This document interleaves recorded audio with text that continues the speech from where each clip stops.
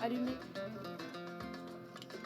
Ladies and gentlemen, the opening session is about to begin. Please take your seats. طبعا كنت قد شاهدت الكثير من القمم ومن الحضور ولكن كانت على المستوى. The Atlantic Dialogues Conference is a very important time for the Policy Center for the New South. It's a time where the Policy Center staff comes together to organize a high-level conference, and it's really the fruit of team effort. My experience at the Atlantic Dialogues Conference started in 2014, where I participated as a volunteer. I then joined the Policy Center staff in 2015 as permanent staff, and I have been very fortunate over the years to play different roles. Today, I am the program coordinator for the Atlantic Dialogues Emerging Leaders Program that happens 2 days prior to the conference. And we try to contribute to youth empowerment and intergenerational dialogue during the conference and beyond.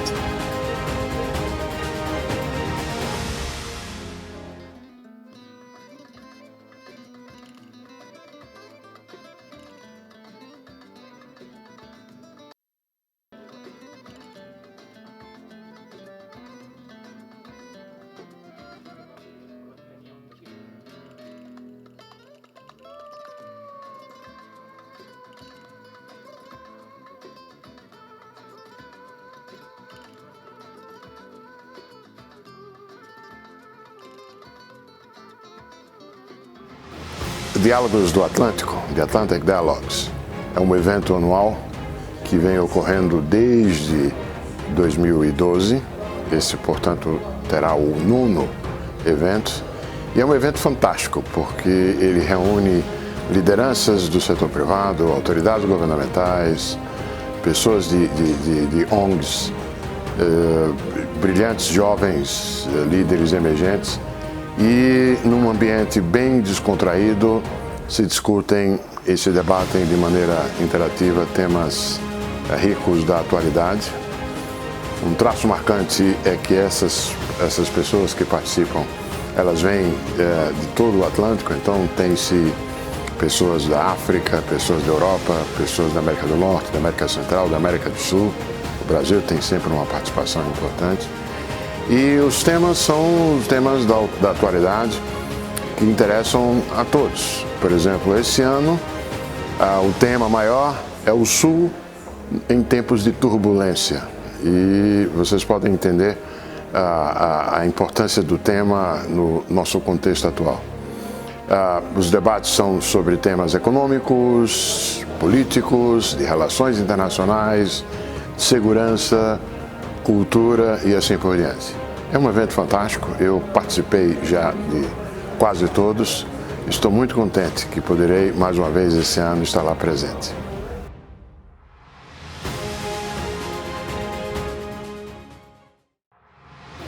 Diálogos do Atlântico, The Atlantic Dialogues, é um evento anual que vem ocorrendo desde 2012. Esse, portanto, terá o 9º evento. E é um evento fantástico, porque ele reúne lideranças do setor privado, autoridades governamentais, pessoas de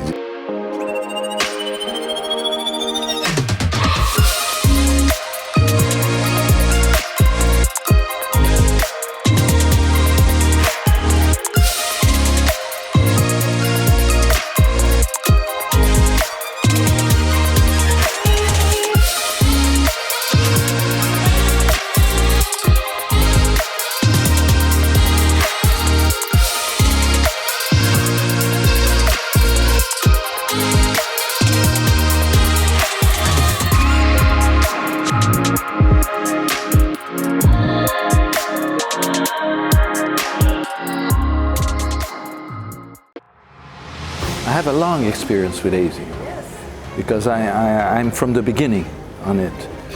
And it was a very nice experience because we could put together people that came from the Americas, Europe, and Africa. And that was fantastic to have this kind of a real Atlantic dialogue. For the first time, we had a kind of Atlantic dialogue that was the whole Atlantic, and not only North American Atlantic, but also trying to put together also the South Americans and the Africans. And that made us think differently.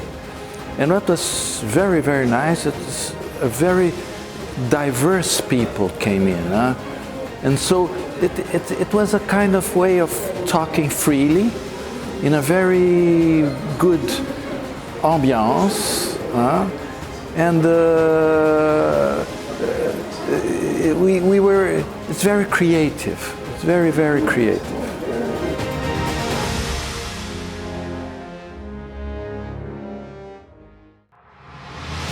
طبعا كنت قبل قد شاهدت الكثير من القمم ومن الحضور، ولكن كانت على المستوى الحكومي. أول مرة يمكن أن نرى أن مؤسسة غير حكومية تنظم مؤتمرا أو لقاء بهذا الحجم.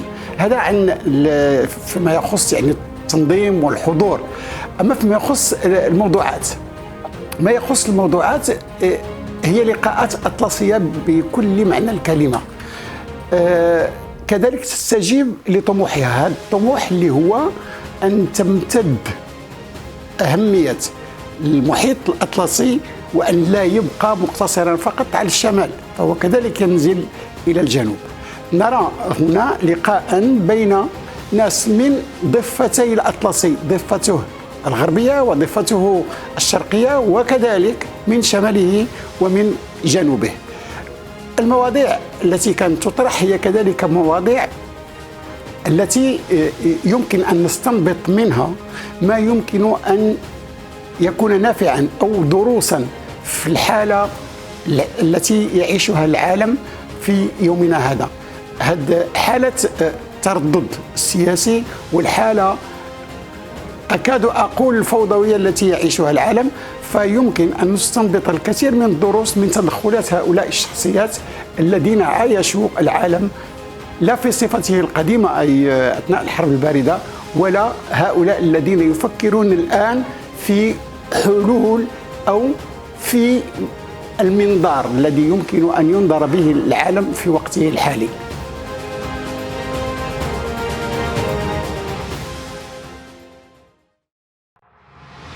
Atlantic Dialogue, c'est une conférence, quand on y participe, on comprend mieux l'essence même du nom de cette conférence.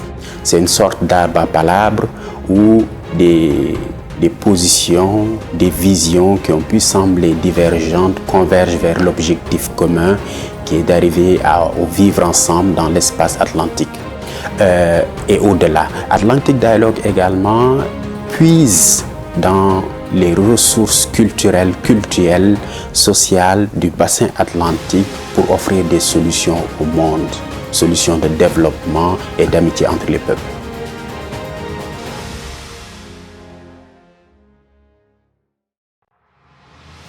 The Emerging Leaders Program is one of the most interesting and wonderful programs I've been part of. Not only are you able to meet people from all over the world, especially young leaders from Africa, from Europe, from South America, from America, but you're also able to learn on the most important topics of our day.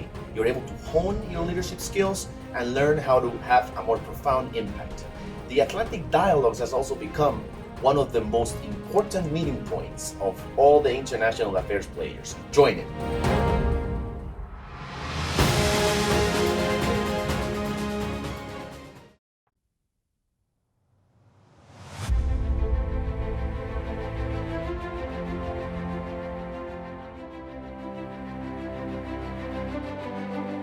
What came across us is really a huge gap in perception and indeed in vision.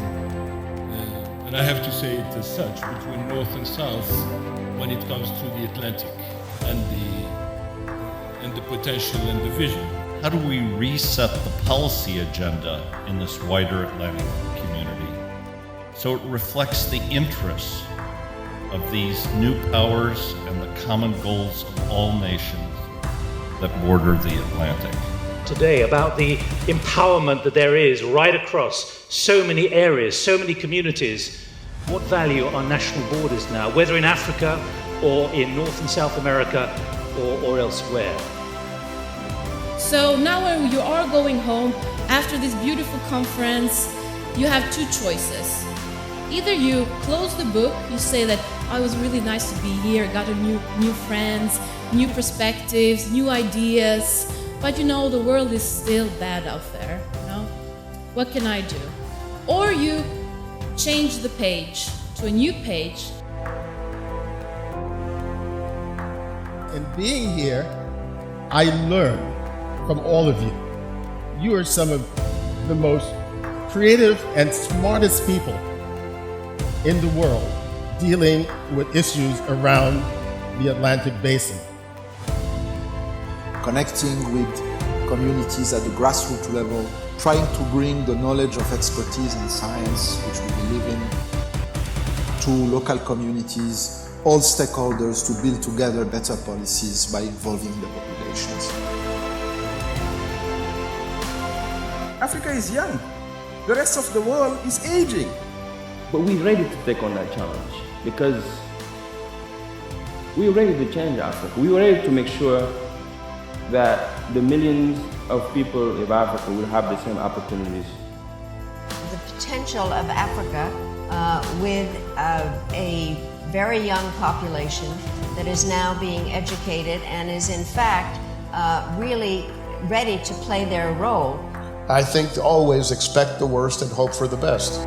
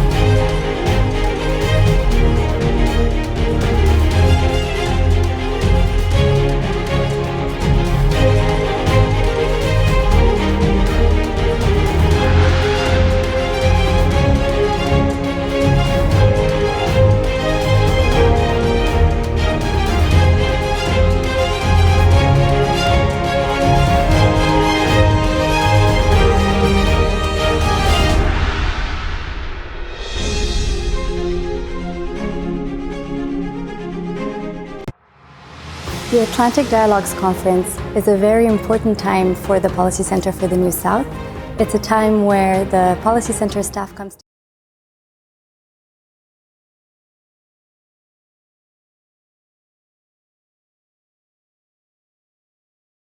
Is for French.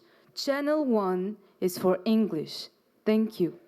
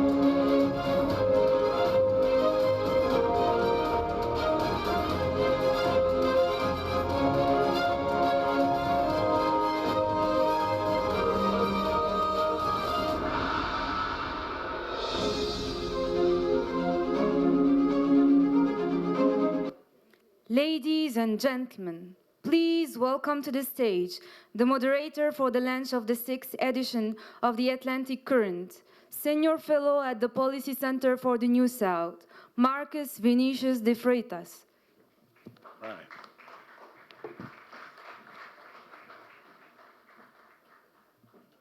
Thank you. Good morning. So, how are you today?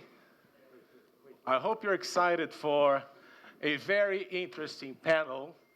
I don't know whether you have received or you have got a sample or the Atlantic Currents. If you haven't got it, we have that outside and you can always get it, and I hope you will enjoy it, right? So, in order to have this discussion, we have a few people lined up so that we can start the conversation today. Now, if I get the right, we'll start with Anabel Gonzalez, who was former Minister of Foreign Trade in Costa Rica. So let's give her a warm welcome to the stage. Annabella?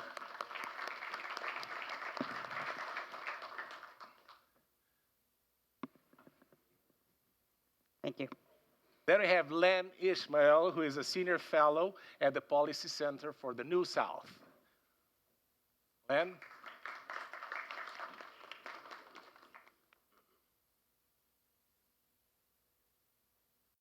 Rita Liamuri, who is also a senior fellow at the Policy Center for the New South.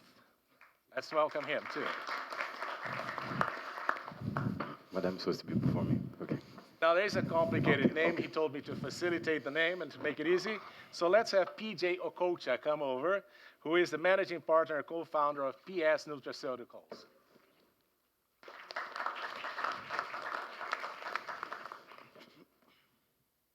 And finally, we have former Prime Minister of Senegal, Madam Aminata Touré. Prime Minister.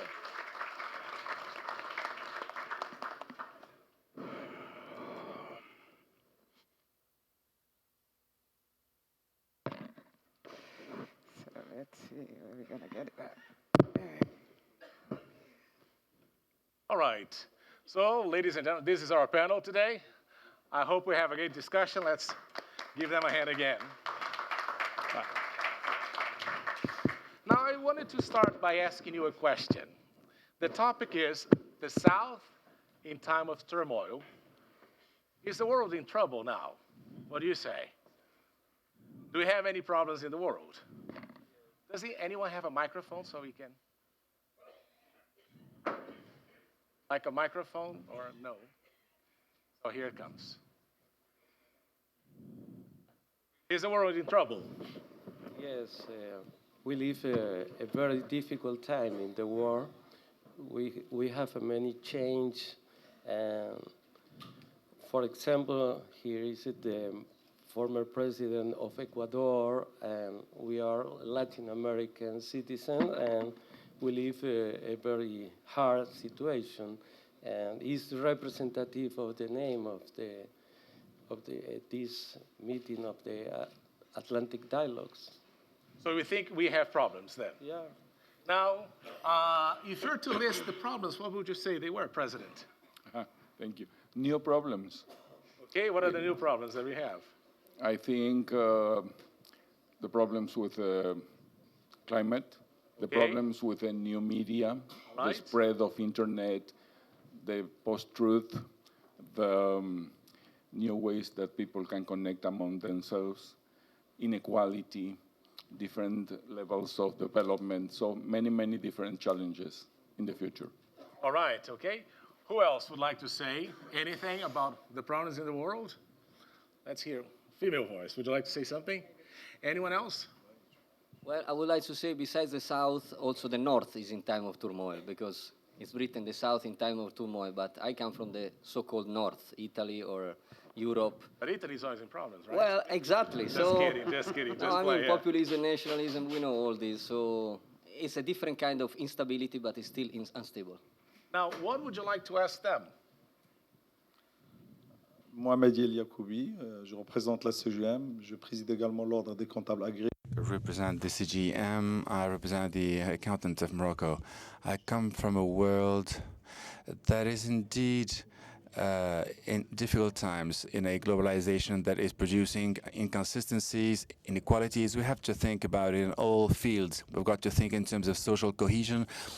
We've got to preserve our environment. We've got to think of how we can redistribute wealth, and this is a challenge for all economies, from the north and from the south. Problems in the world, and I wanted all of them to address this issue. Let's start, Annabelle. So thank you very much, Marcus, and good morning to everyone. I'm delighted to be here. So to your question, is the world trade in turmoil? I have to say a resounding yes. For the past 70 years, global trade has been governed by a set of rules based on non-discrimination, transparency, and binding and enforceable commitments on tariffs and other policy instruments. At the center of it, the World Trade Organization, the WTO, and before it, the GATT, guarantees that trade flows as smoothly, predictably, and freely as possible. And this global framework has brought an unprecedented level of prosperity to the world. It has enabled developing countries to integrate into the global economy through global value chains, helping them raise 1 billion people out of poverty. And by driving demand and consumption, this new emerging middle class has brought economic prosperity worldwide. But the WTO is confronting today a fundamental crisis. And this crisis is driven by a number of US actions and related political and economic concerns. First, the increase in tariffs on imports of steel and aluminum from the European Union, from Brazil, Argentina, Mexico, Canada, and other countries using the national security exception. Second, the increase in tariffs on imports from China without first going through the WTO dispute settlement mechanism. And third, blocking the nomination of new members to the WTO appellate body when the term of these sitting members expired. So just 2 days ago, on December 10, this appellate body came to a halt. No, there are not enough members for the body to continue operating. And this, this happens after it was established 25 years, precisely here in Marrakesh, where the agreement to create the WTO was established. So this basically means that today, any losing party in a panel can basically appeal this report, and this report will go into a legal limbo, and the mechanism basically becomes ineffective. That is, we have moved just 2 days ago from a rules-based system to a power-based arrangement, where every trade dispute risks becoming a small or not so small trade war. And if you don't have an effective mechanism for enforcing trade disputes, then the question is, why are you going to negotiate new rules if they cannot be properly enforced? And new rules are required because as globalization shifts, the digital economy and new technology are bringing new challenges to the world economy. So we're basically moving to a system of managed trade, greater fragmentation of trade rules. If you think, for example, what is happening in the digital economy, we see the internet divided with competing spheres of influence. Some people talk about the splinternet, which is not good for the global economy. Now, to be sure, and this is something that you were mentioning to me before, Marcus, there are a number of tensions that underlie the current frictions. And I see particularly 3 of them. First is how to deal with this sort of the complexity arising from the state versus market capitalism. And in particular, whether and how to level the playing field to address state distortions in the market economy through state-owned enterprises, subsidies, forced technology transfer, and others. So that's one set of challenges. A second set of challenges comes from how to deal with this digital economy. Can we deliver a new set of rules to govern that are appropriate to govern the digital age? And the third set of challenges, which I think is very relevant to this forum which we are today, is what role for emerging economies in the global trading system? And in particular, whether the larger emerging economies, who represent today close to 50% of global trade, can continue to claim special and differential treatment in the WTO. So to sum up, I would say that we are at a moment of significant challenges in the area of trade. To be sure, a number of proposals are being put forward by the European Union, by Canada, by a number of other countries to try to save the system. And there is an important ministerial conference scheduled for June 2020 that will look into these issues. But it may be some of these proposals are not gaining traction yet, and it may be, for several reasons, that they will not gain traction by mid next year. at that time, I think then that all other members who would want to preserve the system need to come together to work towards actively keeping the system in place, the different parts of the system that are in place, to wait until November 2020 to see whether what will be the results of the election in the US and whether we could move forward to reforming the global trading system. It's very interesting because Annabelle wrote a very good article on the trading system and the crisis that we're having nowadays in the world, and she has just mentioned that. Now, Len, on the other hand, has written about the post-American world. Now, tell us, how does it get into this idea of the South in time of turmoil? Thank you, Marcus, and it's really a pleasure to be back here at this wonderful conversations over the next few days. So Annabelle has spoken about global trade and its importance, and I will take it up to a different level and take a look at what's happening in the world. And to your first question, are we in a sense of turmoil or crisis? And I would say absolutely yes. I think not only are we in a sense of crisis right now, or a place of crisis, but I think importantly that the Western-led liberal world order as we know it is in crisis, and that traditional alliances and partnerships are very much fractured. And I'd like to pose this sort of scenario by taking a look at three quick things. One, taking a look at global headlines from about 18 months ago and fast forward into very recently, even in the last few days. Secondly, taking a look at what's happening on the streets of every continent in so many countries around the world, both in mature democracies as well as young democracies, that has to give us pause for concern. And then take a little bit at what's happening in the world at large when we consider shifts in the balance of power. And we'll start off first by global headlines. And I speak personally as well, but I think that many other people here, as well as outside of this room, might share some of the same thoughts. The first, some 18 months ago in July, when the United States new administration spoke about the threat of sanctions on steel, and first put them into place, I was a little bit concerned because I thought it was a miscalculation. After all, the threat was against China, but the United States was importing less than 1% of its steel from China. And in fact, those who were hurt was the United States allies, starting first with Canada, Mexico, the EU, Japan, and South Korea. Well, yes, well, there's happiness in numbers. The United States then pulled out of a number of multilateral accords that it was central to designing and leading, including the Paris Accord, the comprehensive treaty with Iran, and many others that we don't need to go into because I think we all are very much aware. So there was immediately a concern, not only by people like myself, but among traditional allies, that the world as they knew it had shifted with very little by way of consultation. But we fast forward even to the last couple of weeks and the last few days, and we see the US pulling out of China, its 1,000 troops that were there in northern China, pulling them out.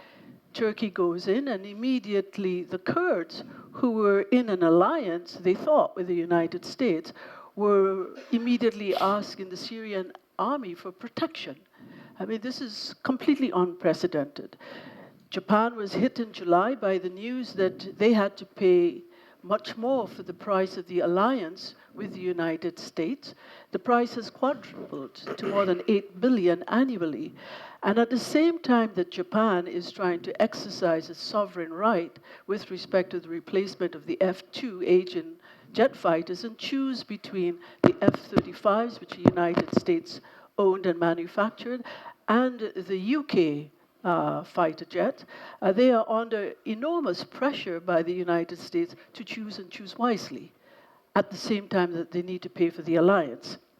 The Chinese declaration just days ago with respect of within the next few years that all public technical systems are going to be using only Chinese technology. And this, of course, we know what has inspired this. And the demise of the WTO, multilateral institution founded by the United States and its allies, US sanctions, US threat of sanctions just a couple of days ago on Nord Stream 2, the gas line from Russia into northwest Europe. And the EU Commission now having to declare itself as a geopolitical commission.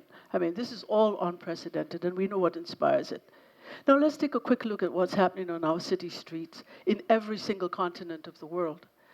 And as I said before, I mean, both mature democracies as well as very young ones. Starting with the Yellow Vest in Paris, July last year, we have Chile, Ecuador, Bolivia, Haiti, Sudan, Lebanon, Malta, Barcelona, the UK, and the list goes on. Discontent and a rebellion against the status quo. A status quo and elitism that the ordinary people on the street do not believe is anymore in their interest.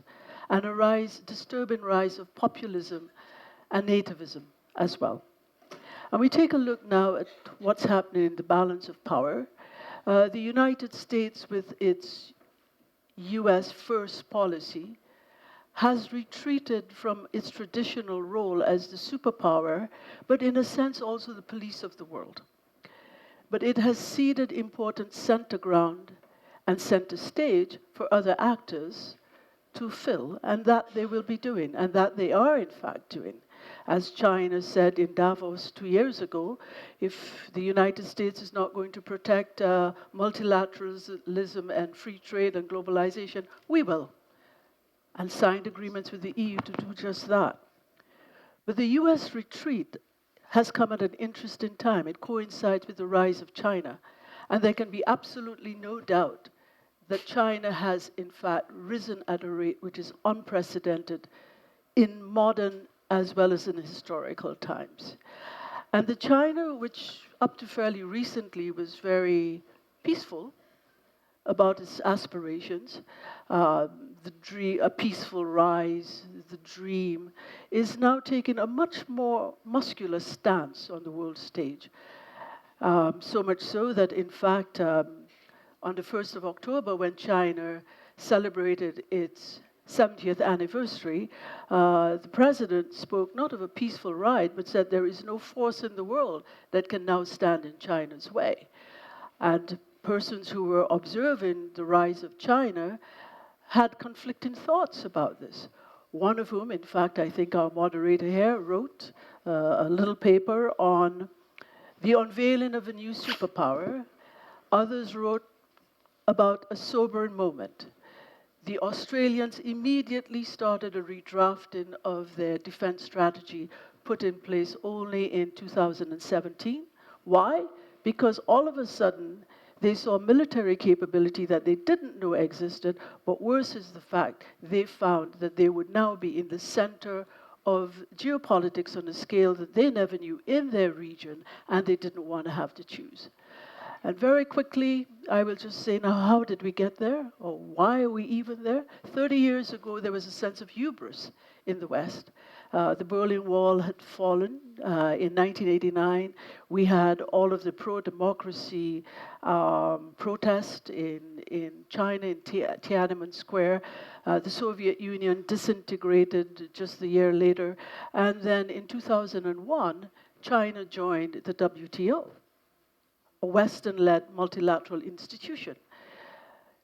The West felt very, very much that capitalism had trumped communism. But 30 years later, that's not where we are at all. China has modernized its economy and has used capitalism principles to modernize its economy. But what we find right now today is that capitalism can exist outside of democracy, and we can have illiberalism in societies that we consider to be democratic as well. Russia, the Soviet Union that disintegrated peacefully, not because of war. We now have a Russia which is resurgent and on the world stage with a power that supersedes its sphere of influence as far away as Venezuela, as well as being a major broker, for example, now in the Middle East, in Syria. So all of this is happening at a time which is very, very interesting, a time of concern, a time which is exceptionalist. So to answer to your question, are we in turmoil? I would say the evidence points, yes, absolutely. And I don't know that even with a new administration next year or 4 or 5 years from now, that trajectory is going to change. Because we have a new world order which is emerging, and I'm sure we'll have a chance to go in a little bit more into this. Fantastic. And if you want more details, you should read the article on the Atlantic currents. Now, is terrorism also going to be part of this world order that we're building? Rida, what do you say? Thank you, and great to be here again. I'm going to talk about an area, about a region that it's really close to us from here, and the region of the Sahel, and the issue of terrorism, but also why do we have the issue of terrorism in the first place in the Sahel region, and what it started in just part of Mali, in northern Mali, and now is expanding to neighboring countries, expanding to Niger, Burkina Faso, and also, as we know, also around the Lake of Chad in Nigeria and Cameroon and Chad. We have to understand first, how did we get here? How we arrived to this situation, and how now coastal states are also concerned. Ghana, Cote d'Ivoire, Benin also concerned about what's happening and also expanding to their areas. If you ask anyone, it might be, oh no, this is a stretch. This is not, it's not going to happen in Ghana as well or Cote d'Ivoire, but myself in 2012, when we started talking about Burkina Faso and Niger, and especially Burkina Faso, you will think, no, there is no way it's going to happen in Burkina Faso. But then, we can't be naive of seeing this expand into coastal states. To go back to my point of how we got here. It started in northern Mali and then expanded to central Mali, to Niger, Burkina Faso, as the audience mentioned, because of different factors, inequality, marginalization, intolerance, climate change, etc. And these countries were not prepared to face these challenges. There was no strategy in place, and still no concrete strategy in place to defeat terrorism, but also additional conflicts that emerged from terrorism. Terrorism is new to the area, but when we look at it, in 1990s, for example, there was no terrorism in the Sahel. It was mostly drug trafficking, for example. They come in and they exploited corruption, for example, in northern Mali. These states, and when we look at the issues where they're taking place not in the main cities, but they're taking place in marginalized areas where the government have little presence and sometimes absent. But doesn't mean that those areas were not governed and there is no sort of governance, but they were governed differently through traditional authorities, for example. But then these traditional authorities started to lose legitimacy by the presence and the influence by drug traffickers, money coming in, they're easily bought, and they're losing legitimacy among their population. Then also you have politicians coming in from capital cities to buy traditional authorities so they can, for political gain. Increasingly, they lost their legitimacy, and then other groups, different actors came in and they exploited this division among communities, and we continue to see it today. The issue of terrorism, it's just a title that we put, but the conflict, it's much, much deeper than that. It's the issues of governance, the issues of as we said, marginalization.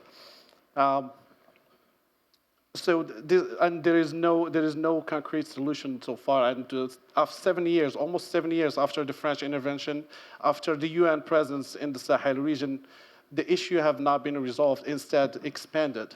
So there are a lot of questions to be asked. What have we done? What could we do differently to move forward and prevent escalation from expanding to coastal states? And I'll stop here. Looking forward to the discussion. Fantastic. And also, now, PJ, in your article, he says that one of the reasons for terrorism to be on the rise is lack of governance, unemployment. Now you want more technology in agriculture. Yes, that's correct. So more people are going to be unemployed. How do you want to That's solve correct. that? I mean, I think first to answer the question, is the world in a state of turmoil? Yes, it is. The world is in flux. That's evident. But what you also see as well is that you also see an imprint of ideology taking place as well. Case in point being countries such as Russia and China and so forth. You see them really stamping their ideological imprint on how they see the world and the way the world is going to be shaped for the next few hundred years. For instance, we know in China, we know that the One Belt, One Road initiative essentially is a modern facelift of the ancient Silk route, and whereby China essentially is, with the strength of their economy and their population and their manufacturing prowess, essentially is looking at viewing the world in terms of a global marketplace, and they're, establishing infrastructure in, by land, by rail, by sea, and so forth. As my esteemed colleague said, when looking at Russia, we also know that, yes, the disintegration of the USSR did take place, but what we also see as well is that there's a newfound ambition in Russia as well. We've seen with the annexation of Crimea, they've extended their territory and so forth, giving them access to the Black Sea. We've seen their increasing involvement in the Middle East and the Mediterranean, which essentially serve as points to further their gas diplomacy, like I like to call it. We see Nord Stream 2 and the passage of natural gas going through the Nordic states, terminating in Germany, which, as we know, is Europe's manufacturing and economic powerhouse. And we also see instances of collaboration as well. We know that Russia and China as well are collaborating, despite, their ideological imprints being put in place. The Shanghai Cooperation and so forth, we see that taking place. We know that Russia as well is providing, China with access to energy, as well as the Central Asian countries as well. Now, in Africa, we must ask ourselves a question. We see that there's an ideological imprint being put in place by these respective countries that I mentioned. What are we as a continent, as a people doing? What are we doing to prepare ourselves? What are we trying to put in place for the next 100 years? How do we view the world? How do we view ourselves, and how do we view ourselves in context of the global world? And that's not being put in place at present. But what we do need to realize is that we have the youngest population in the world. It's the fastest growing population in the world. Africa has 60% of the uncultivated land in the world. We have access to water resources. We have resources both on the ground and underneath the ground. But most importantly, the greatest resource that Africa has is human capital potential, which is being grossly underutilized. Grossly underutilized. So agriculture itself, we know and we see that in the agricultural space, what should normally be a strength, we're actually punching far below our weight. We need to see what we have as an opportunity essentially to feed the entire world, whereby we need to also look at geography and say that we know that from Africa to Vladivostok, which essentially is Russia's Far East, is one contiguous landmass, really, in the scheme of things, which accounts for 3/4 of the world's population. We know countries like China, their water tables are diminishing. We see countries we see the GCC countries as well, who essentially are buying or entering into long-term leases with countries for their food security. So that presents a unique opportunity to Africa. And what we need to do is this: we need to put the requisite enabling environments in place to harness our agricultural potential.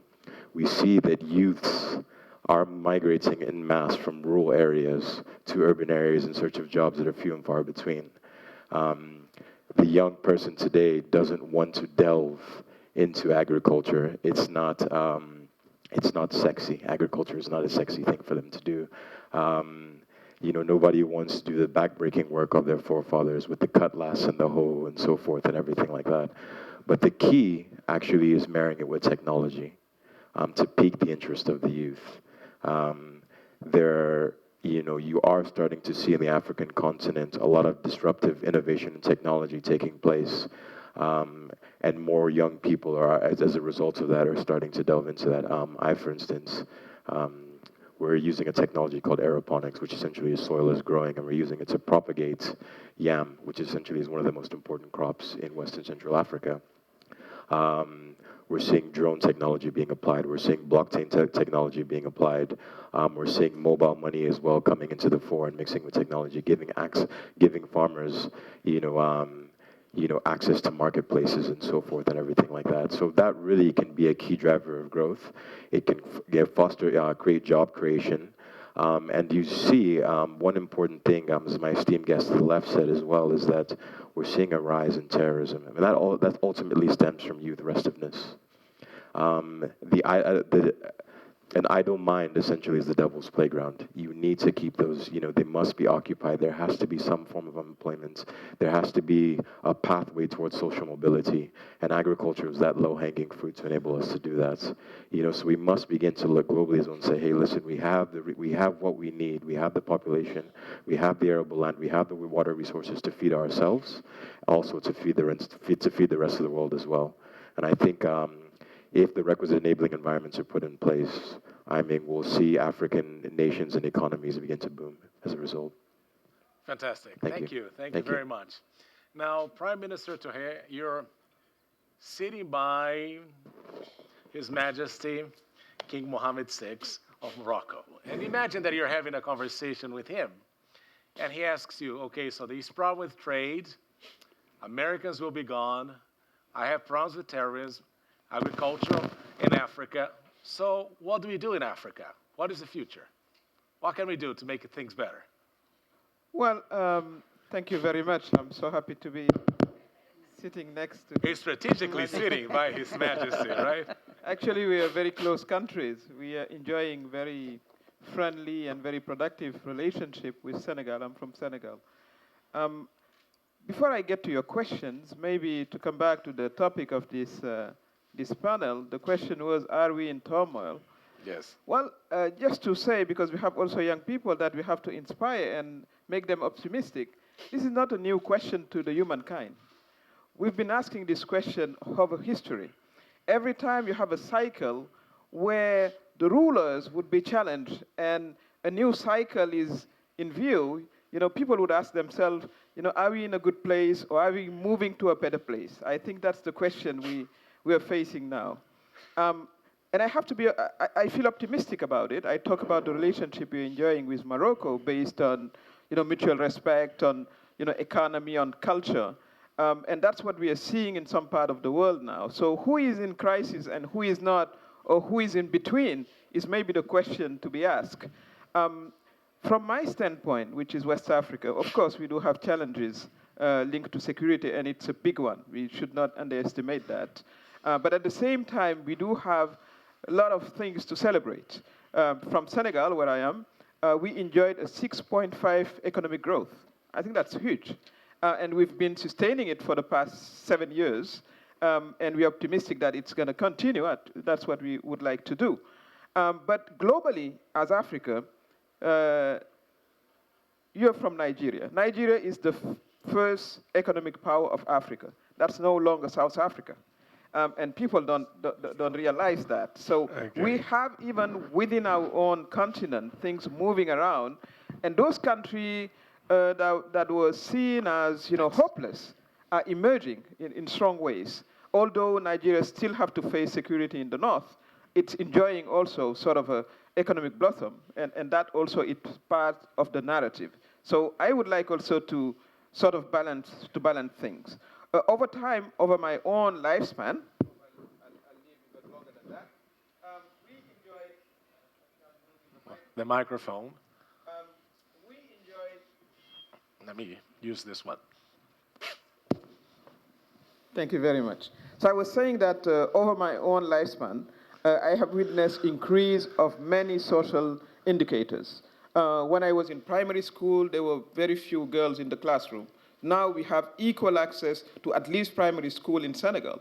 You have actually, for the exam to go to the next level after primary school, there were more girls sitting than boys. This is sort of, unseen revolution that are going on. We do have universal access to drinkable waters in many places, including Senegal. As I said, health, the life expectancy has, increased a lot. So you do have also good news mixed with challenges, and I think that's the way to look at it. Security, to come back to security, is important. That's an area where we need to collaborate. In the way we are organized is through, economic zones. You do have ECOWAS, you do have SADC, and what I see is, over boundaries, building some corporations that would address security. And we have to also be thankful to the friends who are coming in. You have the UN, you have France, you have other forces, but you also have ECOWAS forces to address and support a brother country like Mali, like Burkina Faso, etc. So I think, although we are talking about globalization, we are coming back also to some forms of regionalization to address issues that are very specific to countries. So that's a part of the issue. And we do see very important progress and leeways when it comes to addressing issues. We talk about young people. There is one question that has also to be asked, and we discussed that when we were preparing the panel. The size of populations. I mean, that's something we hear often, that African population is growing maybe too fast, and what to do about it.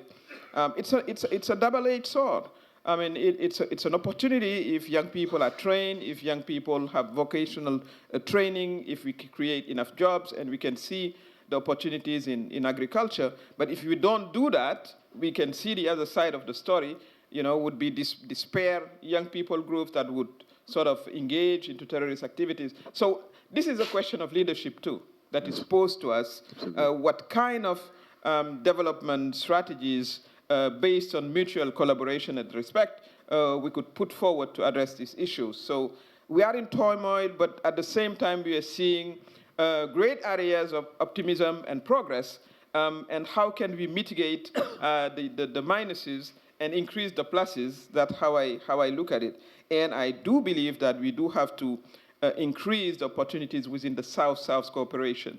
I talked about the relationship between Morocco and Senegal, but also within ECOWAS and within, southern countries, and even, inviting China also to learn from them. I mean, they have accelerated their growth over time. They have reduced very quickly the number of poor people. So how can we be inspired at that? How can we also continue, to enjoy nice relationship with our old friends? We don't trade them off. That also is to be said. But we are expanding our numbers of friends, and all of that based in mutual respect. And you cannot talk about turmoil and not address the issue of immigration, which is some of the tension point between Europe and Africa, and that also we have to sit and have a very serene discussion. Africans are migrating mostly within Africa. 90% of migrant African migrate within the continent. So that is something we have to say also when we talk about immigration. And some poor countries are bearing the weight of huge numbers of refugees within Africa. But when you have an attack in one part of the border, usually, the population move to the other side, and they're welcome because that's how we look at it. Frontier are very sort of young in the history of Africa. It came with colonization. Otherwise, we used to move around based on affinities we have here and there. So that is something we have to look at. The regional cooperation also, I talked about ECOWAS and how we are making sure that we harmonize our legal framework, how we collaborate when it comes to security and all. I think one of the solution of sort of moving forward is to redefine, the commonalities we share. And that's why I am always happy to come here to the Atlantic Dialogue, because it's the way to connect to each other and find new ways of rekindling human cooperation, because that's what we have seen over time, over the time of history. There are some dark times where people sort of, sort of close themselves, I would say. But most of the time, if you look at history in the long run, we collaborated a lot, we exchanged cultures, we exchanged knowledge, and that's the way forward, actually. So we are in turmoil, but let's reflect about how we can sort of redynamize the relationship we had, over, the space we share, which is the Atlantic, but which is the world, which is the region, in a more participatory way. I think that's one of the issues. If we are in turmoil, that's because we are seeing in many, many places and countries an increase of inequality gaps.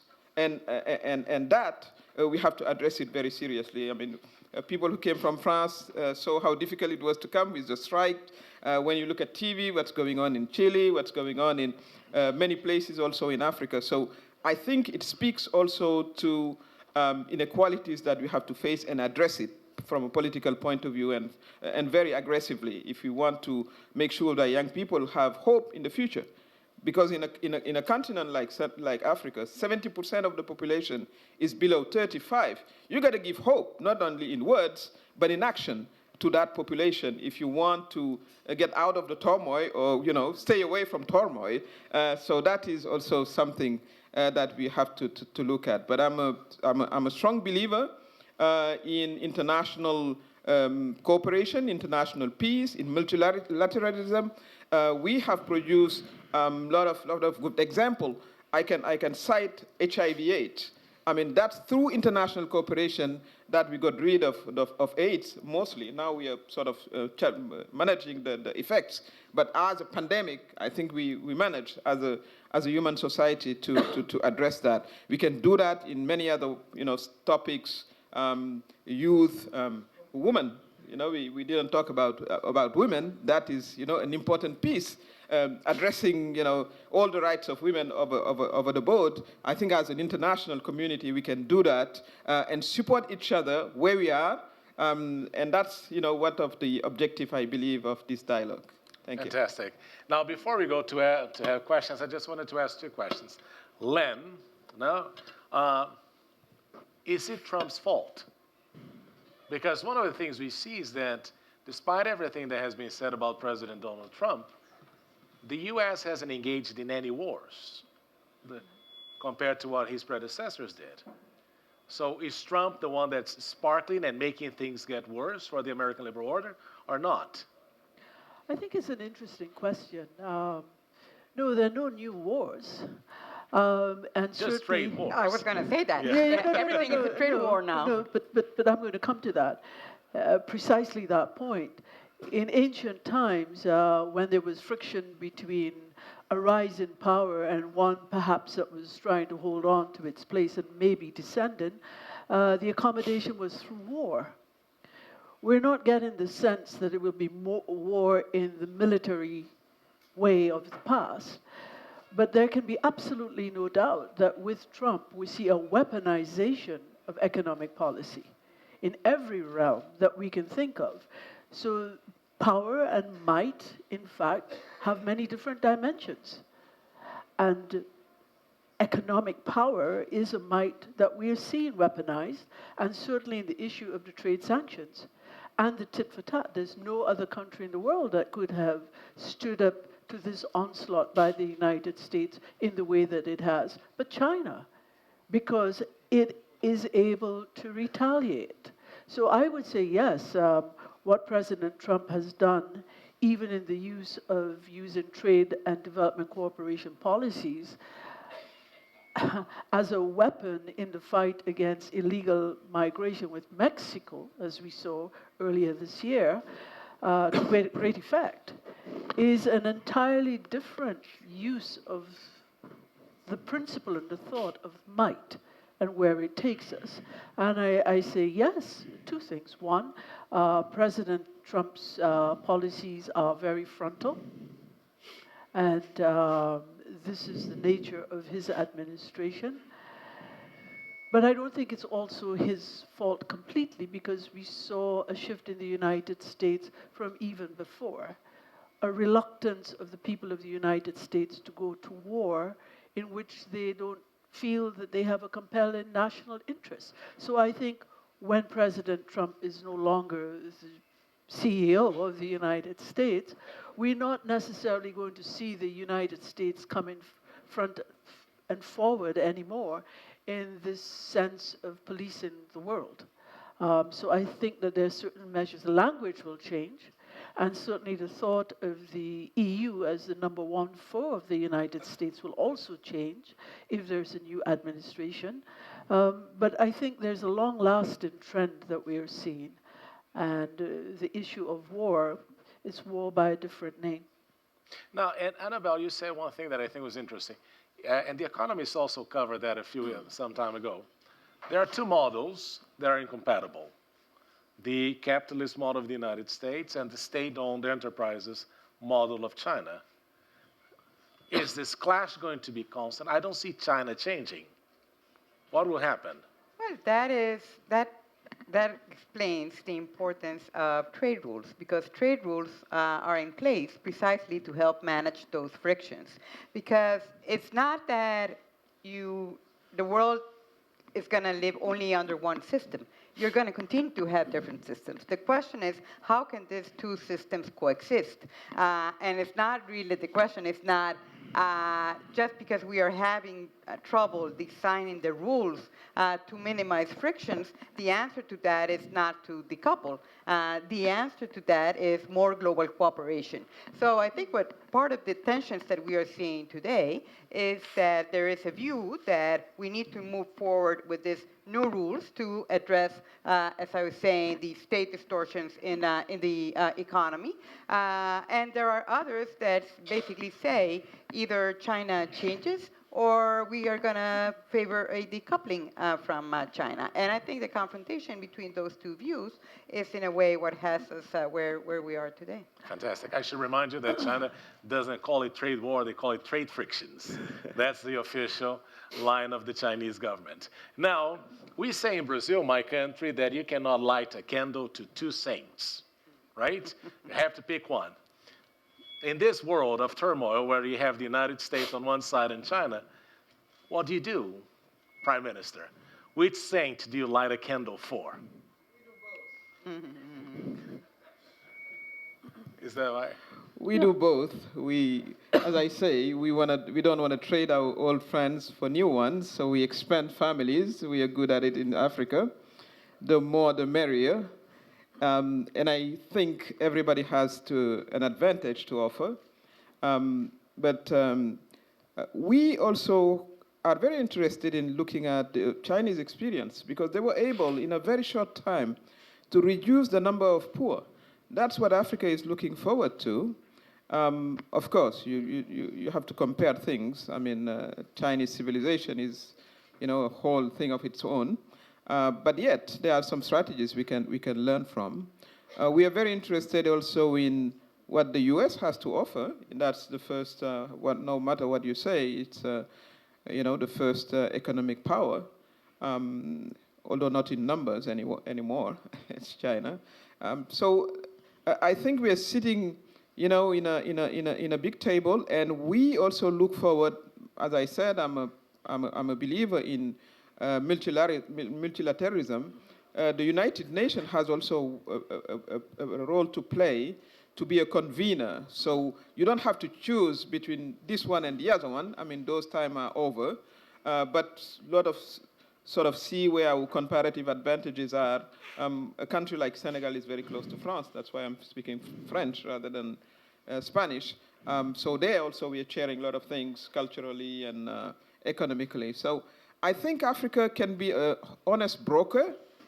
We don't see ourselves being involved in any economic friction, as it said, or economic war. What we want is fair deals with each of them, either China or the US. And I think that's the way the African Union sees itself, sort of talking to the rest of the world, advocating for new paradigm based on fairness, which is very important. We don't feel like Africa has been treated fairly over history, So things are changing with the new generation of leaders, and that's what we see. And before talking to the rest of the world, what we are looking forward is being together. We want to build a being togetherness within Africa, and I think that's one of the objective of the leadership of the African Union, meaning the groups of presidents. Of course, we have to sort out some of our internal issues, of course, making sure that we go through fair elections, that we respect human rights, etc., because we are part of the international community. We don't want to disconnect ourselves, but at the same time, we want to make sure that we have more teeth and stronger sort of comparative advantages within ourselves. I can be very specific when it comes to West Africa. Our biggest country is Nigeria. So Nigeria itself is half of the population of the rest. So we also oftentimes going through, some minor difficulties that we try to work out. As you know, there were some border issues with Nigeria and its neighbors. We have to come in. I mean, the leadership of the ECOWAS had to intervene, to sort of calm down issues. So that's the way I look at it. We want to put our house in order. We want to be strong. We want to stay also loyal to our older friend, but we want to welcome our new friends. And what happened at the international scene, we bring the voice of reason, and the UN has to also be a convener and other, regional grouping. So I think I'm not sort of despair about, the way the world can come back to some order. And as you said, one of the big players didn't go to war for the past 4 years, which is a good news. No matter what the rhetoric is, the most important thing are facts. And I think one of the reasons is war is going to change its face. Now we are not talking about, sort of official wars, but terrorism is enough of a war, and we have to address it collectively and be, in solidarities every time, we face these issues. Fantastic. PJ, what do you say? Yes. Should we light a candle to China or to the US? The Chinese are probably going to buy more agricultural products from Africa than the Americans. What do you say? Do you agree with the Prime Minister? So I think, let me first touch on one point which he made, in that we really, as a continent, need to first look inwards. Most importantly, we must look inwards. I like to call it, there must be a decolonization of the mindset as well as the lines that have been put in place. It's absolutely critical. We need to know who it is we are as a people, and we need to work together. We look at intra-Africa trade, it's a paltry 12 to 15%. We have to begin to foster economic ties. We need to begin to trade amongst ourselves. It's absolutely critical. That's the only way that Africa is going to grow. As you see, as she also touched upon as well, ECOWAS is in a bit of an uproar because Nigeria has closed its borders. And in accordance with ECOWAS protocol, ECOWAS is supposed to enable the free movement of goods and people. But closing the border essentially is a reactive and retrogressive policy. And it's primarily being closed, for agricultural. Agricultural produce that's coming in through the ports in Benin and Togo and being smuggled across the border. And so the administration currently in place is saying that, okay, why aren't we growing these respective things in our country? And my counter to that is the requisite enabling environment isn't being put in place. How do you, is the right financing being accorded to farmers?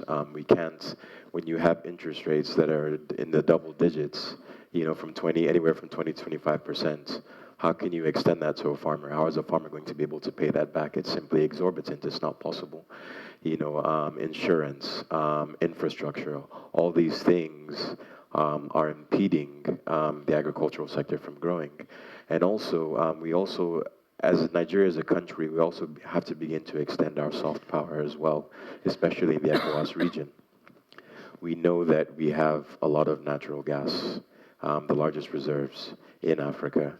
What's stopping us from saying, Benin, Togo, Ghana, all the way up to Senegal, we want to extend natural gas across to you. so you can industrialize. You can, you have constant electricity, manufacturing, the agricultural sector as well can come on stream and on board. More jobs are created and so forth. So in turn, what you end up seeing is that the reliance on imports from external nations reduces, and we're essentially producing our own goods and food and so forth and stuff like that, and trading amongst ourselves. That's really the way to bolster this, to bolster ECOWAS and the economic and the movement of free goods and people and so forth. So that's absolutely critical. I don't believe we shouldn't choose one in favor of the other. We should continue to build upon our relationship with China. We should continue to build upon our relationship with the US. And like I said, we need to really look at geography. I'm going to re-emphasize that as well. Africa is one contiguous landmass to the Far East.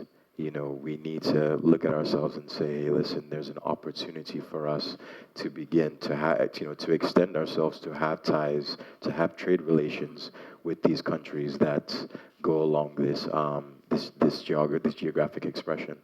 So yes, we're not choosing one in favor of the other, but we're looking at it as Africans first and saying, okay, listen, how do we galvanize and take advantage of what we have to essentially trade with the rest of the world. Fantastic. And Rita, final question here. In this time of turmoil, hysteria is going to increase in Africa. I'm sorry? With this time of turmoil, hysteria is more likely to increase in Africa. Absolutely, and it will increase, and we have seen that in the last, at least in the last couple of months, in terms of the violence is spiking in the region. I'm speaking about the region that I know very well, and then we will see different types of terrorism as well, because these groups are very creative, very innovative. They will challenge whatever measures you will have in place. So if we don't build a resilient communities to counter that and prevent them from coming in and coming in with the new types of terrorism, we will always face that challenge. So in the short term, I definitely see an increase in violence and terrorism, but in the long term, we don't know. That's something that we have to approach with caution, and also we have to look at it differently.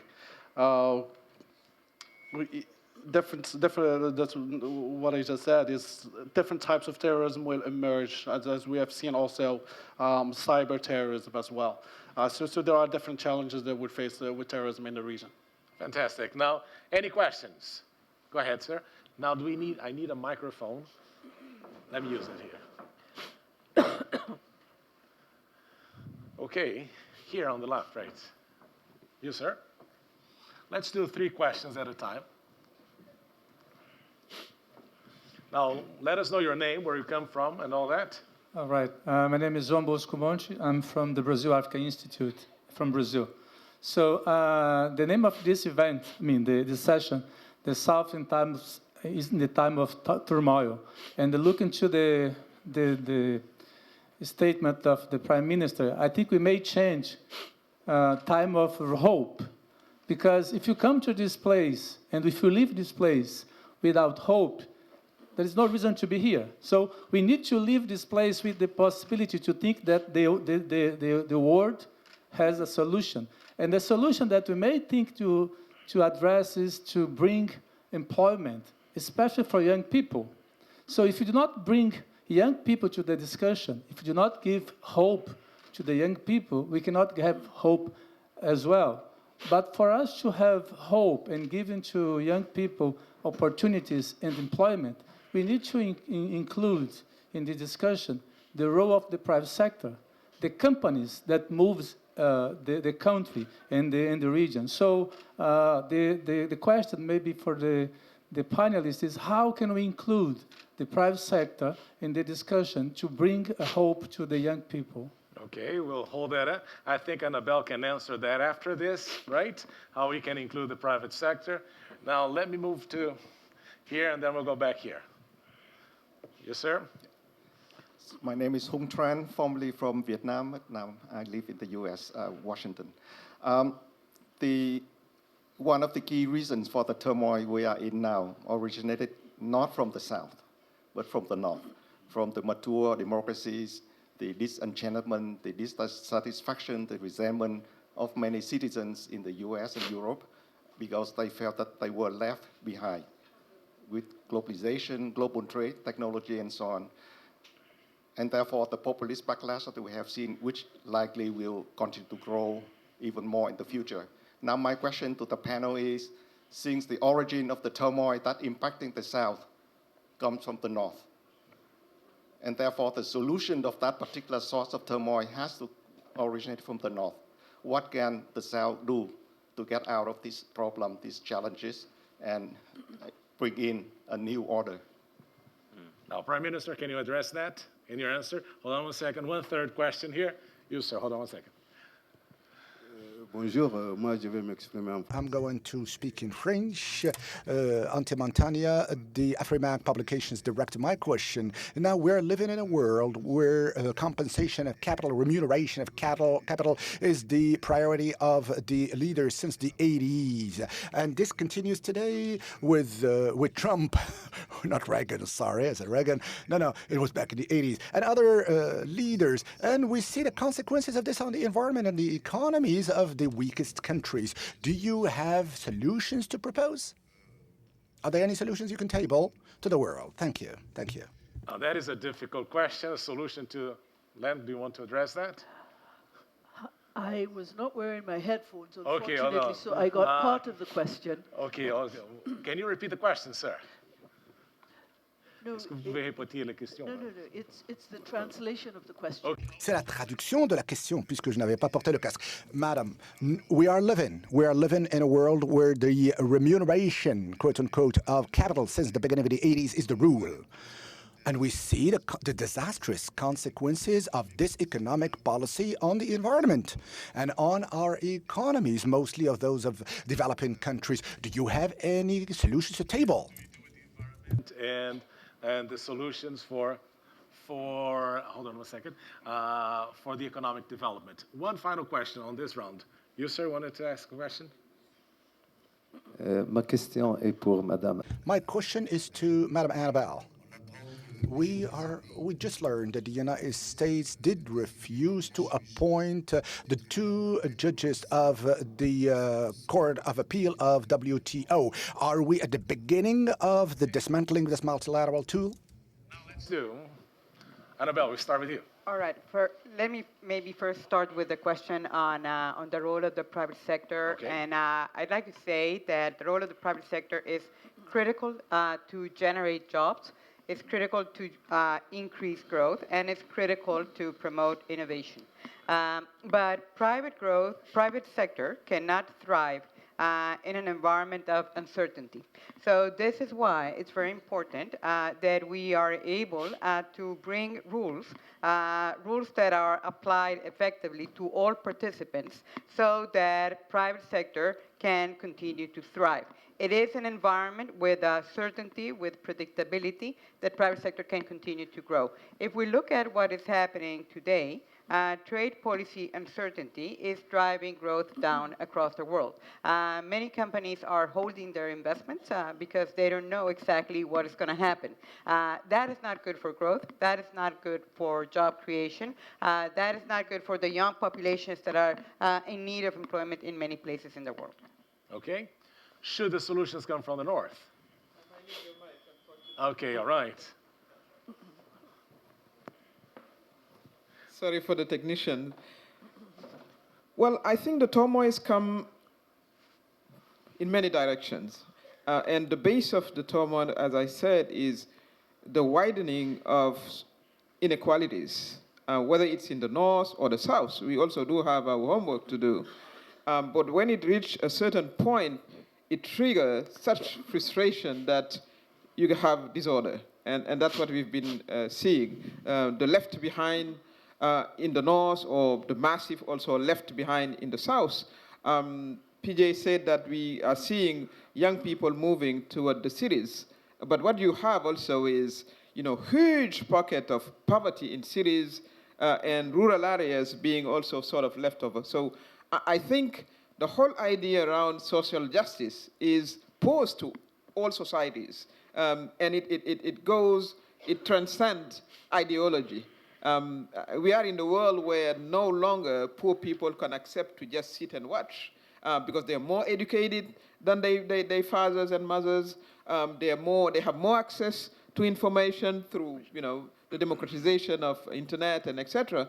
So I think it's not a matter of North and South. It's us as a human community. How do we want to treat each other? Do we have to look into our economic processes, as it was said, that violate the basic rule of environment and create more turmoil? We know that there are some islands that are going to disappear in 10 years in the Pacific.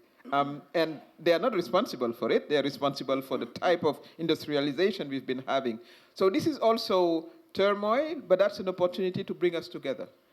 It's unfortunate that the last COP, some of the big countries, the US didn't attend, and that has to change because we are here as a community of humans, and there is no way that we can protect ourselves and say, believe that nothing is happening. That's the same with terrorism, as a matter of fact. You're seeing it in all places. You can only pray that it doesn't come to you, but you have no insurance that it might happen. So I think it's a difficult time, but at the same time, it's a moment where we can sit and define a new order. And we have to do that in Africa because we have the pushing pressure of our youth that are the majority. If you want to be elected, if you want to stay on power, you better address their needs and rights in a very proactive way. I totally agree that private sector is part of it. It's not to the states to create jobs. That's companies that create jobs. And it comes back to PJ's point. In Africa, intra-trade in Africa is only 3%, which is the first problem. It is 60 to 65% in the rest of the world, within Asia, within Europe, but in Africa it's 3%. If we address that, we're going to create hundreds of thousands of jobs. But how to do that is the question. And the question is posed to our states as leaders, and it's posed also to the African Union. Oh, fantastic. Now, Len, what about the environment? Should we be worried about the environment too? As in the natural environment, climate change? Yes. What's going on with the environment? Well, yeah. I mean, I come from the Caribbean. I work a lot with small island developing states, and they're on the front lines of everything that's happening with climate change, even though, in fact, their footprint is so small. And climate change for these islands is an existential threat. It's not even something which is in the future. It's happening right now. Hurricanes and cyclones are getting increasingly more violent in the islands. 2 years ago, we had 4 Category 5 hurricanes come through the islands, wiped out GDP per capita growth for about 20 years. So it is something that we're going to have to deal with. I mean, for the first time, however, I think this year we see an increasing crescendo of voices, not only from the usual suspects like small island developing states, but across the world saying, this is no more, and there is an emergency, and we're all going to have to deal with it. But I wanted to just pick up on 2 quick things that were also raised. One was the issue of inequality.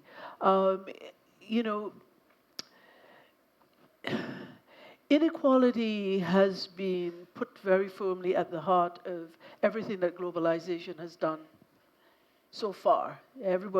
People in the rich world have said it's because jobs have been taken away, it's because of free markets and all of those sort of things. But we have only to look at the little country of Bolivia. Bolivia was one of the poorest countries in Latin America. Under the former president's 14-year term, he was able to reduce absolute poverty from 60% to 30% and grow GDP per capita from 1,000 to almost 4,000 US dollars in less than 14 years. And he did so administratively through progressive systems of redistribution. So it's not the fact that wealth is not being created enough so that everybody can share in it. It's because the policies that are required in the richer world to make sure that those who are at the lower end also get a fair share has not, in fact, taken hold. So that in the United States, we see the top 1% after 2008, 2009, instead of holding on to 60% of wealth, now own 90% of wealth. So we see increasing polarization and not less. And the last quick thing that I wanted to say with respect of hope, Hope for the youth in Africa, given the demographic divide, which is a double-edged sword. Yes, it is. Because if you've got almost 900 million young people in the next coming decades who do not have good prospects for jobs, you have a continent, the closest continent to Africa, which is Europe, which is aging rapidly, and that threat is Europe's economic and social stability and its prosperity.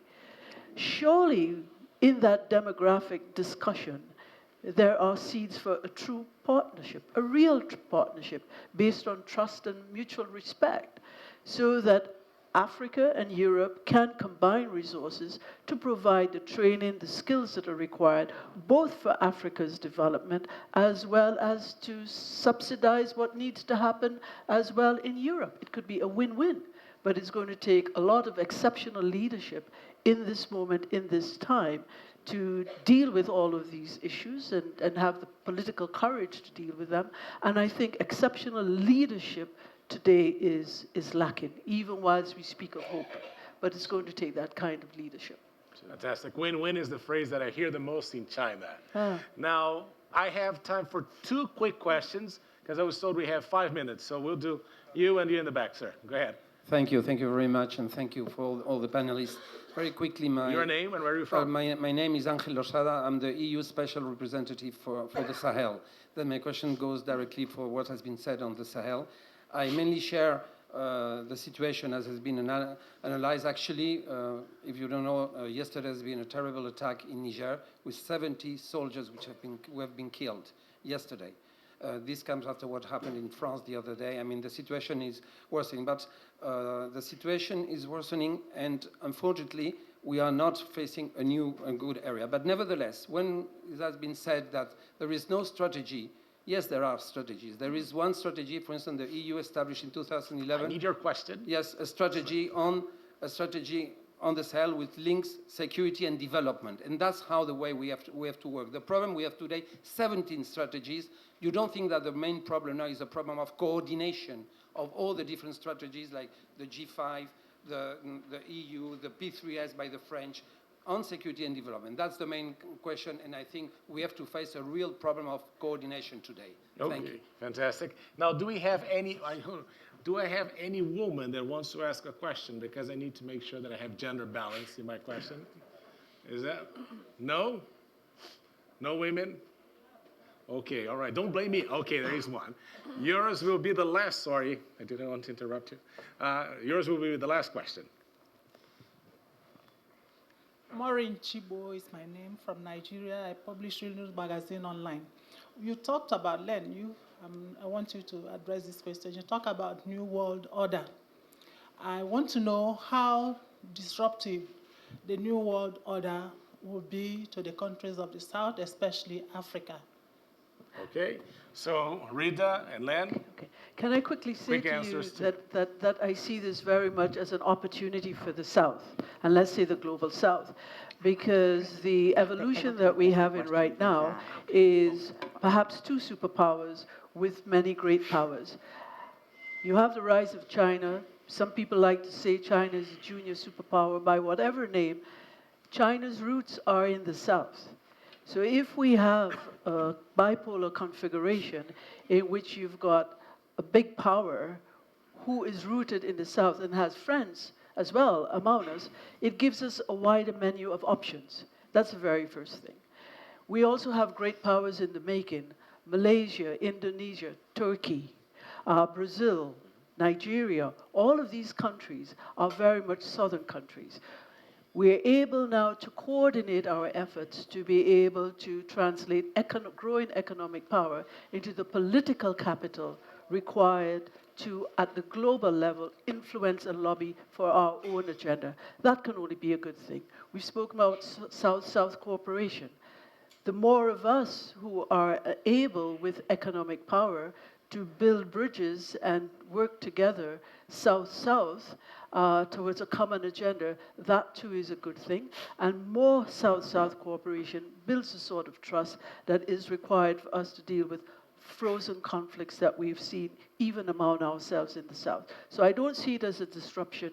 I see it as a major opportunity if we are able to adequately organize ourselves to make use of this opportunity. Rita. Yes, thank you for the question. And there are plenty of strategies. There are definitely strategies on paper, but unfortunately, there is personally, as an analyst, as a researcher, and what I see on the field, I spend a lot of time on the field in rural areas, including conflict-affected areas. And the narrative that I get from the local population is that they haven't seen the results, including on the borders area, in the border areas. The French intervention, for example, so their mandate is very clear. And when I talk to local communities, and they say, yes, they have done a really good job, good job of chasing the bad guys from the key towns, key cities. They don't control territories, but they continue to operate. They continue, as we saw yesterday, before yesterday, the attack on Niger-Malian borders, and in the past month as well. So and also they're changing their strategies on how they operate and how the attack before yesterday, as I said, the different types of terrorism, and the complex attacks they do. They disrupted communication, and so they can carry those attacks, and so the response will not come on time. The relationship between security and development, and that's the key question. There's with the Sahel G5, there is security side, but also Alliance du Sahel working on development issues, but the results are not there yet. Security measures have had a very negative impact on communities on the borders. When they were neglected in the past, then comes 2012. Security measures were in place, and who was hurt first? Those communities. So they're not able, there are states of emergencies, borders are closed, they're not able to move around. I'm talking about economy and employment. They're not able to conduct trade and move as freely as they used to under the population movement. They're not looking to migrate to Europe. They're looking to just for areas where they can be safe and they can continue to survive. This interruption that security measures have happened that have had on local communities is severe, and I've seen it and I have heard it from the people that are mostly affected. And we can continue this conversation later on. Now, fantastic. To conclude the panel, and I've been told that we have to finish. I just wanted to, I come from Brazil, and we always say that we're very optimistic, like he said, about the future and the hope. Now, in one phrase, should we be hopeful about the future? Even though we're living in a time of turmoil. Oh, that's true. Is it working? Well, I'm hopeful. No, it's not working. It's not working. Okay. I raised my voice. Something against you, so yeah. Sorry for that. I'm very hopeful. I do believe that we have seen that over history. That's the advantage of aging. You see things. Terrorism in Russia was a big time. I mean, it was an issue. If you look into it, 15 years ago, nobody talks about it any longer. I'm not talking about the method and everything, but we have seen countries emerging from turmoil. I do think that terrorism is not here to stay. I think that if the international community get its act together, and I think the points that he's making is very important, African armies need to be to have the means to defend themselves. I mean, we cannot subcontract our security to others. That is something, the African Union has to solve. We have to put more budget to our armies. They have to be professional so they can defend themselves. And if within the international scene we can work that out, I think we are going to get rid of that. And if we combine very effective development strategies addressing youth employment, bringing the private sector, making sure that we have a democracy that works, I think this is going to be memory of the past very quickly. But if we are still, lingering around and, each of us having its own little interests, beneath, of course, it's going to be here for long. But I think that we do have the means to get rid of terrorism. We do have the means as a human community to get rid of poverty. That's the thing. I mean, there are a lot of researches that have been made, but it's up to international leadership. It's up to our national leadership, and to come back to Africa. Again, we are only doing 3% of intra-Africa trade. Imagine if we raise it to 50%, what it would bring in terms of jobs. So I think we are in turmoil, but there are places of hope, and I do believe we have to draw on that and make sure that we have a better world for the next year to come. So we should all be hopeful because we'll all be old in the future. Go ahead, you. No, I think... Quickly. Quickly, I'll make it quick. First and foremost, let me just thank my esteemed colleagues on the panel. It's been an enlightening discussion. And thank you as well for moderating. Thank you to the people in attendance as well, and also the person I co-authored as well, Fatima Azara as well. I want to thank her as well. Yes, there is hope for the future. But what I will say most importantly is that my esteemed colleague to the left said, there needs to be a drastic shift in terms of leadership. What we're suffering from now truly is a lack of creativity from leadership at the very top. What needs to happen essentially is that there needs to be a blueprint that is articulated. People need to see a pathway to prosperity. It needs to say, okay, listen, this is the agenda, this is what we're going to do, and this is how it's going to be implemented and carried out. And what you'll see is that once you can galvanize people behind that, it will automatically root out troublesome elements of society. And then one thing I will end it with is just saying that the surest pathway to peace is through trade. Trade engenders peace. So let's begin to put this enabling environment in place, show people that, yes, I'm going to the roads, there's infrastructure, all these enabling environments are going to be put in place as conduits to trade. Once that's put in place, nobody's going to want to fight, because everyone sees that, okay, we all have a role to partake and play, not only for not only for social mobility, but also towards building nationhood and states and so forth. Okay. So yes, there's hope.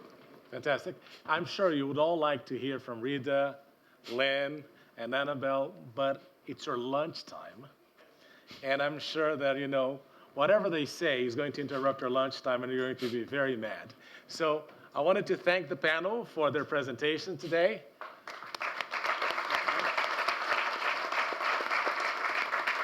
And make sure that you get the magazine, which is outside then. Thank you very much. Enjoy your lunch. Thank you. Ladies and gentlemen, thank you for your participation this first morning. We will now break for networking lunches and reconvene at 2:30. Please enjoy your meal. Thank you. Gracias, Annabelle. Gracias por la moderación. No. Me van a tomar una foto, Marcos. Ah, te saludo. Perfecto. Ajá. Después de la foto te saludo. Ah, sí, quieren tomar una foto.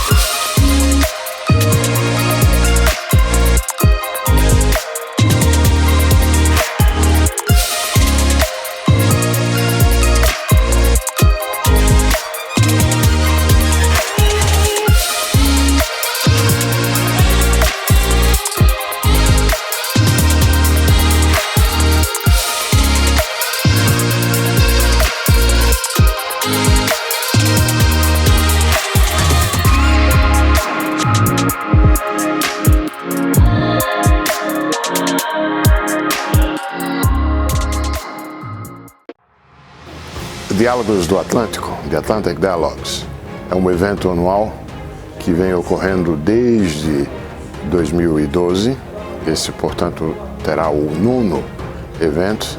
E é um evento fantástico, porque ele reúne lideranças do setor privado, autoridades governamentais, pessoas de ONGs, brilhantes jovens líderes emergentes, e num ambiente bem descontraído se discutem e se debatem de maneira interativa temas ricos da atualidade. Um traço marcante é que essas pessoas que participam, elas vêm de todo o Atlântico, então tem-se pessoas da África, pessoas da Europa, pessoas da América do Norte, da América Central, da América do Sul. O Brasil tem sempre uma participação importante. E os temas são os temas da atualidade que interessam a todos. Por exemplo, esse ano, o tema maior é o Sul em tempos de turbulência. E vocês podem entender a importância do tema no nosso contexto atual. Os debates são sobre temas econômicos, políticos, de relações internacionais, segurança, cultura e assim por diante. É um evento fantástico, eu participei já de quase todos. Estou muito contente que poderei mais uma vez esse ano estar lá presente.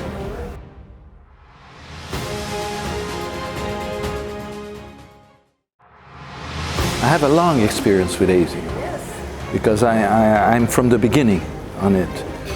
And it was a very nice experience because we could put together people that came from the Americas, Europe, and Africa. And that was fantastic to have this kind of a real Atlantic dialogue. For the first time, we had a kind of Atlantic dialogue that was the whole Atlantic, and not only North American Atlantic, but also trying to put together also the South Americans and the Africans. And that made us think differently. And what was very, very nice, it's a very diverse people came in. And so it was a kind of way of talking freely in a very good ambiance. And it's very creative. It's very, very creative.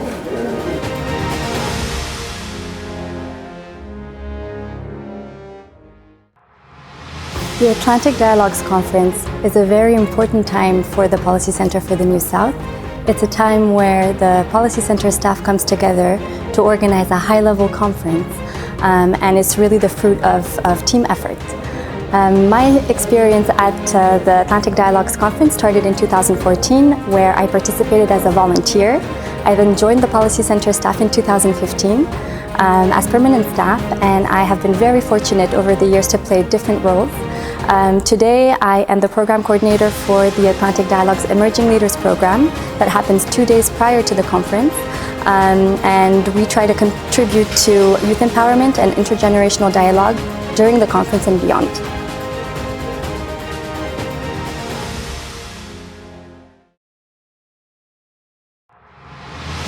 طبعا كنت قبل قد شاهدت الكثير من القمم ومن الحضور، ولكن كانت على المستوى الحكومي. أول مرة يمكن أن نرى أن مؤسسة غير حكومية تنظم مؤتمرا أو لقاء بهذا الحجم. هذا فيما يخص يعني التنظيم والحضور. أما فيما يخص الموضوعات، ما يخص الموضوعات هي لقاءات أطلسية بكل معنى الكلمة. كذلك تستجيب لطموحها، هذا الطموح اللي هو أن تمتد أهمية المحيط الأطلسي وأن لا يبقى مقتصرا فقط على الشمال، فهو كذلك ينزل إلى الجنوب. نرى هنا لقاء بين ناس من ضفتي الأطلسي، ضفته الغربية وضفته الشرقية، وكذلك من شماله ومن جنوبه. المواضيع التي كانت تطرح هي كذلك مواضيع التي يمكن أن نستنبط منها ما يمكن أن يكون نافعا أو دروسا في الحالة التي يعيشها العالم في يومنا هذا. هذه حالة تردد سياسي، والحالة أكاد أقول الفوضوية التي يعيشها العالم، فيمكن أن نستنبط الكثير من الدروس من تدخلات هؤلاء الشخصيات الذين عايشوا العالم لا في صفته القديمة أي أثناء الحرب الباردة، ولا هؤلاء الذين يفكرون الآن في حلول أو في المنظار الذي يمكن أن ينظر به العالم في وقته الحالي.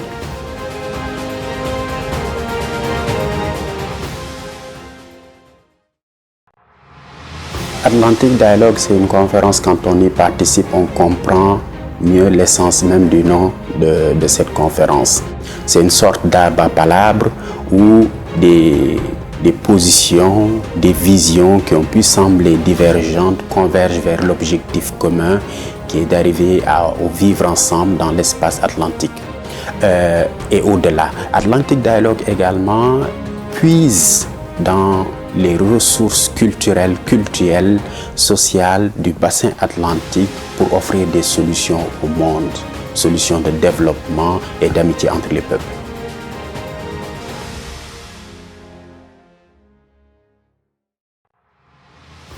The Emerging Leaders Program is one of the most interesting and wonderful programs I've been part of.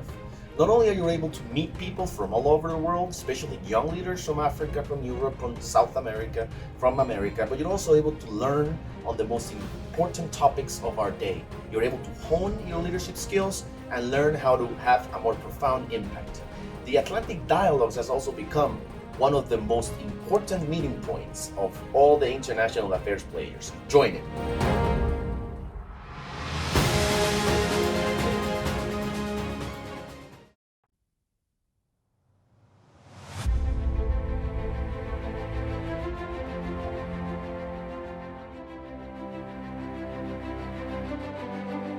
What came across us is really a huge gap in perception and indeed in vision.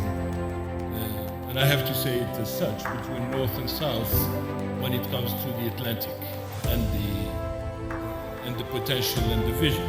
How do we reset the policy agenda in this wider Atlantic community so it reflects the interests of these new powers and the common goals of all nations that border the Atlantic?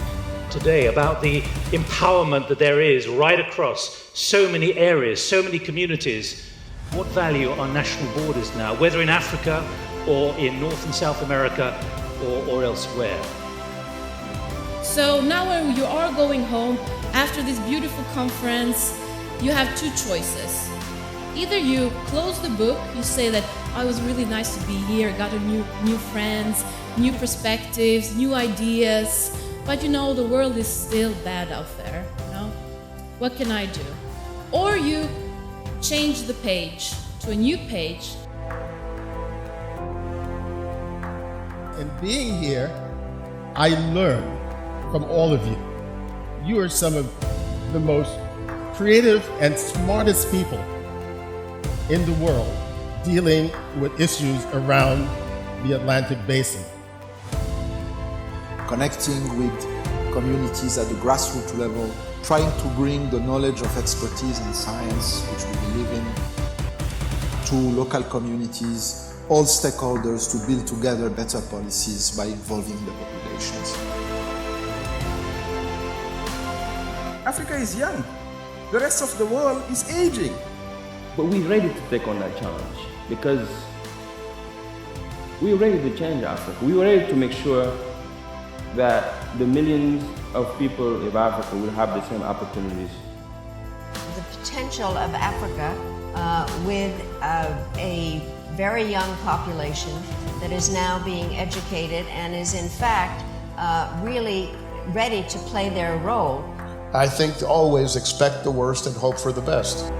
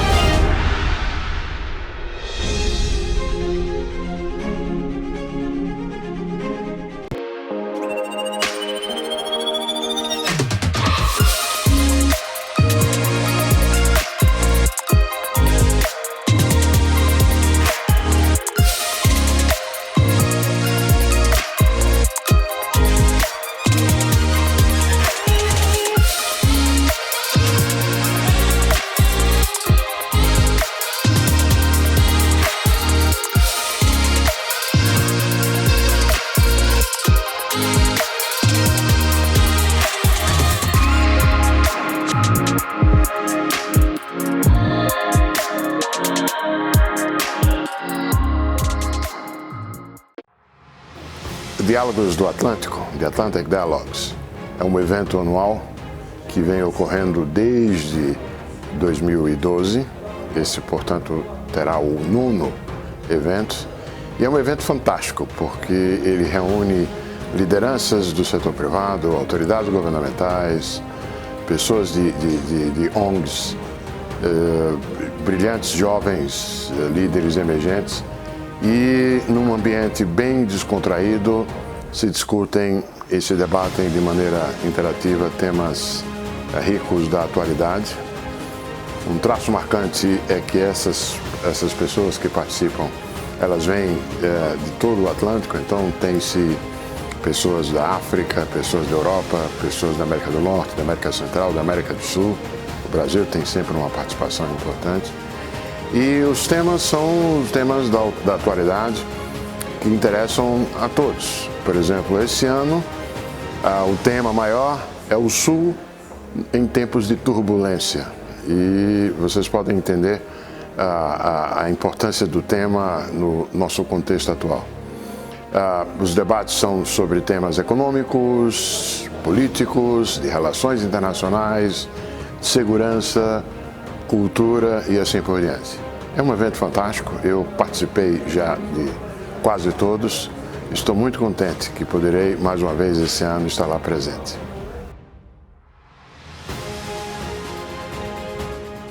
I'm from the beginning on it. And it was a very nice experience because we could put together people that came from the Americas, Europe, and Africa. And that was fantastic to have this kind of a real Atlantic dialogue. For the first time, we had a kind of Atlantic dialogue that was the whole Atlantic, and not only North American Atlantic, but also trying to put together also the South Americans and the Africans. And that made us think differently. And what was very, very nice, it's a very diverse people came in. And so it was a kind of way of talking freely in a very good ambiance. And it's very creative. It's very, very creative.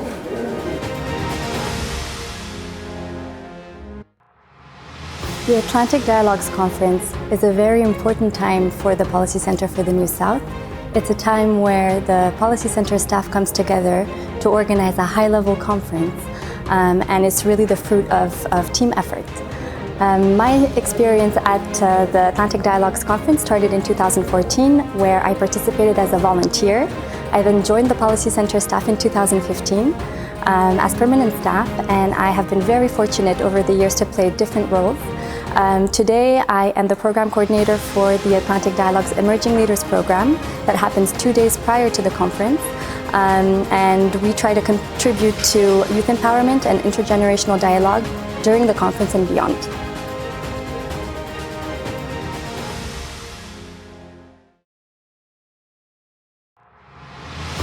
طبعا كنت قبل قد شاهدت الكثير من القمم ومن الحضور، ولكن كانت على المستوى الحكومي. أول مرة يمكن أن نرى أن مؤسسة غير حكومية تنظم مؤتمرا أو لقاء بهذا الحجم.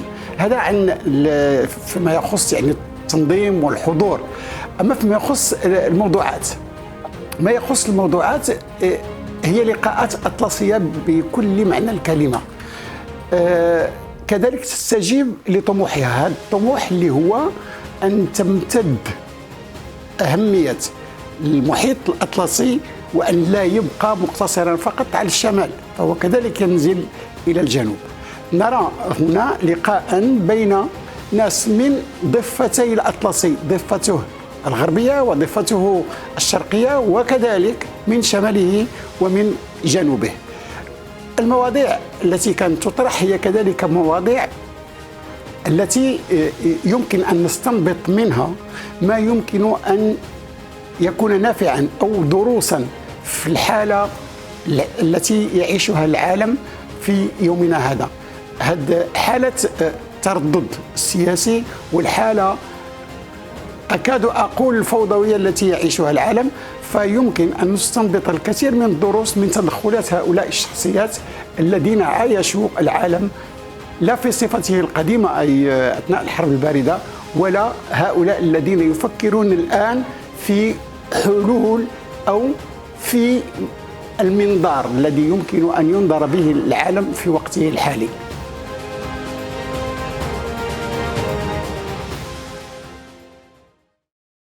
Monsieur Bassou, bonjour. Vous êtes Senior Fellow pour le Policy Center for the New South et vous êtes spécialiste des questions de sécurité dans le Sahel, entre autres. Je voulais vous poser une première question sur le thème de la conférence, The South in a Time of Turmoil, le Sud en période de tourmente. Qu'est-ce que vous inspire ce thème? D'abord, il m'inspire, c'est-à-dire un Sud qui prend conscience qu'il est dans un environnement qui est l'environnement du monde. Et si le temps dans le monde est à la tourmente, comment le Sud pourrait-il si vous voulez, réagir à tout ça, d'autant plus que le Sud a toujours été l'objet des narratifs. Il n'a jamais été le sujet dans le narratif. Et donc cette manière de dire qu'est-ce que c'est que ce Sud dans la tourmente, c'est une manière de lui donner la parole, pour qu'il s'exprime, pour qu'il dise lui-même ce qu'il sent et ne plus être toujours rien que le complément d'objet. C'est vrai. D'ailleurs, il y a deux chapitres du rapport Atlantic Currents qui correspond au thème de la conférence et qui est en train d'être présenté au moment où nous parlons, qui porte sur l'état du monde post-américain et qui pose la question de l'avenir de l'Europe carrément. Je trouve que c'est très intéressant ce point de vue du Sud sur des enjeux du Nord. Et il y a une inquiétude au Sud sur l'avenir de l'Europe, ce dont on n'entend jamais parler en Europe, et c'est d'une originalité totale. Si vous prenez par exemple ce Sud, si on le fait correspondre à l'Afrique, par exemple, l'Afrique est très attachée aux pays européens. Il y a des relations, je préfère dire historiques, pas de colonisation, mais des relations historiques. Et ces relations ont fait que ces pays du Nord dépendent un peu de ce qui se passe au Nord. Or, le nouvel ordre ou désordre mondial met un peu l'Europe dans une situation qui n'est pas très enviable. L'Europe, au lendemain de la chute du mur de Berlin, croyait que c'était fini, que ce n'était plus que le monde capitaliste, donc on va s'occuper beaucoup plus de bien-être que de sécurité ou que de menaces. Et déjà, au début du XXIe siècle, il s'est rendu compte que c'était le contraire qui allait se passer. Et donc, puisque cette Europe est dans la tourmente, et puisque ces pays du Sud, notamment en Afrique, dépendent de cette Europe, ils sont également dans la tourmente. Donc, de deux choses l'une, où l'Europe comprend qu'il faut s'entraider avec ce Sud, et que ce Sud est utile dans cette lutte, et les deux peuvent s'en sortir, ou on continue dans les anciennes perceptions, le Sud qui perçoit le Nord comme un colonisateur, le colonisateur qui perçoit le Sud comme une source de menace. Et à ce moment-là, je crois que les deux vont être un peu dans l'embarras. Oui. Ils ne pourront pas s'en sortir tous les deux. Aujourd'hui, l'Europe a besoin du Sud, le Sud a besoin de l'Europe. D'autant plus que pour ne pas être écrasé par les deux grands qui sont en train de se rivaliser aujourd'hui, la Chine et les États-Unis. Le débat sur la migration est récurrent en Europe et évidemment l'Afrique a un autre point de vue sur sa propre migration. Est-ce qu'il vous semble que les termes du débat restent parfaitement erronés tels qu'ils se posent en Europe? Oui, d'abord, il y a deux dimensions. Il y a un problème europo-européen, c'est-à-dire qui se passe entre les Européens. C'est les Européens qui, entre eux, ne savent pas comment réagir face à cette migration. L'autre dimension, c'est la dimension Afrique-Europe. Et dans cette dimension Afrique-Europe, je crois qu'il y a un peu une exagération de la question. Ce n'est pas aussi menaçant que ça. Bon, il y a eu ce flux de 2015, et ce flux de 2015, d'ailleurs, où les Africains n'étaient pas, qui n'était pas dû aux Africains, qui a créé un traumatisme dont sont victimes les Africains aujourd'hui. Parce que si vous prenez, je ne fais que répéter les chiffres, c'est-à-dire que 80% de la migration africaine se fait à l'intérieur de l'Afrique, ce ne sont que 12% d'Africains qui vont en Europe, les autres ils vont dans... Donc 12% d'Africains, c'est quoi? Si toute l'Europe n'abrite que 9 millions, je crois, d'Africains, 5 pays africains abritent 9 millions de réfugiés africains. Donc, ce problème d'immigration, je crois qu'il est un peu exagéré et on ne le prend pas du bon côté. En revanche, la question de la sécurité dans le Sahel, qui pousse quand même des populations à se déplacer et à migrer, comme on le voit aujourd'hui au Burkina Faso, reste une question centrale. Est-ce que cette question sera abordée pendant la conférence? Est-ce que vous allez en parler? Oui, déjà, la présentation d'Atlantic Current, j'ai entendu Dalia Mouri déjà parler de cette question du Sahel, qui est peut-être aujourd'hui, il est au point le plus difficile que l'on peut croire. Parce que la question, comment s'en sortir? Est-ce qu'il faut s'en sortir par l'aspect sécuritaire, c'est-à-dire par l'action sécuritaire? Je crois que ça démontre qu'on ne peut pas. 2013, les gens n'étaient qu'au nord du Mali. Aujourd'hui, ils sont déjà aux confins du Bénin, donc aux confins du Burkina pour atteindre le Bénin. Donc, comment s'en sortir? Et je crois qu'on s'est mal pris au début. Dès le début, on s'est mal pris. On a cru qu'en mettant des moyens militaires, qu'en mettant des moyens sécuritaires, on pourrait venir à bout de ce fléau. Et on n'a pas compris que dans tous les conflits contre-insurrectionnels, c'est la population qui compte. Je crois que jusqu'à aujourd'hui, on n'a pas compris qu'il faut gagner les cœurs, qu'il faut gagner les populations. Et tant qu'on n'arrive pas à gagner les populations, on ne gagnera pas cette guerre. Cette guerre, qui est aussi une guerre du développement, c'est-à-dire que les problèmes sécuritaires dans le Sahel dérivent d'un ressentiment, d'un sentiment d'avoir été négligé pendant longtemps par le pouvoir central, d'une difficulté d'accès aux services sociaux de base, etc. Est-ce que une vision claire du développement comme arme, comme riposte à une situation sécuritaire fait défaut? Je crois que la question du développement renvoie à une question de gouvernance. Si vous prenez le G5 Sahel, par exemple, les 5 pays. Dans ces 5 pays, vous allez trouver des pays millionnaires en kilomètres carrés, avec des moyens très faibles, et avec un État qui n'arrive pas à toucher tout le territoire. Donc moi, la population, l'État ne me donne rien. Pas d'école, pas de santé, pas de travail, et l'État n'a pas les moyens de me contrôler. Je deviens une zone grise. Je me mets à la merci des mafias, je me mets à la merci des groupes terroristes, parce que l'État n'y est pas. Comment est-ce qu'on peut imaginer qu'un État avec les moyens du Mali ou les moyens du Niger ou les moyens du Tchad pouvoir contrôler tout ce territoire? Il y a un problème c'est disproportionnel entre les moyens du contrôle et les moyens de gouvernance et le territoire et la population. Quelle serait la solution selon vous? La solution serait d'appeler le grand absent de ce débat qui est l'Union africaine. Et je crois qu'il faudrait prendre tous les chefs d'État africains, tous les États africains en face et leur dire que pouvez-vous faire pour sauver la situation au Sahel? Que pouvez-vous donner? Des hommes, du matériel, de l'argent? Qu'est-ce que vous pouvez donner? Et cette solidarité africaine ne s'exprime pas aujourd'hui face au Sahel. Ils sont 5 pays et puis la France. Et la France aussi est seule. Il n'y a pas de solidarité européenne ni internationale avec la France aussi. Donc c'est cette question. Ni la communauté internationale, ni la communauté africaine ne s'intéressent à cette question de la manière dont il faut qu'ils s'y intéressent. On a vu des casques blancs de l'ECOMOG intervenir dans les guerres civiles au Libéria et en Sierra Leone. Est-ce que cette force panafricaine fait défaut aujourd'hui? 1 minute. Oui, cette force africaine fait défaut. On nous parle de stand-by forces, des forces africaines en attente. Ils sont où? Depuis leur création, ça fait plus de 10 ans. Ils sont où? Et pour la question du Sahel, où est le bataillon de l'Afrique de l'Ouest? Mais on ne les voit pas. Maintenant, s'il faut à chaque problème créer une force ad hoc, on ne s'en sortira jamais. D'accord. Merci beaucoup, Monsieur Bassou. Merci. Bonne conférence. Atlantic Dialogue, c'est une conférence, quand on y participe, on comprend mieux l'essence même du nom de cette conférence.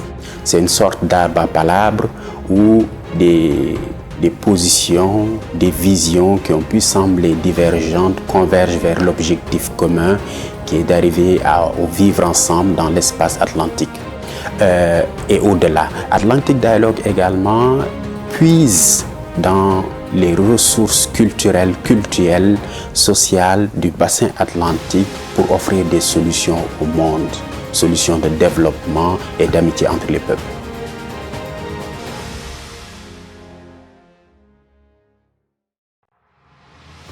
The Emerging Leaders Program is one of the most interesting and wonderful programs I've been part of. Not only are you able to meet people from all over the world, especially young leaders from Africa, from Europe, from South America, but you're also able to learn on the most important topics of our day. You're able to hone your leadership skills and learn how to have a more profound impact. The Atlantic Dialogues has also become one of the most important meeting points of all the international affairs players. Join it.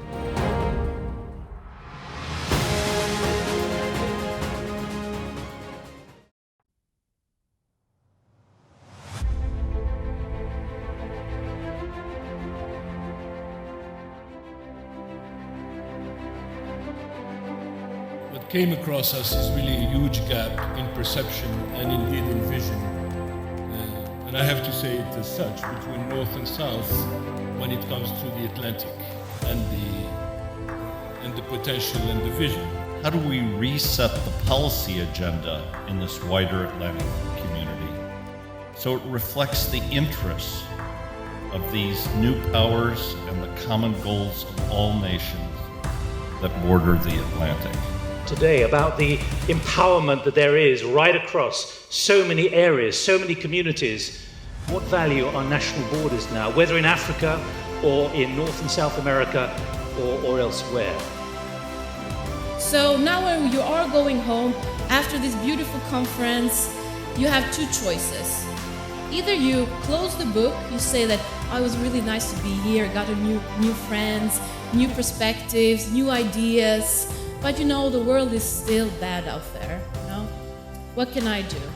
Or you change the page to a new page. And being here, I learn from all of you. You are some of the most creative and smartest people in the world dealing with issues around the Atlantic Basin. Connecting with communities at the grassroots level, trying to bring the knowledge of expertise and science which we believe in to local communities, all stakeholders, to build together better policies by involving the populations. Africa is young. The rest of the world is aging. But we're ready to take on that challenge because we're ready to change Africa. We were ready to make sure that the millions of people of Africa will have the same opportunities. The potential of Africa with a very young population that is now being educated and is in fact really ready to play their role. I think to always expect the worst and hope for the best.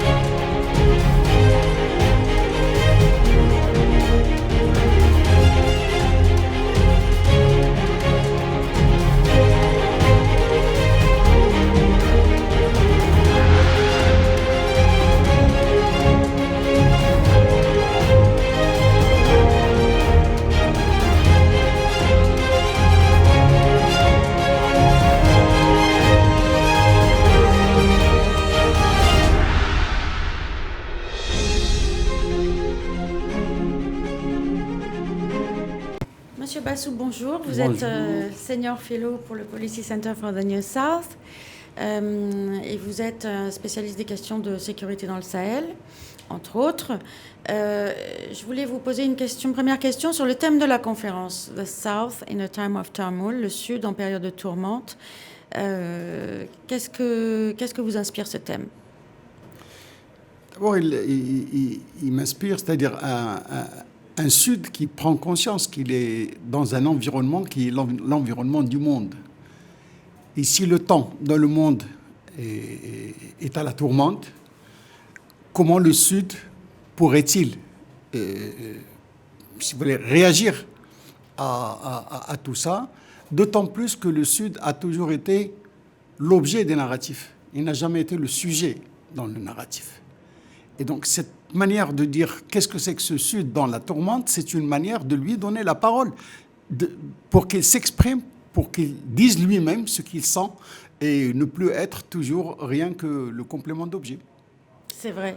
D'ailleurs, il y a deux chapitres du rapport Atlantic Currents qui correspond au thème de la conférence et qui est en train d'être présenté au moment où nous parlons, qui porte sur l'état du monde post-américain et qui pose la question de l'avenir de l'Europe carrément. Je trouve que c'est très intéressant ce point de vue du Sud sur des enjeux du Nord. Et il y a une inquiétude au Sud sur l'avenir de l'Europe, ce dont on n'entend jamais parler en Europe, et c'est d'une originalité totale. Si vous prenez par exemple ce Sud, si on le fait correspondre à l'Afrique, par exemple, l'Afrique est très attachée aux pays européens. Il y a des relations, je préfère dire historiques, pas de colonisation, mais des relations historiques. Et ces relations ont fait que ces pays du Nord dépendent un peu de ce qui se passe au Nord. Or, le nouvel ordre ou désordre mondial met un peu l'Europe dans une situation qui n'est pas très enviable. L'Europe, au lendemain de la chute du mur de Berlin, croyait que c'était fini, que ce n'était plus que le monde capitaliste, donc on va s'occuper beaucoup plus de bien-être que de sécurité ou que de menaces. Et déjà, au début du XXIe siècle, il s'est rendu compte que c'était le contraire qui allait se passer. Et donc, puisque cette Europe est dans la tourmente, et puisque ces pays du Sud, notamment en Afrique, dépendent de cette Europe, ils sont également dans la tourmente.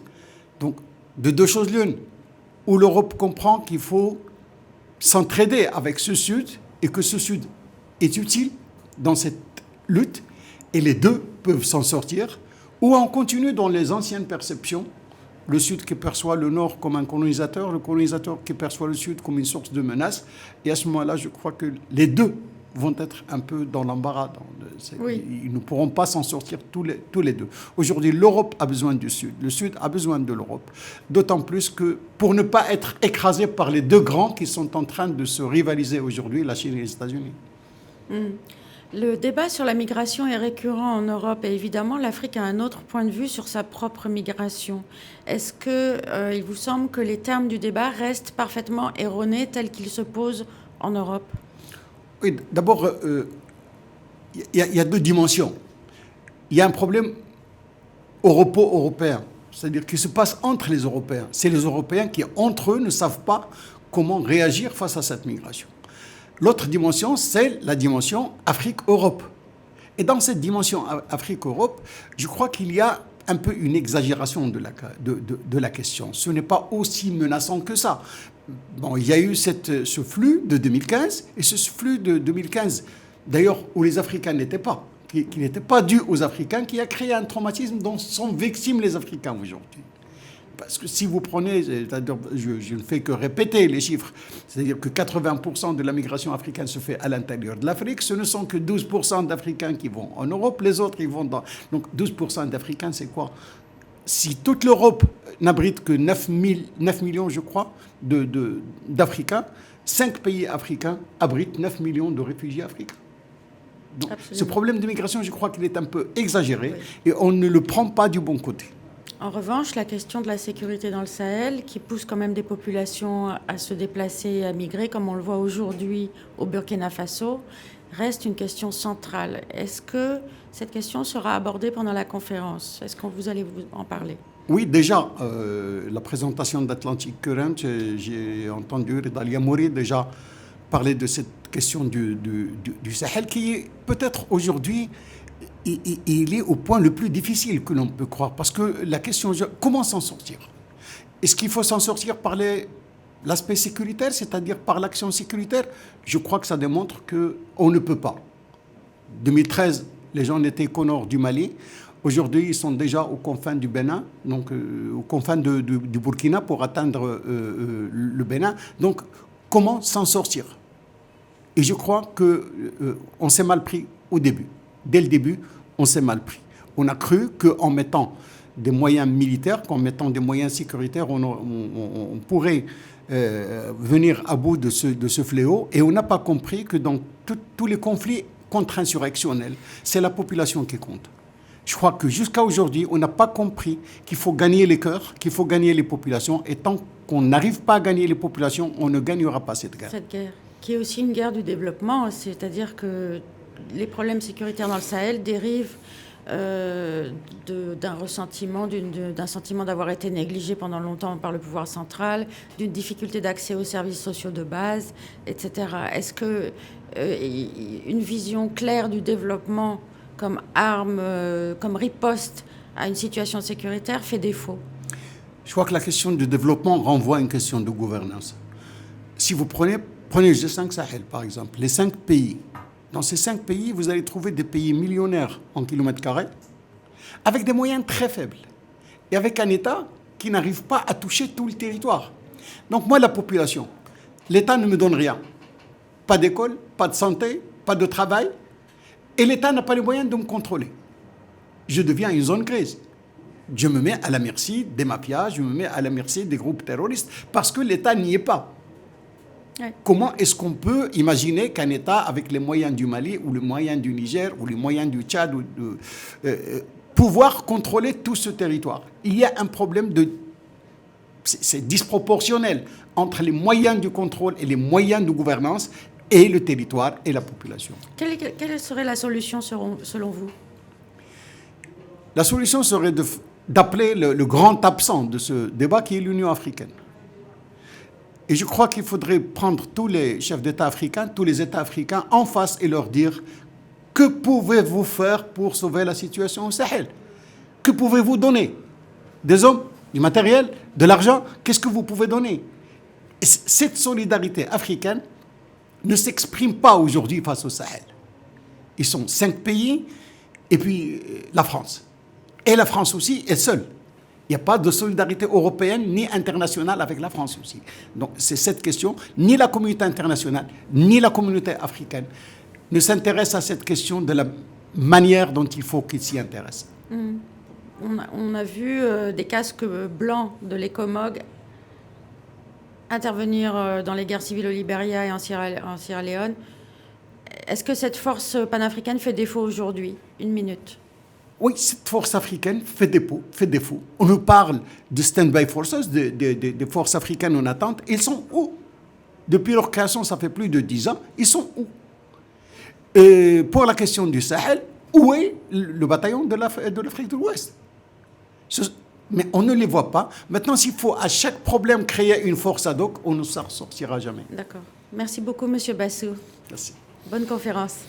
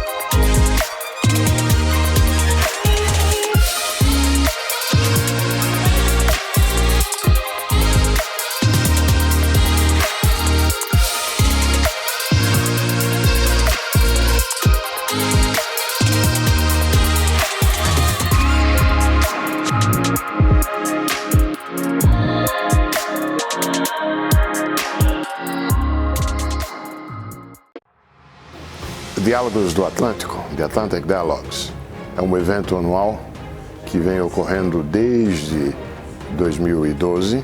Esse, portanto, terá o 9º evento. E é um evento fantástico, porque ele reúne lideranças do setor privado, autoridades governamentais, pessoas de ONGs, brilhantes jovens, líderes emergentes, e num ambiente bem descontraído se discutem e se debatem de maneira interativa temas ricos da atualidade. Um traço marcante é que essas pessoas que participam, elas vêm de todo o Atlântico, então tem-se pessoas da África, pessoas da Europa, pessoas da América do Norte, da América Central, da América do Sul. O Brasil tem sempre uma participação importante. E os temas são os temas da atualidade que interessam a todos. Por exemplo, esse ano, o tema maior é o Sul em tempos de turbulência. E vocês podem entender a importância do tema no nosso contexto atual. Os debates são sobre temas econômicos, políticos, de relações internacionais, segurança, cultura e assim por diante. É um evento fantástico, eu participei já de quase todos. Estou muito contente que poderei, mais uma vez esse ano, estar lá presente.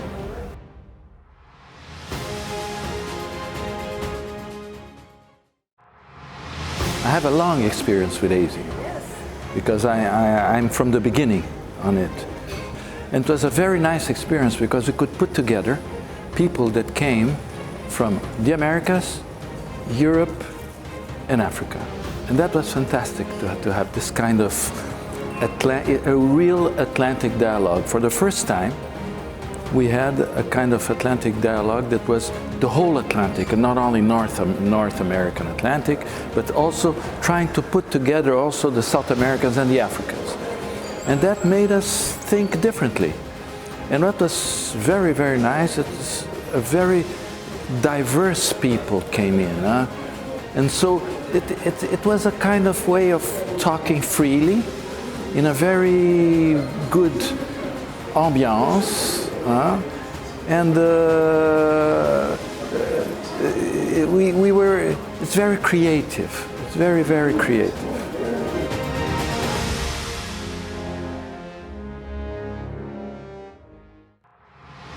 The Atlantic Dialogues Conference is a very important time for the Policy Center for the New South.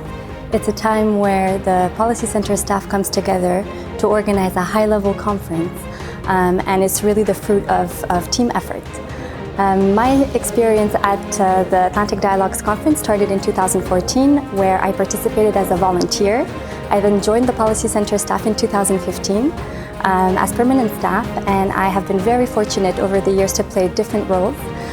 Today, I am the program coordinator for the Atlantic Dialogues Emerging Leaders program that happens 2 days prior to the conference.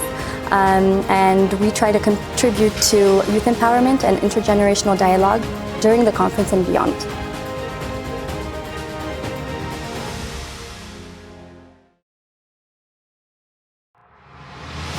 طبعا كنت قبل قد شاهدت الكثير من القمم ومن الحضور، ولكن كانت على المستوى الحكومي. أول مرة يمكن أن نرى أن مؤسسة غير حكومية تنظم مؤتمرا أو لقاء بهذا الحجم. هذا عن فيما يخص يعني التنظيم والحضور.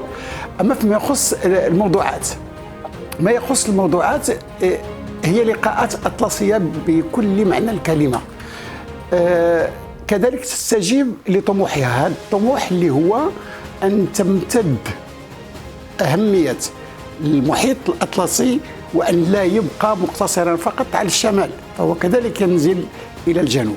نرى هنا لقاء بين ناس من ضفتي الأطلسي، ضفته الغربية وضفته الشرقية، وكذلك من شماله ومن جنوبه.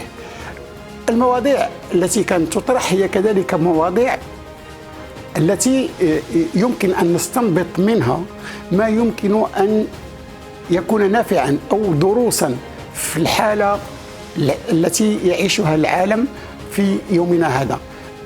حالة التردد السياسي والحالة أكاد أقول الفوضوية التي يعيشها العالم. فيمكن أن نستنبط الكثير من الدروس من تدخلات هؤلاء الشخصيات الذين عايشوا العالم لا في صفته القديمة أي أثناء الحرب الباردة، ولا هؤلاء الذين يفكرون الآن في حلول أو في المنظار الذي يمكن أن ينظر به العالم في وقته الحالي.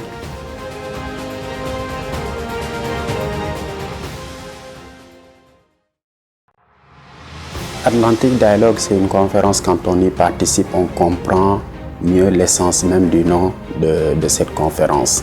C'est une sorte d'arbre à palabres où des positions, des visions qui ont pu sembler divergentes convergent vers l'objectif commun qui est d'arriver au vivre ensemble dans l'espace atlantique et au-delà. Atlantic Dialogue également puise dans les ressources culturelles, sociales du bassin atlantique pour offrir des solutions au monde, solutions de développement et d'amitié entre les peuples.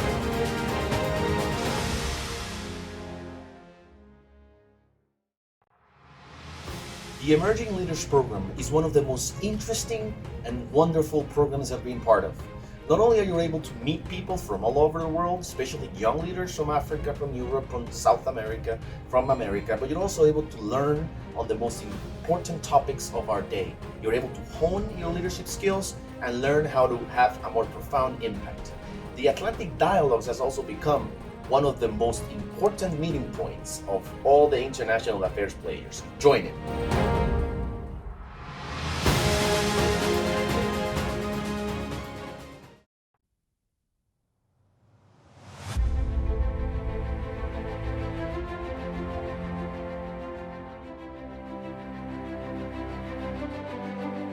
What came across us is really a huge gap in perception and indeed in vision. And I have to say it as such, between North and South when it comes to the Atlantic and the potential and the vision. How do we reset the policy agenda in this wider Atlantic community so it reflects the interests of these new powers and the common goals of all nations that border the Atlantic? Today about the empowerment that there is right across so many areas, so many communities. What value are national borders now, whether in Africa or in North and South America or elsewhere? So now when you are going home after this beautiful conference, you have two choices. Either you close the book, you say that it was really nice to be here, got a new friends, new perspectives, new ideas, but you know the world is still bad out there, you know? What can I do? Or you change the page to a new page. In being here, I learn from all of you. You are some of the most creative and smartest people in the world dealing with issues around the Atlantic Basin.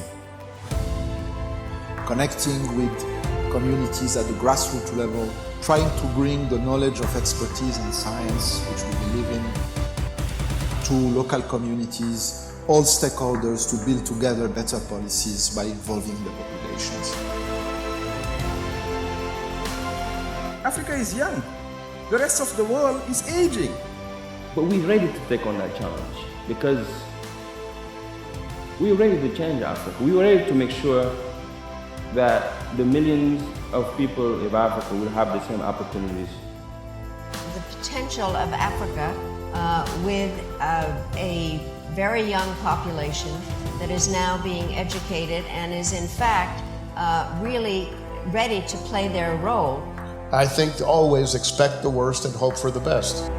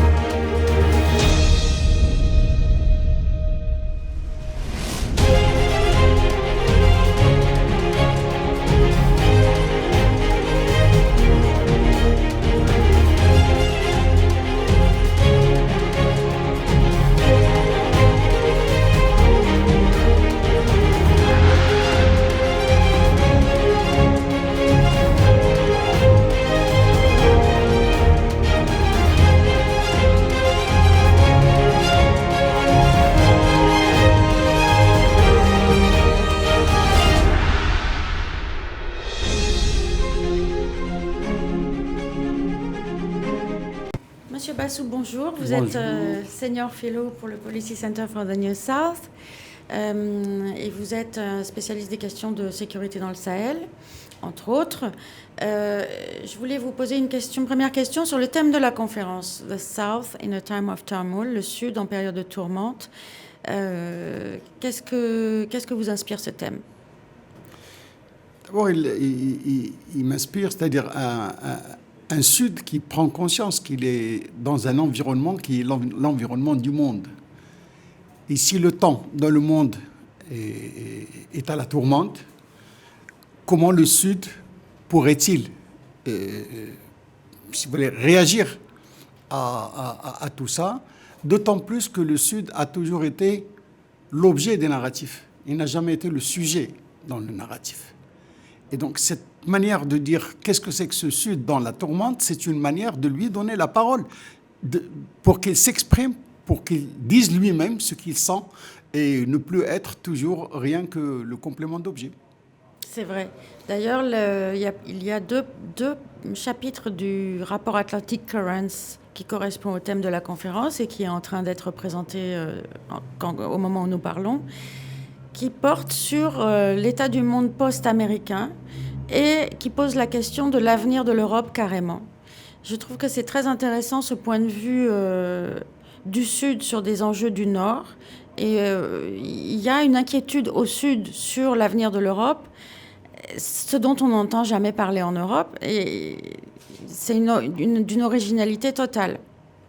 Si vous prenez par exemple ce Sud, si on le fait correspondre à l'Afrique, par exemple, l'Afrique est très attachée aux pays européens. Il y a des relations, je préfère dire historiques, pas de colonisation, mais des relations historiques. Et ces relations ont fait que ces pays du Nord dépendent un peu de ce qui se passe au Nord. Or, le nouvel ordre ou désordre mondial met un peu l'Europe dans une situation qui n'est pas très enviable. L'Europe, au lendemain de la chute du mur de Berlin, croyait que c'était fini, que ce n'était plus que le monde capitaliste, donc on va s'occuper beaucoup plus de bien-être que de sécurité ou que de menaces. Et déjà, au début du XXIe siècle, il s'est rendu compte que c'était le contraire qui allait se passer. Et donc, puisque cette Europe est dans la tourmente, et puisque ces pays du Sud, notamment en Afrique, dépendent de cette Europe, ils sont également dans la tourmente. Donc, de deux choses l'une, où l'Europe comprend qu'il faut s'entraider avec ce Sud, et que ce Sud est utile dans cette lutte, et les deux peuvent s'en sortir, ou on continue dans les anciennes perceptions, le Sud qui perçoit le Nord comme un colonisateur, le colonisateur qui perçoit le Sud comme une source de menace. Et à ce moment-là, je crois que les deux vont être un peu dans l'embarras. Oui. Ils ne pourront pas s'en sortir tous les deux. Aujourd'hui, l'Europe a besoin du Sud, le Sud a besoin de l'Europe.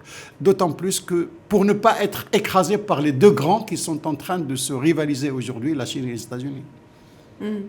Le débat sur la migration est récurrent en Europe et évidemment l'Afrique a un autre point de vue sur sa propre migration. Est-ce qu'il vous semble que les termes du débat restent parfaitement erronés tels qu'ils se posent en Europe? Oui, d'abord, il y a deux dimensions. Il y a un problème europo-européen, c'est-à-dire qui se passe entre les Européens. C'est les Européens qui, entre eux, ne savent pas comment réagir face à cette migration. L'autre dimension, c'est la dimension Afrique-Europe. Et dans cette dimension Afrique-Europe, je crois qu'il y a un peu une exagération de la question. Ce n'est pas aussi menaçant que ça. Bon, il y a eu ce flux de 2015, et ce flux de 2015, d'ailleurs, où les Africains n'étaient pas, qui n'était pas dû aux Africains, qui a créé un traumatisme dont sont victimes les Africains aujourd'hui. Parce que si vous prenez, je ne fais que répéter les chiffres, c'est-à-dire que 80% de la migration africaine se fait à l'intérieur de l'Afrique, ce ne sont que 12% d'Africains qui vont en Europe, les autres ils vont dans... Donc 12% d'Africains, c'est quoi? Si toute l'Europe n'abrite que 9 millions, je crois, d'Africains, 5 pays africains abritent 9 millions de réfugiés africains. Donc, ce problème de migration, je crois qu'il est un peu exagéré, et on ne le prend pas du bon côté. En revanche, la question de la sécurité dans le Sahel, qui pousse quand même des populations à se déplacer et à migrer, comme on le voit aujourd'hui au Burkina Faso, reste une question centrale. Est-ce que cette question sera abordée pendant la conférence. Est-ce que vous allez vous en parler? Oui, déjà, la présentation d'Atlantic Current, j'ai entendu Redalia Mouri déjà parler de cette question du Sahel qui est peut-être aujourd'hui, il est au point le plus difficile que l'on peut croire. Parce que la question, comment s'en sortir? Est-ce qu'il faut s'en sortir par l'aspect sécuritaire, c'est-à-dire par l'action sécuritaire? Je crois que ça démontre qu'on ne peut pas. 2013, les gens n'étaient qu'au nord du Mali. Aujourd'hui, ils sont déjà aux confins du Bénin, donc aux confins du Burkina pour atteindre le Bénin. Donc, comment s'en sortir? Et je crois qu'on s'est mal pris au début. Dès le début, on s'est mal pris. On a cru qu'en mettant des moyens militaires, qu'en mettant des moyens sécuritaires, on pourrait venir à bout de ce fléau. Et on n'a pas compris que dans tous les conflits contre-insurrectionnels, c'est la population qui compte. Je crois que jusqu'à aujourd'hui, on n'a pas compris qu'il faut gagner les cœurs, qu'il faut gagner les populations. Et tant qu'on n'arrive pas à gagner les populations, on ne gagnera pas cette guerre. Cette guerre, qui est aussi une guerre du développement, c'est-à-dire que les problèmes sécuritaires dans le Sahel dérivent d'un ressentiment, d'un sentiment d'avoir été négligé pendant longtemps par le pouvoir central, d'une difficulté d'accès aux services sociaux de base, etc. Est-ce que une vision claire du développement comme arme, comme riposte à une situation sécuritaire fait défaut? Je crois que la question du développement renvoie à une question de gouvernance. Si vous prenez le G5 Sahel, par exemple, les 5 pays. Dans ces 5 pays, vous allez trouver des pays millionnaires en kilomètres carrés, avec des moyens très faibles, et avec un État qui n'arrive pas à toucher tout le territoire. Donc moi, la population, l'État ne me donne rien. Pas d'école, pas de santé, pas de travail, et l'État n'a pas les moyens de me contrôler. Je deviens une zone grise. Je me mets à la merci des mafias, je me mets à la merci des groupes terroristes, parce que l'État n'y est pas. Ouais. Comment est-ce qu'on peut imaginer qu'un État, avec les moyens du Mali, ou les moyens du Niger, ou les moyens du Tchad, pouvoir contrôler tout ce territoire? Il y a un problème c'est disproportionnel entre les moyens du contrôle et les moyens de gouvernance et le territoire et la population. Quelle serait la solution selon vous? La solution serait d'appeler le grand absent de ce débat qui est l'Union africaine. Et je crois qu'il faudrait prendre tous les chefs d'État africains, tous les États africains en face et leur dire: que pouvez-vous faire pour sauver la situation au Sahel? Que pouvez-vous donner? Des hommes, du matériel, de l'argent? Qu'est-ce que vous pouvez donner? Et cette solidarité africaine ne s'exprime pas aujourd'hui face au Sahel. Ils sont 5 pays et puis la France. Et la France aussi est seule. Il n'y a pas de solidarité européenne ni internationale avec la France aussi. Donc c'est cette question. Ni la communauté internationale, ni la communauté africaine ne s'intéressent à cette question de la manière dont il faut qu'ils s'y intéressent. On a vu des casques blancs de l'ECOMOG intervenir dans les guerres civiles au Libéria et en Sierra Leone. Est-ce que cette force panafricaine fait défaut aujourd'hui? 1 minute. Oui, cette force africaine fait défaut. On nous parle de stand-by forces, des forces africaines en attente. Ils sont où? Depuis leur création, ça fait plus de 10 ans. Ils sont où? Et pour la question du Sahel, où est le bataillon de l'Afrique de l'Ouest? Mais on ne les voit pas. Maintenant, s'il faut à chaque problème créer une force ad hoc, on ne s'en sortira jamais. D'accord. Merci beaucoup, Monsieur Bassou. Merci. Bonne conférence.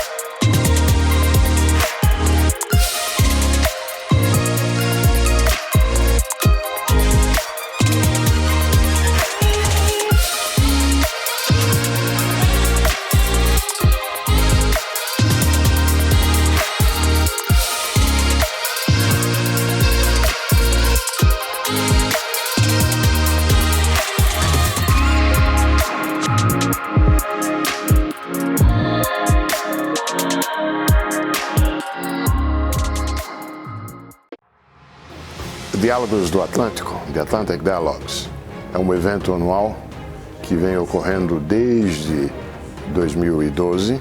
Esse, portanto, terá o 9º evento.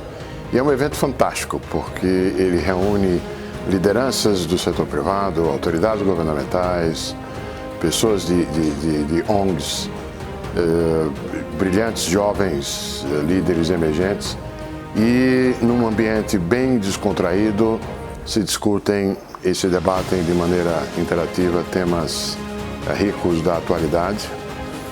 Um traço marcante é que essas pessoas que participam, elas vêm de todo o Atlântico, então tem-se pessoas da África, pessoas da Europa, pessoas da América do Norte, da América Central, da América do Sul. O Brasil tem sempre uma participação importante. E os temas são os temas da atualidade que interessam a todos. Por exemplo, esse ano, o tema maior é o Sul em tempos de turbulência. E vocês podem entender a importância do tema no nosso contexto atual. Os debates são sobre temas econômicos, políticos, de relações internacionais, de segurança, cultura e assim por diante. É um evento fantástico, eu participei já de quase todos. Estou muito contente que poderei mais uma vez esse ano estar lá presente.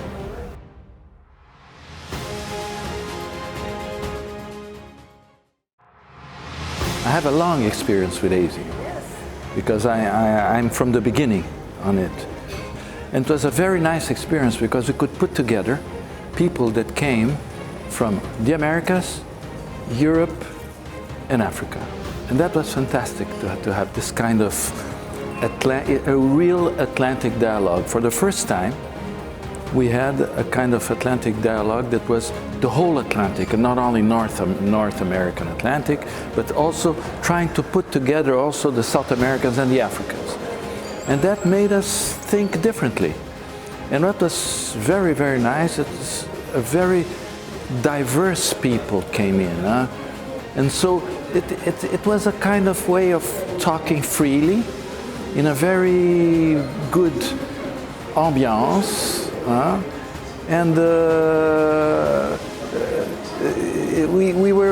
It's very creative. It's very, very creative.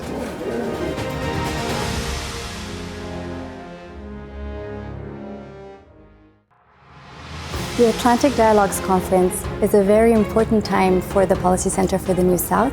It's a time where the Policy Center staff comes together to organize a high-level conference, and it's really the fruit of team effort. My experience at the Atlantic Dialogues Conference started in 2014, where I participated as a volunteer. I then joined the Policy Center staff in 2015 as permanent staff, and I have been very fortunate over the years to play different roles. Today, I am the program coordinator for the Atlantic Dialogues Emerging Leaders program that happens 2 days prior to the conference. And we try to contribute to youth empowerment and intergenerational dialogue during the conference and beyond.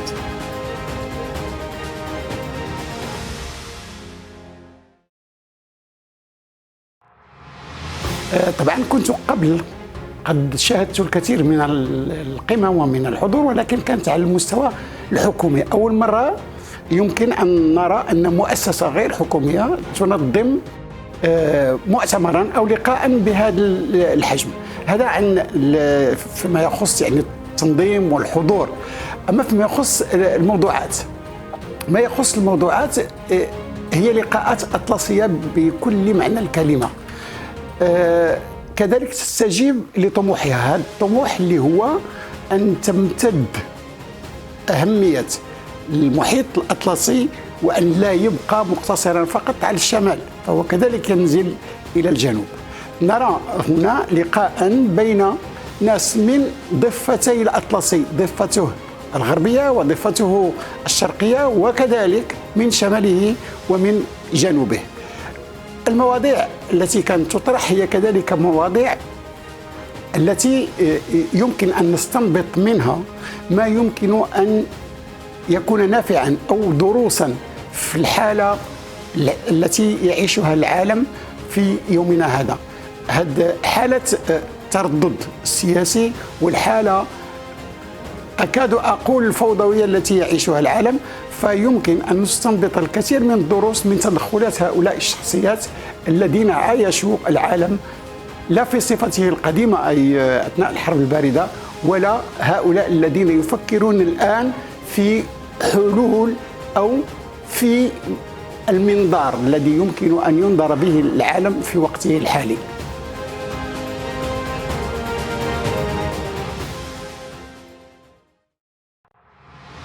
Atlantic Dialogue, c'est une conférence, quand on y participe, on comprend mieux l'essence même du nom de cette conférence.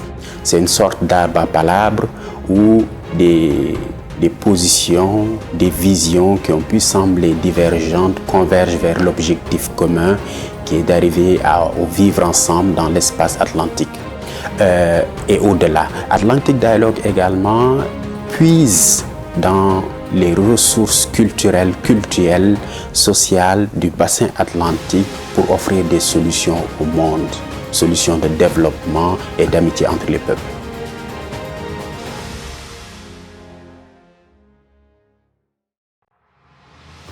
The Emerging Leaders Program is one of the most interesting and wonderful programs I've been part of. Not only are you able to meet people from all over the world, especially young leaders from Africa, from Europe, from South America, from America, but you're also able to learn on the most important topics of our day. You're able to hone your leadership skills and learn how to have a more profound impact. The Atlantic Dialogues has also become one of the most important meeting points of all the international affairs players. Join it.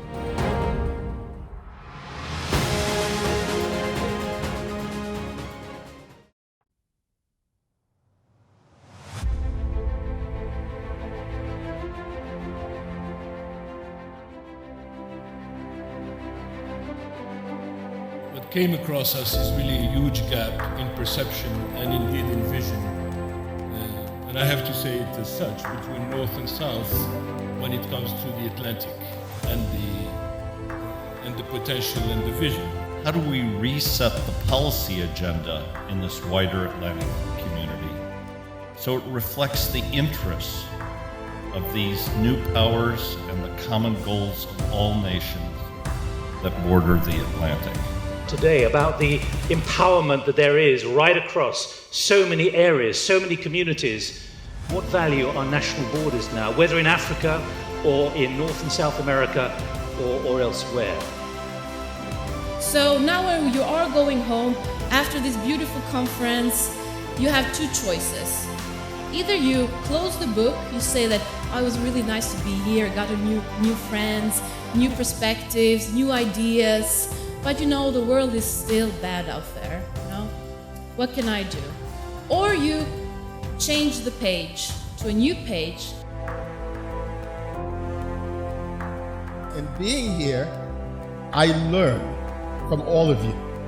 You are some of the most creative and smartest people in the world dealing with issues around the Atlantic Basin.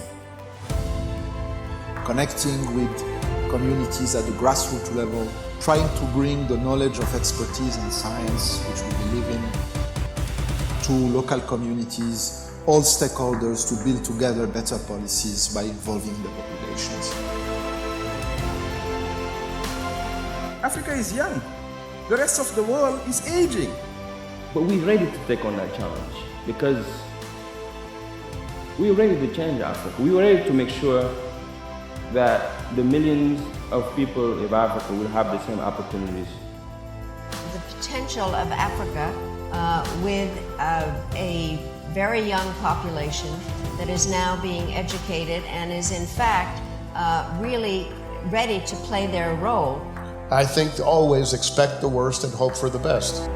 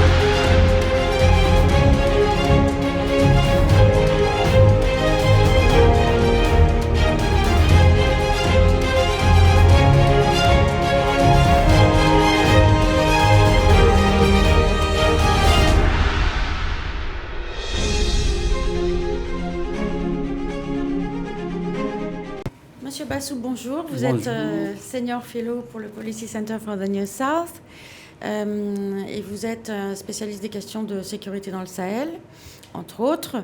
Je voulais vous poser une première question sur le thème de la conférence, The South in a Time of Turmoil, le Sud en période de tourmente. Qu'est-ce que vous inspire ce thème? D'abord, il m'inspire, c'est-à-dire un Sud qui prend conscience qu'il est dans un environnement qui est l'environnement du monde. Et si le temps dans le monde est à la tourmente, comment le Sud pourrait-il, si vous voulez, réagir à tout ça, d'autant plus que le Sud a toujours été l'objet des narratifs. Il n'a jamais été le sujet dans le narratif. Et donc cette manière de dire qu'est-ce que c'est que ce Sud dans la tourmente, c'est une manière de lui donner la parole, pour qu'il s'exprime, pour qu'il dise lui-même ce qu'il sent et ne plus être toujours rien que le complément d'objet. C'est vrai. D'ailleurs, il y a deux chapitres du rapport Atlantic Currents qui correspond au thème de la conférence et qui est en train d'être présenté au moment où nous parlons, qui porte sur l'état du monde post-américain et qui pose la question de l'avenir de l'Europe carrément. Je trouve que c'est très intéressant ce point de vue du Sud sur des enjeux du Nord. Et il y a une inquiétude au Sud sur l'avenir de l'Europe, ce dont on n'entend jamais parler en Europe, et c'est d'une originalité totale. Si vous prenez par exemple ce Sud, si on le fait correspondre à l'Afrique, par exemple, l'Afrique est très attachée aux pays européens.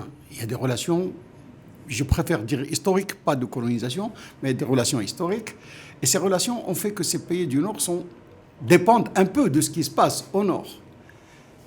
Or, le nouvel ordre ou désordre mondial met un peu l'Europe dans une situation qui n'est pas très enviable.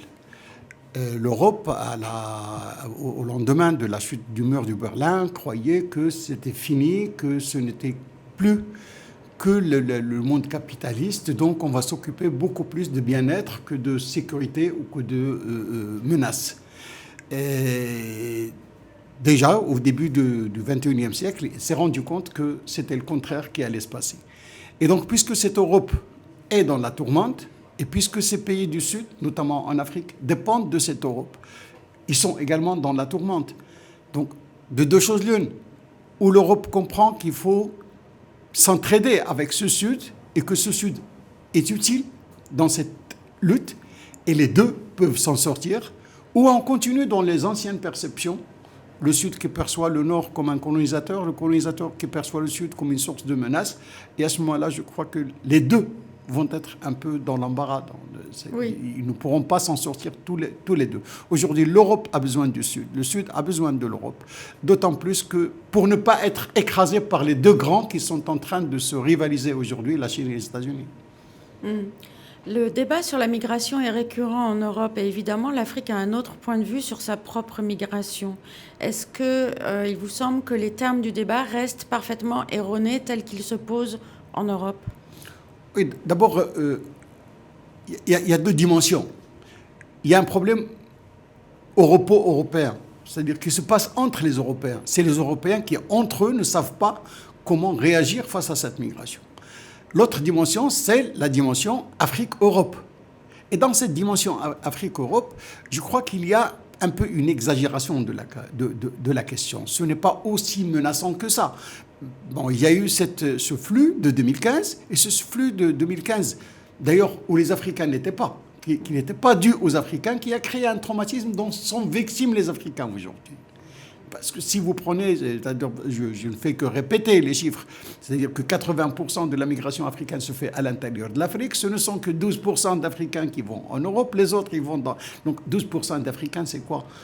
Si toute l'Europe n'abrite que 9 millions, je crois, d'Africains, 5 pays africains abritent 9 millions de réfugiés africains. Donc, ce problème de migration, je crois qu'il est un peu exagéré, oui. Et on ne le prend pas du bon côté. En revanche, la question de la sécurité dans le Sahel, qui pousse quand même des populations à se déplacer et à migrer, comme on le voit aujourd'hui au Burkina Faso, reste une question centrale. Est-ce que cette question sera abordée pendant la conférence? Est-ce que vous allez vous en parler? Oui, déjà, la présentation d'Atlantic Current, j'ai entendu Rida Yamouri déjà parler de cette question du Sahel qui est peut-être aujourd'hui, il est au point le plus difficile que l'on peut croire. Parce que la question, comment s'en sortir? Est-ce qu'il faut s'en sortir par l'aspect sécuritaire, c'est-à-dire par l'action sécuritaire? Je crois que ça démontre qu'on ne peut pas. 2013, les gens n'étaient qu'au nord du Mali. Aujourd'hui, ils sont déjà aux confins du Bénin, donc aux confins du Burkina pour atteindre le Bénin. Donc, comment s'en sortir? Et je crois qu'on s'est mal pris au début. Dès le début, on s'est mal pris. On a cru qu'en mettant des moyens militaires, qu'en mettant des moyens sécuritaires, on pourrait venir à bout de ce fléau. Et on n'a pas compris que dans tous les conflits contre-insurrectionnels, c'est la population qui compte.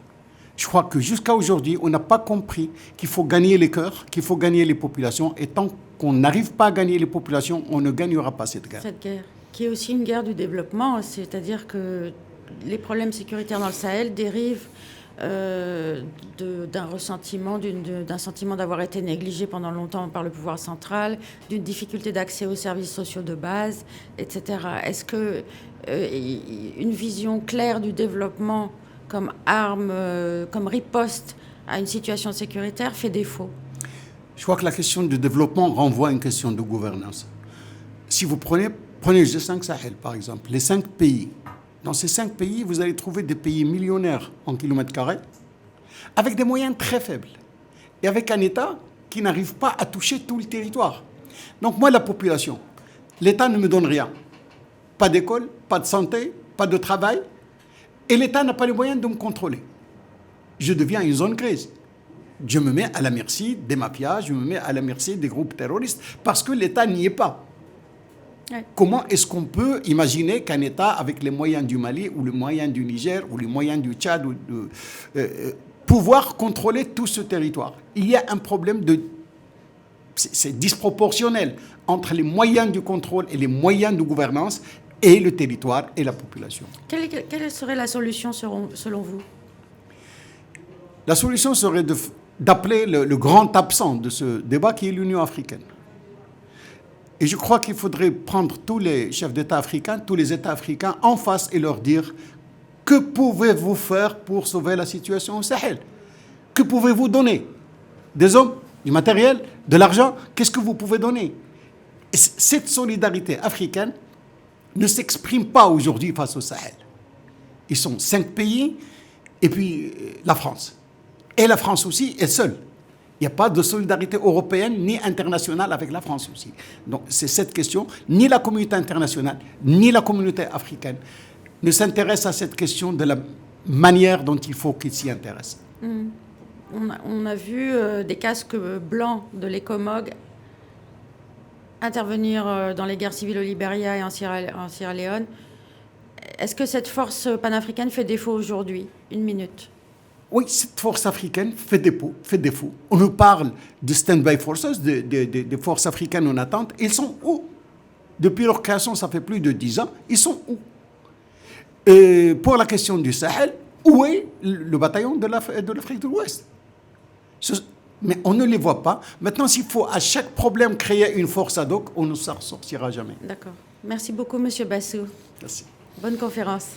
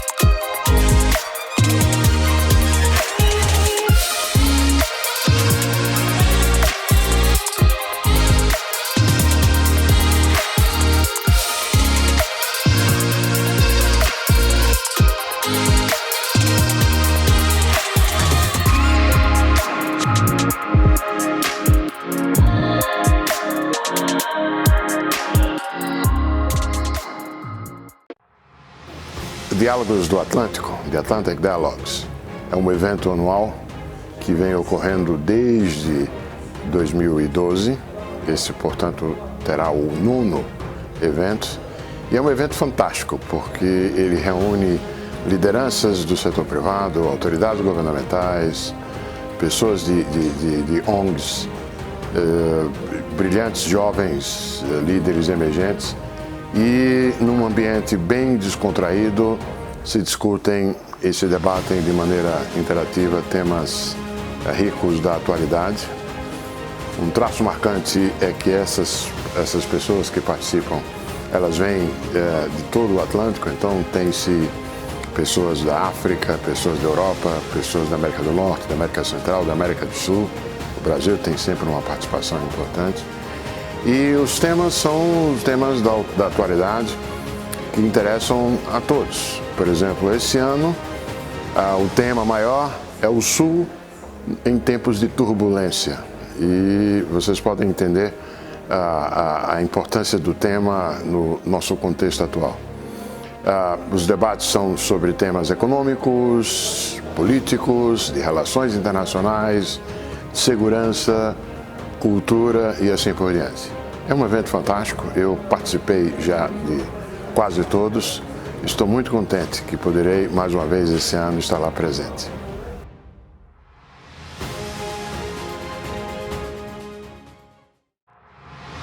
I have a long experience with ASI because I'm from the beginning on it.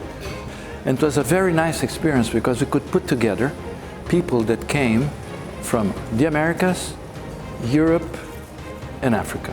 And that was fantastic to have this kind of a real Atlantic dialogue. For the first time, we had a kind of Atlantic dialogue that was the whole Atlantic, and not only North American Atlantic, but also trying to put together also the South Americans and the Africans. And that made us think differently. And what was very, very nice, it's a very diverse people came in. And so it was a kind of way of talking freely in a very good ambiance. And it's very creative. It's very, very creative.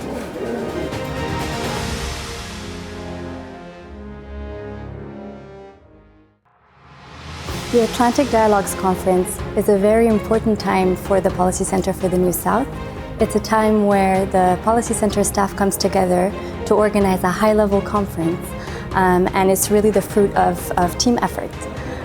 My experience at the Atlantic Dialogues Conference started in 2014, where I participated as a volunteer. I then joined the Policy Center staff in 2015 as permanent staff, and I have been very fortunate over the years to play different roles. Today, I am the program coordinator for the Atlantic Dialogues Emerging Leaders program that happens 2 days prior to the conference. And we try to contribute to youth empowerment and intergenerational dialogue during the conference and beyond.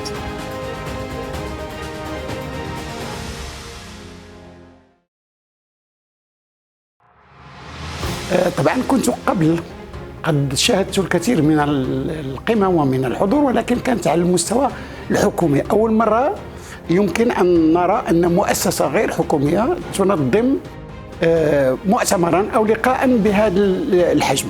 هذا عن فيما يخص يعني التنظيم والحضور. أما فيما يخص الموضوعات، ما يخص الموضوعات هي لقاءات أطلسية بكل معنى الكلمة.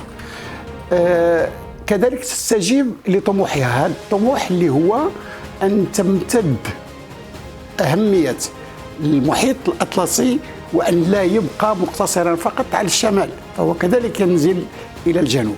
نرى هنا لقاء بين ناس من ضفتي الأطلسي، ضفته الغربية وضفته الشرقية، وكذلك من شماله ومن جنوبه. المواضيع التي كانت تطرح هي كذلك مواضيع التي يمكن أن نستنبط منها ما يمكن أن يكون نافعا أو دروسا في الحالة التي يعيشها العالم في يومنا هذا. حالة التردد السياسي والحالة أكاد أقول الفوضوية التي يعيشها العالم. فيمكن أن نستنبط الكثير من الدروس من تدخلات هؤلاء الشخصيات الذين عايشوا العالم لا في صفته القديمة أي أثناء الحرب الباردة، ولا هؤلاء الذين يفكرون الآن في حلول أو في المنظار الذي يمكن أن ينظر به العالم في وقته الحالي.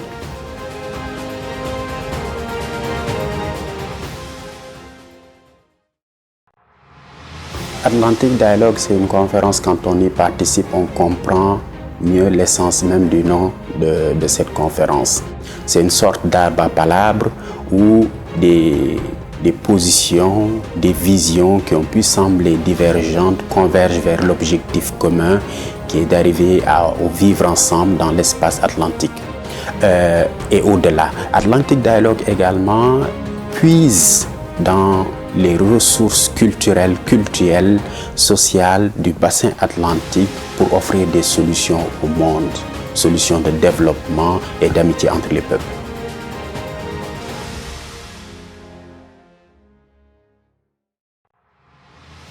The Emerging Leaders Program is one of the most interesting and wonderful programs I've been part of. Not only are you able to meet people from all over the world, especially young leaders from Africa, from Europe, from South America, but you're also able to learn on the most important topics of our day. You're able to hone your leadership skills and learn how to have a more profound impact. The Atlantic Dialogues has also become one of the most important meeting points of all the international affairs players. Join it.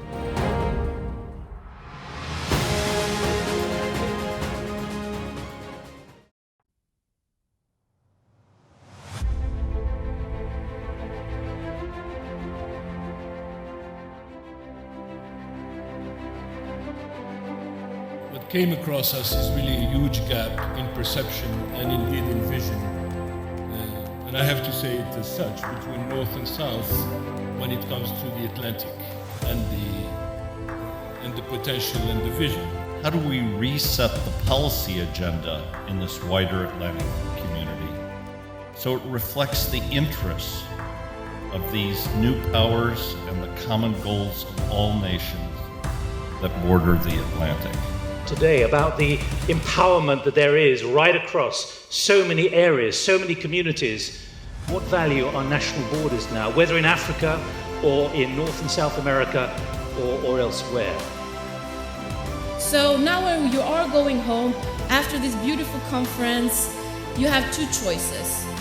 Either you close the book, you say that it was really nice to be here, got a new friends, new perspectives, new ideas, but you know the world is still bad out there, you know?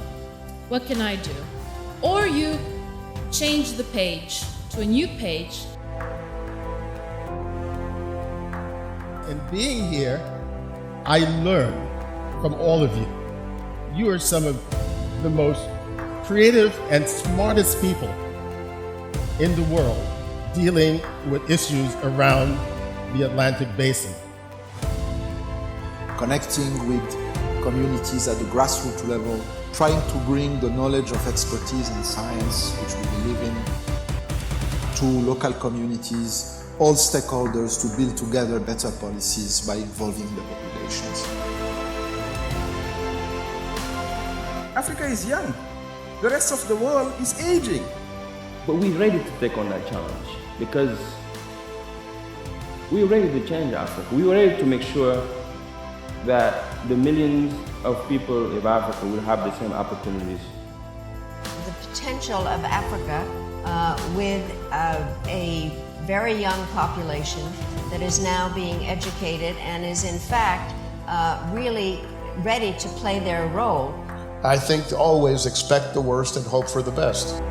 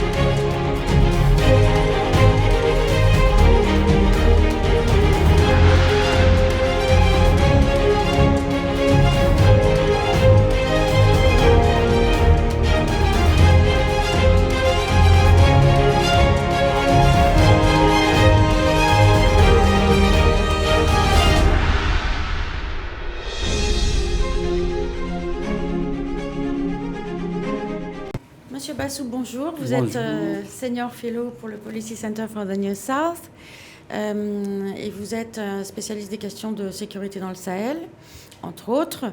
Je voulais vous poser une première question sur le thème de la conférence, The South in a Time of Turmoil, le Sud en période de tourmente. Qu'est-ce que vous inspire ce thème? D'abord, il m'inspire, c'est-à-dire un Sud qui prend conscience qu'il est dans un environnement qui est l'environnement du monde. Et si le temps dans le monde est à la tourmente, comment le Sud pourrait-il si vous voulez, réagir à tout ça, d'autant plus que le Sud a toujours été l'objet des narratifs. Il n'a jamais été le sujet dans le narratif. Et donc cette manière de dire qu'est-ce que c'est que ce Sud dans la tourmente, c'est une manière de lui donner la parole, pour qu'il s'exprime, pour qu'il dise lui-même ce qu'il sent et ne plus être toujours rien que le complément d'objet. C'est vrai. D'ailleurs, il y a deux chapitres du rapport Atlantic Currents qui correspond au thème de la conférence et qui est en train d'être présenté au moment où nous parlons, qui porte sur l'état du monde post-américain et qui pose la question de l'avenir de l'Europe carrément. Je trouve que c'est très intéressant ce point de vue du Sud sur des enjeux du Nord. Et il y a une inquiétude au Sud sur l'avenir de l'Europe, ce dont on n'entend jamais parler en Europe, et c'est d'une originalité totale. Si vous prenez par exemple ce Sud, si on le fait correspondre à l'Afrique, par exemple, l'Afrique est très attachée aux pays européens. Il y a des relations, je préfère dire historiques, pas de colonisation, mais des relations historiques. Et ces relations ont fait que ces pays du Nord dépendent un peu de ce qui se passe au Nord. Or, le nouvel ordre ou désordre mondial met un peu l'Europe dans une situation qui n'est pas très enviable. L'Europe, au lendemain de la chute du mur de Berlin, croyait que c'était fini, que ce n'était plus que le monde capitaliste, donc on va s'occuper beaucoup plus de bien-être que de sécurité ou que de menaces. Et déjà, au début du XXIe siècle, il s'est rendu compte que c'était le contraire qui allait se passer. Et donc, puisque cette Europe est dans la tourmente, et puisque ces pays du Sud, notamment en Afrique, dépendent de cette Europe, ils sont également dans la tourmente. Donc, de deux choses l'une, où l'Europe comprend qu'il faut s'entraider avec ce Sud, et que ce Sud est utile dans cette lutte, et les deux peuvent s'en sortir, ou on continue dans les anciennes perceptions, le Sud qui perçoit le Nord comme un colonisateur, le colonisateur qui perçoit le Sud comme une source de menace. Et à ce moment-là, je crois que les deux vont être un peu dans l'embarras. Oui. Ils ne pourront pas s'en sortir tous les deux. Aujourd'hui, l'Europe a besoin du Sud. Le Sud a besoin de l'Europe. D'autant plus que pour ne pas être écrasé par les deux grands qui sont en train de se rivaliser aujourd'hui, la Chine et les États-Unis. Le débat sur la migration est récurrent en Europe et évidemment l'Afrique a un autre point de vue sur sa propre migration. Est-ce qu'il vous semble que les termes du débat restent parfaitement erronés tels qu'ils se posent en Europe? Oui, d'abord, il y a deux dimensions. Il y a un problème europo-européen, c'est-à-dire qui se passe entre les Européens. C'est les Européens qui, entre eux, ne savent pas comment réagir face à cette migration. L'autre dimension, c'est la dimension Afrique-Europe. Et dans cette dimension Afrique-Europe, je crois qu'il y a un peu une exagération de la question. Ce n'est pas aussi menaçant que ça. Bon, il y a eu ce flux de 2015, et ce flux de 2015, d'ailleurs, où les Africains n'étaient pas, qui n'était pas dû aux Africains, qui a créé un traumatisme dont sont victimes les Africains aujourd'hui. Parce que si vous prenez, je ne fais que répéter les chiffres, c'est-à-dire que 80% de la migration africaine se fait à l'intérieur de l'Afrique, ce ne sont que 12% d'Africains qui vont en Europe, les autres ils vont dans... Donc 12% d'Africains, c'est quoi? Si toute l'Europe n'abrite que 9 millions, je crois, d'Africains, 5 pays africains abritent 9 millions de réfugiés africains. Donc, ce problème de migration, je crois qu'il est un peu exagéré, et on ne le prend pas du bon côté. En revanche, la question de la sécurité dans le Sahel, qui pousse quand même des populations à se déplacer et à migrer, comme on le voit aujourd'hui au Burkina Faso, reste une question centrale. Est-ce que cette question sera abordée pendant la conférence? Est-ce que vous allez en parler? Oui, déjà, la présentation d'Atlantic Current, j'ai entendu Rida Yamouri déjà parler de cette question du Sahel qui est peut-être aujourd'hui, il est au point le plus difficile que l'on peut croire. Parce que la question, comment s'en sortir? Est-ce qu'il faut s'en sortir par l'aspect sécuritaire, c'est-à-dire par l'action sécuritaire? Je crois que ça démontre qu'on ne peut pas. 2013, les gens n'étaient qu'au nord du Mali. Aujourd'hui, ils sont déjà aux confins du Bénin, donc aux confins du Burkina pour atteindre le Bénin. Donc, comment s'en sortir? Et je crois qu'on s'est mal pris au début. Dès le début, on s'est mal pris. On a cru qu'en mettant des moyens militaires, qu'en mettant des moyens sécuritaires, on pourrait venir à bout de ce fléau. Et on n'a pas compris que dans tous les conflits contre-insurrectionnels, c'est la population qui compte. Je crois que jusqu'à aujourd'hui, on n'a pas compris qu'il faut gagner les cœurs, qu'il faut gagner les populations. Et tant qu'on n'arrive pas à gagner les populations, on ne gagnera pas cette guerre. Cette guerre, qui est aussi une guerre du développement, c'est-à-dire que les problèmes sécuritaires dans le Sahel dérivent d'un ressentiment, d'un sentiment d'avoir été négligé pendant longtemps par le pouvoir central, d'une difficulté d'accès aux services sociaux de base, etc. Est-ce que une vision claire du développement comme arme, comme riposte à une situation sécuritaire fait défaut? Je crois que la question du développement renvoie à une question de gouvernance. Si vous prenez le G5 Sahel, par exemple, les 5 pays. Dans ces 5 pays, vous allez trouver des pays millionnaires en kilomètres carrés, avec des moyens très faibles, et avec un État qui n'arrive pas à toucher tout le territoire. Donc moi, la population, l'État ne me donne rien. Pas d'école, pas de santé, pas de travail, et l'État n'a pas les moyens de me contrôler. Je deviens une zone grise. Je me mets à la merci des mafias, je me mets à la merci des groupes terroristes, parce que l'État n'y est pas. Ouais. Comment est-ce qu'on peut imaginer qu'un État avec les moyens du Mali ou les moyens du Niger ou les moyens du Tchad pouvoir contrôler tout ce territoire? Il y a un problème c'est disproportionnel entre les moyens du contrôle et les moyens de gouvernance et le territoire et la population. Quelle serait la solution selon vous? La solution serait d'appeler le grand absent de ce débat qui est l'Union africaine. Et je crois qu'il faudrait prendre tous les chefs d'État africains, tous les États africains en face et leur dire que pouvez-vous faire pour sauver la situation au Sahel? Que pouvez-vous donner? Des hommes, du matériel, de l'argent? Qu'est-ce que vous pouvez donner? Et cette solidarité africaine ne s'exprime pas aujourd'hui face au Sahel. Ils sont 5 pays et puis la France. Et la France aussi est seule. Il n'y a pas de solidarité européenne ni internationale avec la France aussi. Donc c'est cette question, ni la communauté internationale, ni la communauté africaine ne s'intéressent à cette question de la manière dont il faut qu'ils s'y intéressent. On a vu des casques blancs de l'ECOMOG intervenir dans les guerres civiles au Libéria et en Sierra Leone. Est-ce que cette force panafricaine fait défaut aujourd'hui? 1 minute.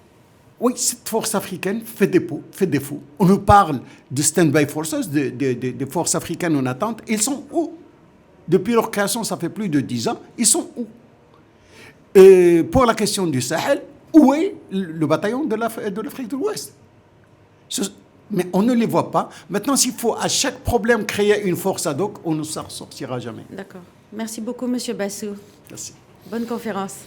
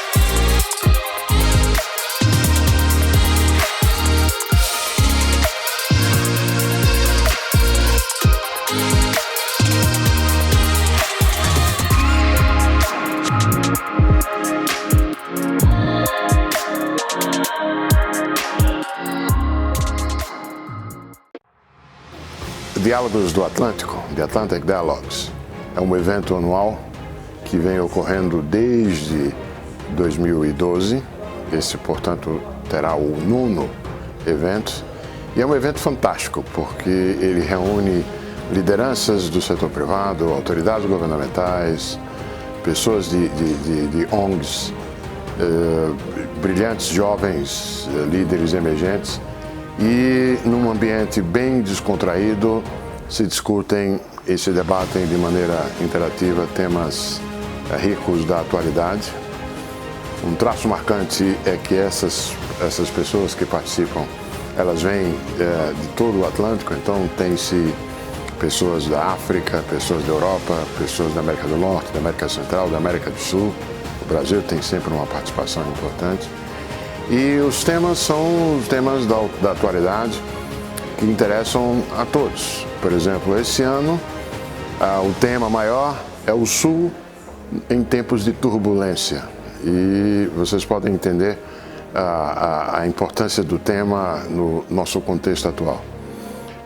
Os debates são sobre temas econômicos, políticos, de relações internacionais, segurança, cultura e assim por diante. É um evento fantástico, eu participei já de quase todos. Estou muito contente que poderei, mais uma vez esse ano, estar lá presente.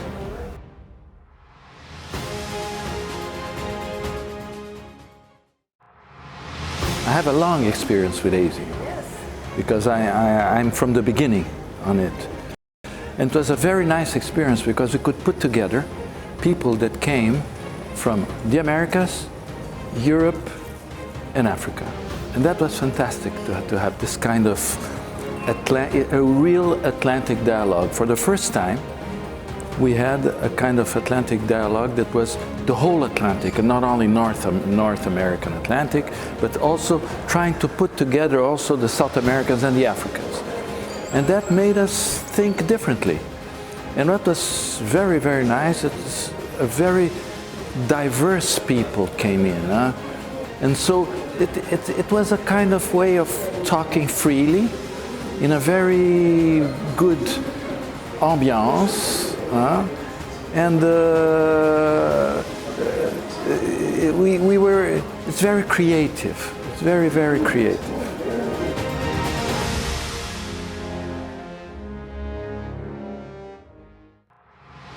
The Atlantic Dialogues Conference is a very important time for the Policy Center for the New South.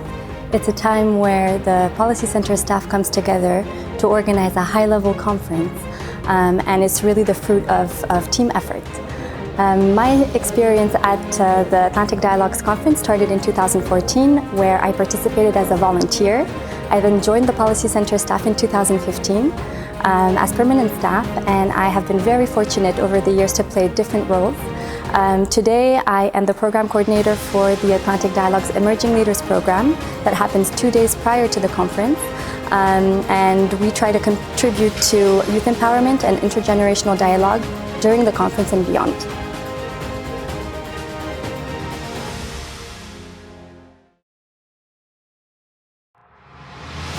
طبعا كنت قد شاهدت الكثير من القمم ومن الحضور، ولكن كانت على المستوى الحكومي. أول مرة يمكن أن نرى أن مؤسسة غير حكومية تنظم مؤتمرا أو لقاء بهذا الحجم.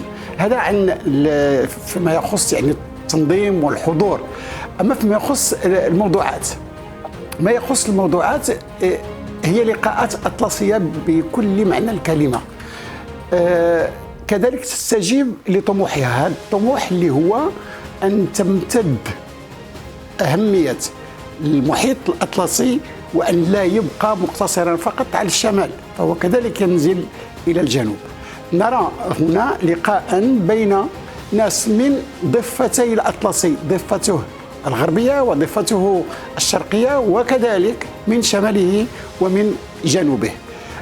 المواضيع التي كانت تطرح هي كذلك مواضيع التي يمكن أن نستنبط منها ما يمكن أن يكون نافعا أو دروسا في الحالة التي يعيشها العالم في يومنا هذا.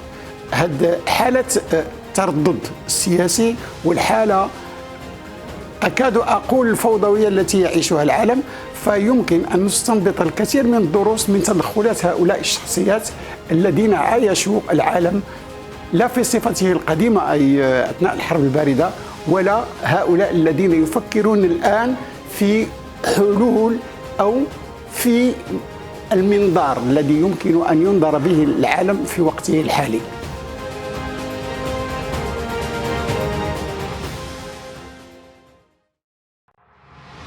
Atlantic Dialogue, c'est une conférence, quand on y participe, on comprend mieux l'essence même du nom de cette conférence. C'est une sorte d'arbre à palabres où des positions, des visions qui ont pu sembler divergentes convergent vers l'objectif commun qui est d'arriver au vivre ensemble dans l'espace atlantique et au-delà. Atlantic Dialogue également puise dans les ressources culturelles, sociales du bassin atlantique pour offrir des solutions au monde, solutions de développement et d'amitié entre les peuples.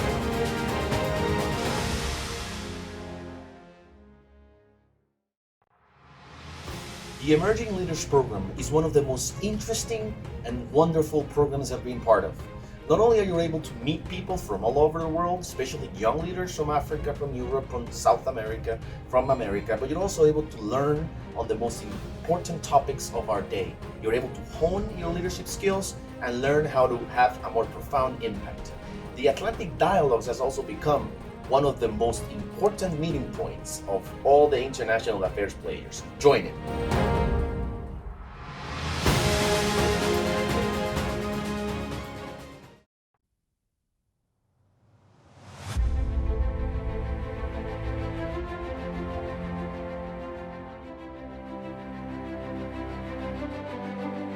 What came across us is really a huge gap in perception and indeed in vision. And I have to say it as such, between North and South when it comes to the Atlantic and the potential and the vision. How do we reset the policy agenda in this wider Atlantic community so it reflects the interests of these new powers and the common goals of all nations that border the Atlantic? Today about the empowerment that there is right across so many areas, so many communities. What value are national borders now, whether in Africa or in North and South America or elsewhere? So now when you are going home after this beautiful conference, you have two choices. Either you close the book, you say that it was really nice to be here, got a new friends, new perspectives, new ideas, but you know the world is still bad out there, you know? What can I do? Or you change the page to a new page. And being here, I learn from all of you. You are some of the most creative and smartest people in the world dealing with issues around the Atlantic Basin.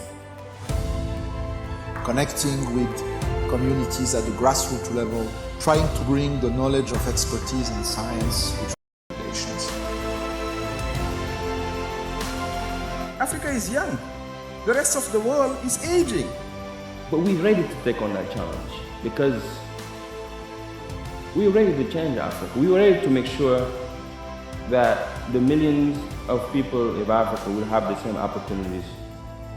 The potential of Africa with a very young population that is now being educated and is in fact really ready to play their role.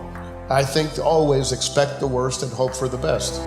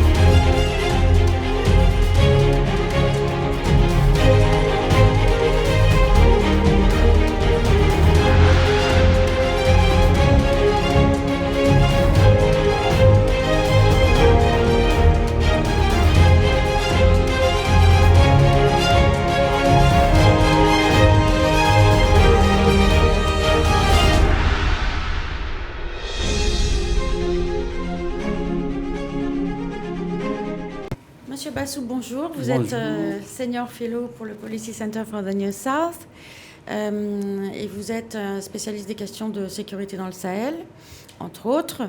Je voulais vous poser une première question sur le thème de la conférence, The South in a Time of Turmoil, le Sud en période de tourmente. Qu'est-ce que vous inspire ce thème? D'abord, il m'inspire, c'est-à-dire un Sud qui prend conscience qu'il est dans un environnement qui est l'environnement du monde. Et si le temps dans le monde est à la tourmente, comment le Sud pourrait-il, si vous voulez, réagir à tout ça, d'autant plus que le Sud a toujours été l'objet des narratifs. Il n'a jamais été le sujet dans le narratif.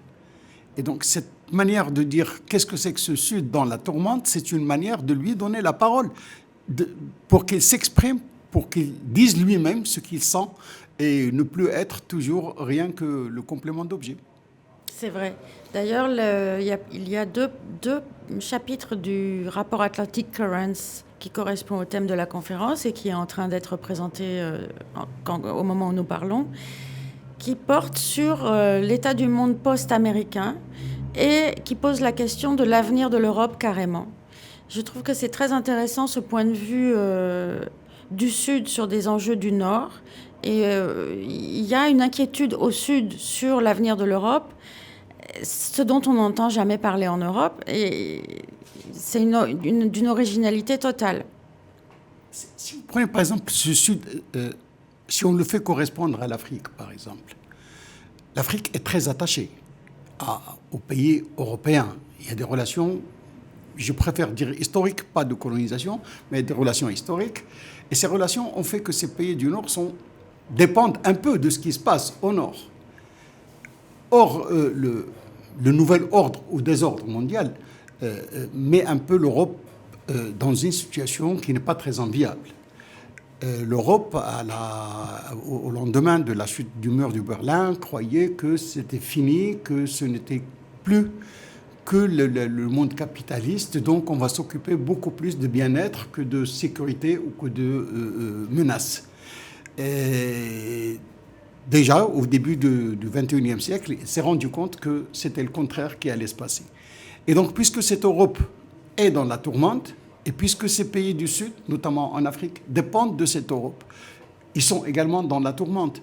Donc, de deux choses l'une, où l'Europe comprend qu'il faut s'entraider avec ce Sud, et que ce Sud est utile dans cette lutte, et les deux peuvent s'en sortir, ou on continue dans les anciennes perceptions, le Sud qui perçoit le Nord comme un colonisateur, le colonisateur qui perçoit le Sud comme une source de menace.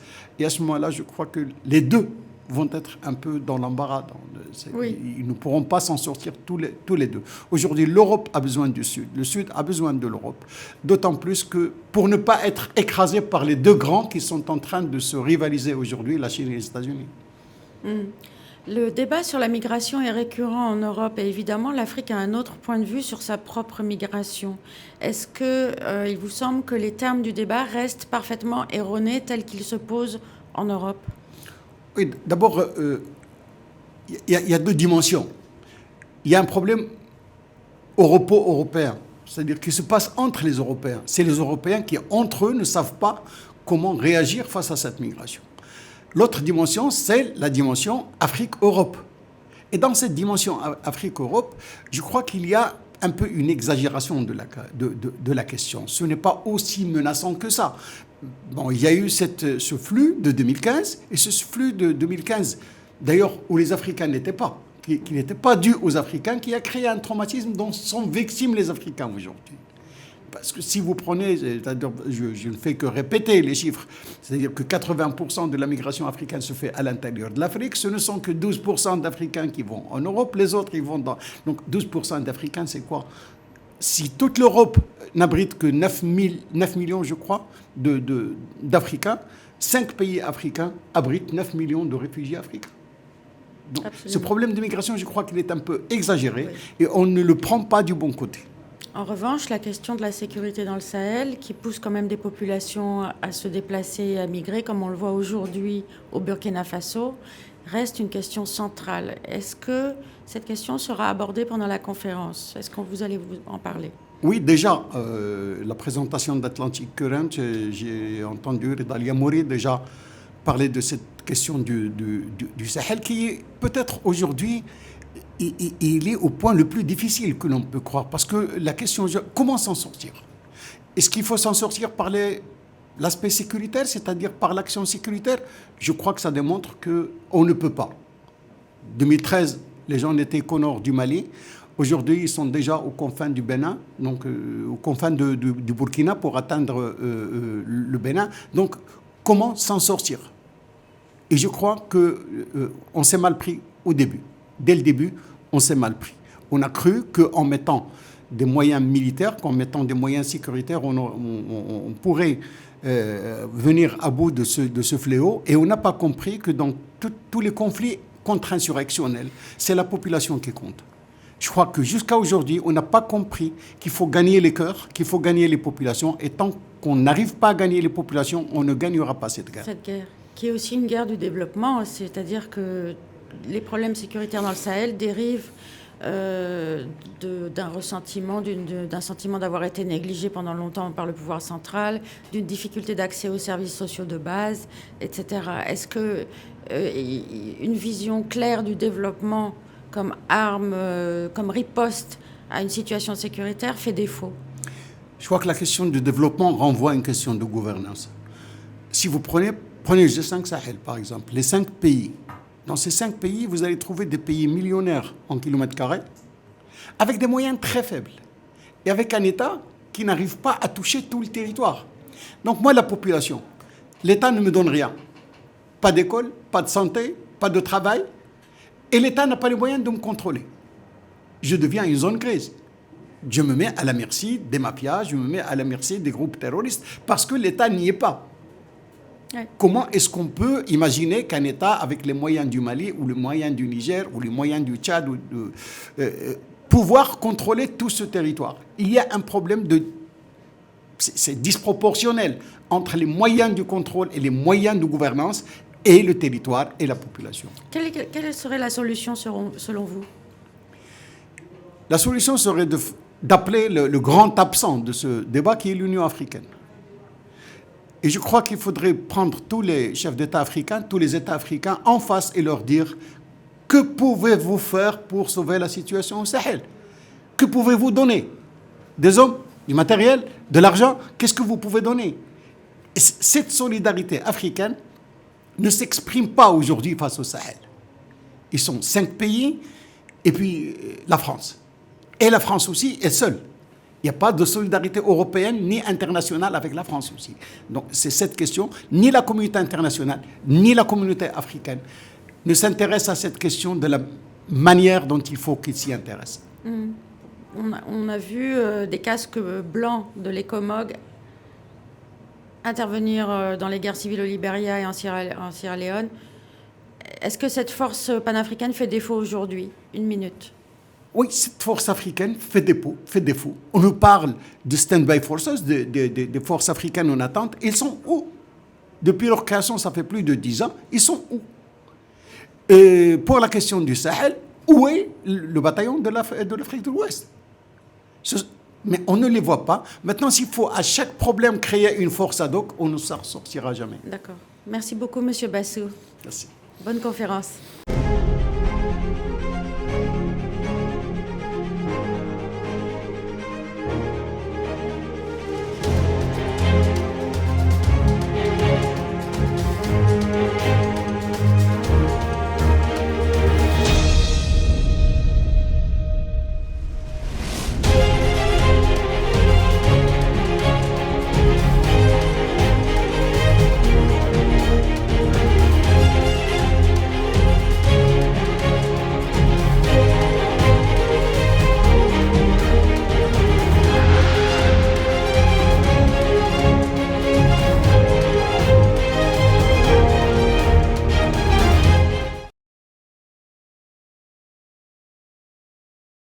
And I work at the Policy Center for the New South.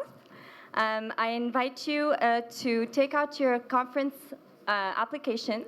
your iPads, your smartphones, so I can walk you through this year's AD Connect. Is everyone following?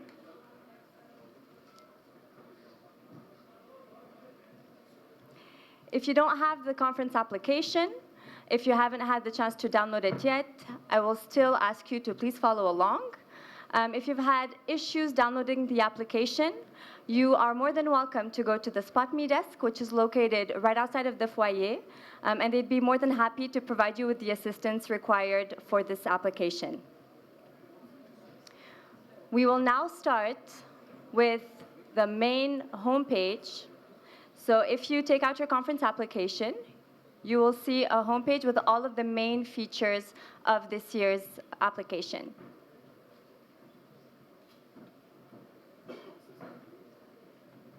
I will now walk you through the menu.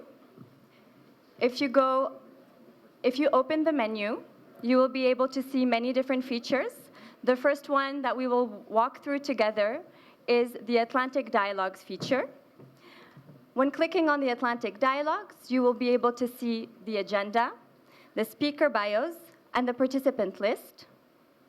When clicking on the speaker bios, you will be able to click on a specific bio, have that speaker bio displayed, as well as all of the sessions in which that specific speaker will be speaking.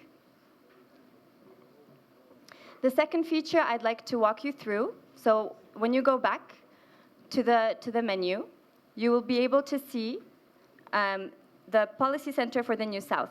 When clicking on that tab, you will have more information about the Policy Center, as well as a link that will take you straight to our website. On our website, you will be able to find more information about the Policy Center's activities, research, as well as anything else that you may be interested in linked to the Policy Center. Speaking of research, as a think tank, research is at the heart of our activities. So when clicking on the research and analysis portion of the application, you will be able to see a selection of analytical production that we were able to upload onto this year's application.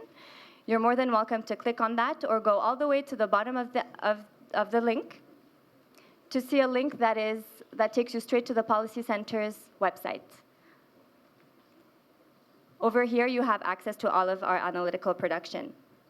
I would also like to highlight that in this portion of the application, you can find the Atlantic Currents link. The Atlantic Currents is the report that accompanies every single edition of the Atlantic Dialogues.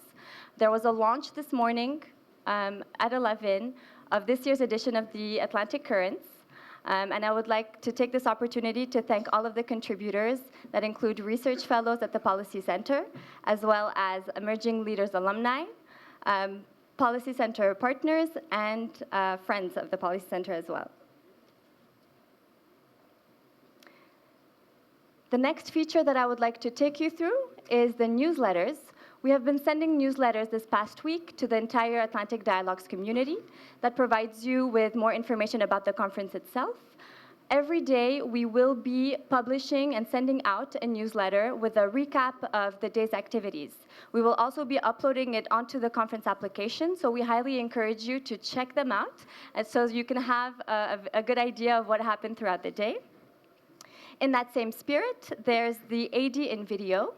The AD in video is a short video recap of the day's highlights as well.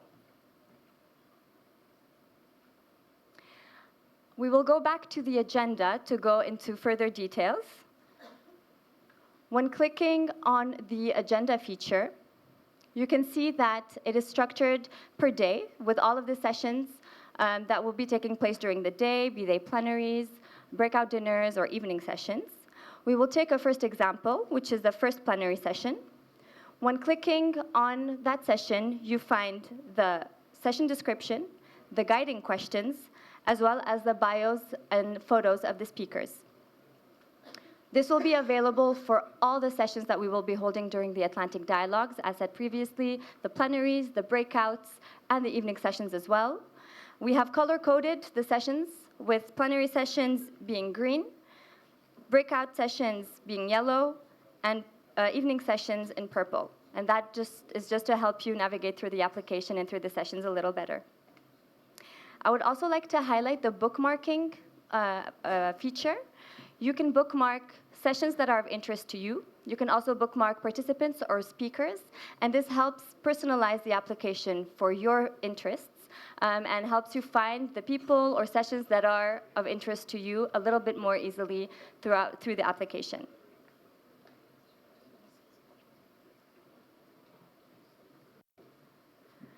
I would now like to go through a certain amount of activities and features that will be extensively used by the moderators during the conference. We will go through the cloud and then the voting, so I invite you all to take out your application and to click on the word cloud. And I want you to let us know what you think in one word only. What comes to mind when we say the South in the time of turmoil? And you have 1 minute.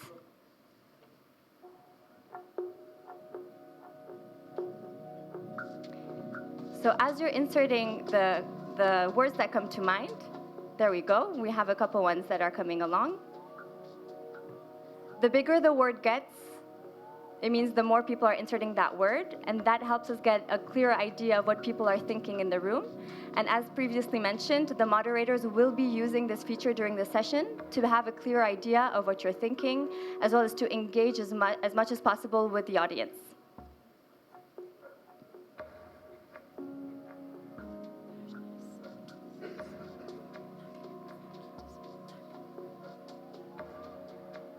Opportunities, climate, inequality, Russia,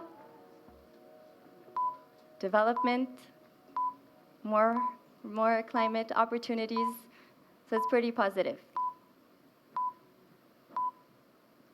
So your time is up. So this is what the word cloud will look like, and this is what the moderators will be using during the plenary sessions to engage with you as much as possible.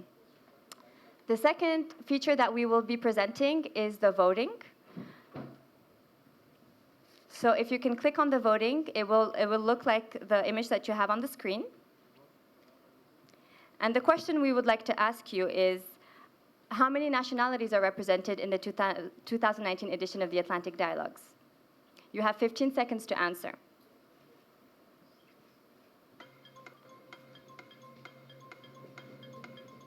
So only press on the number once to the one that's correlated with the answer you think is correct.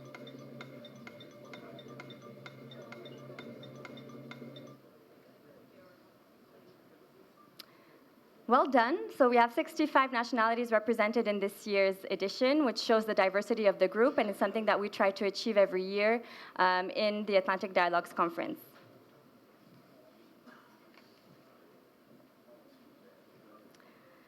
Now talking about logistics. As you can imagine, when we organize a conference, logistics are very important.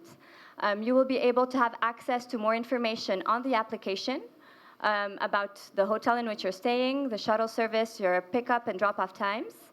If there's missing information on the application that you would like to know more about, you can click on the Ask Logistics feature and send your question to our colleagues who will be able to respond in a timely fashion.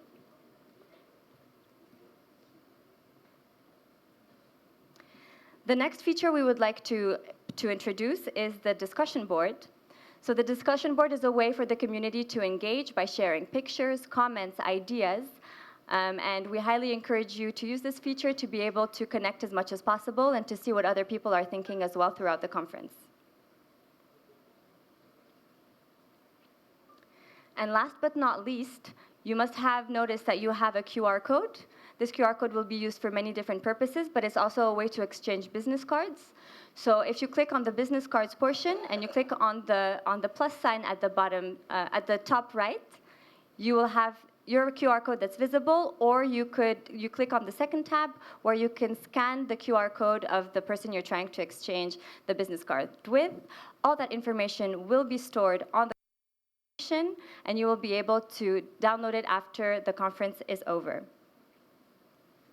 So now that we have gone through the application, we want to make sure that you have all the information. If you have any further questions, you're more than welcome to go to the Spot Me desk that's located in the foyer, so right outside of the ballroom. You can also come to all of the Policy Center staff who would be more than happy to answer any of the questions that you may have. And our lanyards are white. So when you see people with white lanyards, it means that they're here with all of the answers to the questions that you may have. Thank you very much for your attention. And please enjoy a short video of a flashback of the previous editions of the Atlantic Dialogues. Thank you very much.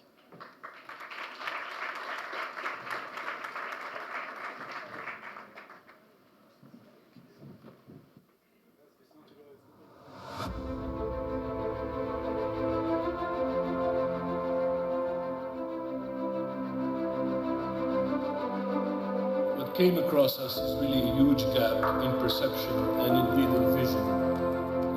And I have to say it as such, between North and South, when it comes to the Atlantic and the potential and the vision. How do we reset the policy agenda in this wider Atlantic community so it reflects the interests of these new powers and the common goals of all nations that border the Atlantic? Today about the empowerment that there is right across so many areas, so many communities. What value are national borders now, whether in Africa or in North and South America or elsewhere? So now when you are going home after this beautiful conference, you have two choices. Either you close the book, you say that I was really nice to be here, got new friends, new perspectives, new ideas, but you know the world is still bad out there, you know? What can I do? Or you change the page to a new page. In being here, I learn from all of you. You are some of the most creative and smartest people in the world dealing with issues around the Atlantic Basin. Connecting with communities at the grassroots level, trying to bring the knowledge of expertise and science, which we believe in, to local communities, all stakeholders to build together better policies by involving the populations. Africa is young. The rest of the world is aging. But we're ready to take on that challenge because we're ready to change Africa. We're ready to make sure that the millions of people of Africa will have the same opportunities. The potential of Africa with a very young population that is now being educated and is in fact really ready to play their role.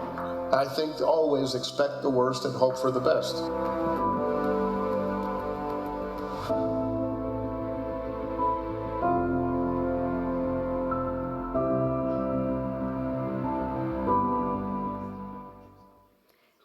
Ladies and gentlemen, please welcome to the stage for the welcoming remarks the President of the Policy Center for the New South, Karim Leinawi.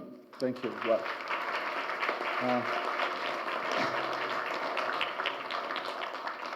Well, so many friends, welcome, presidents, ministers, ambassadors, president, directors, and most importantly, friends.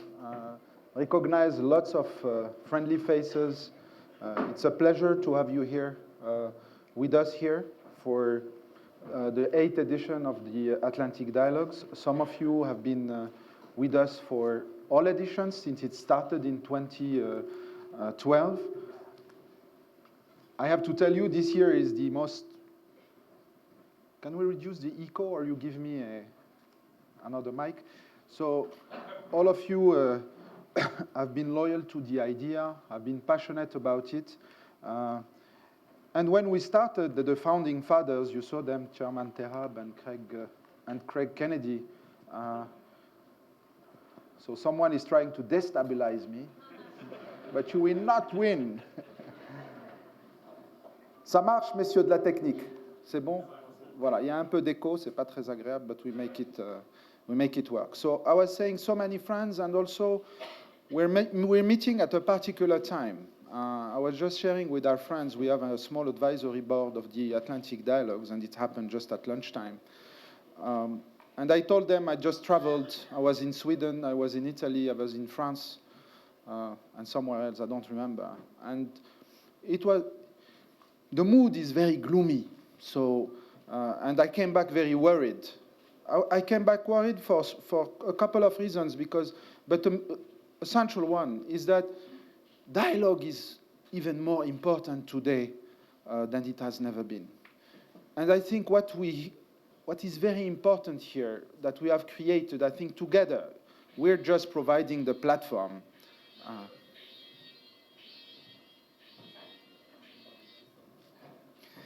Somebody is really trying to destabilize me. As you know, Moroccans are a bit paranoid. You should know that for our friends coming from elsewhere. You know, we have many qualities, but we are a bit paranoid. That's one of the things one of our, our feature.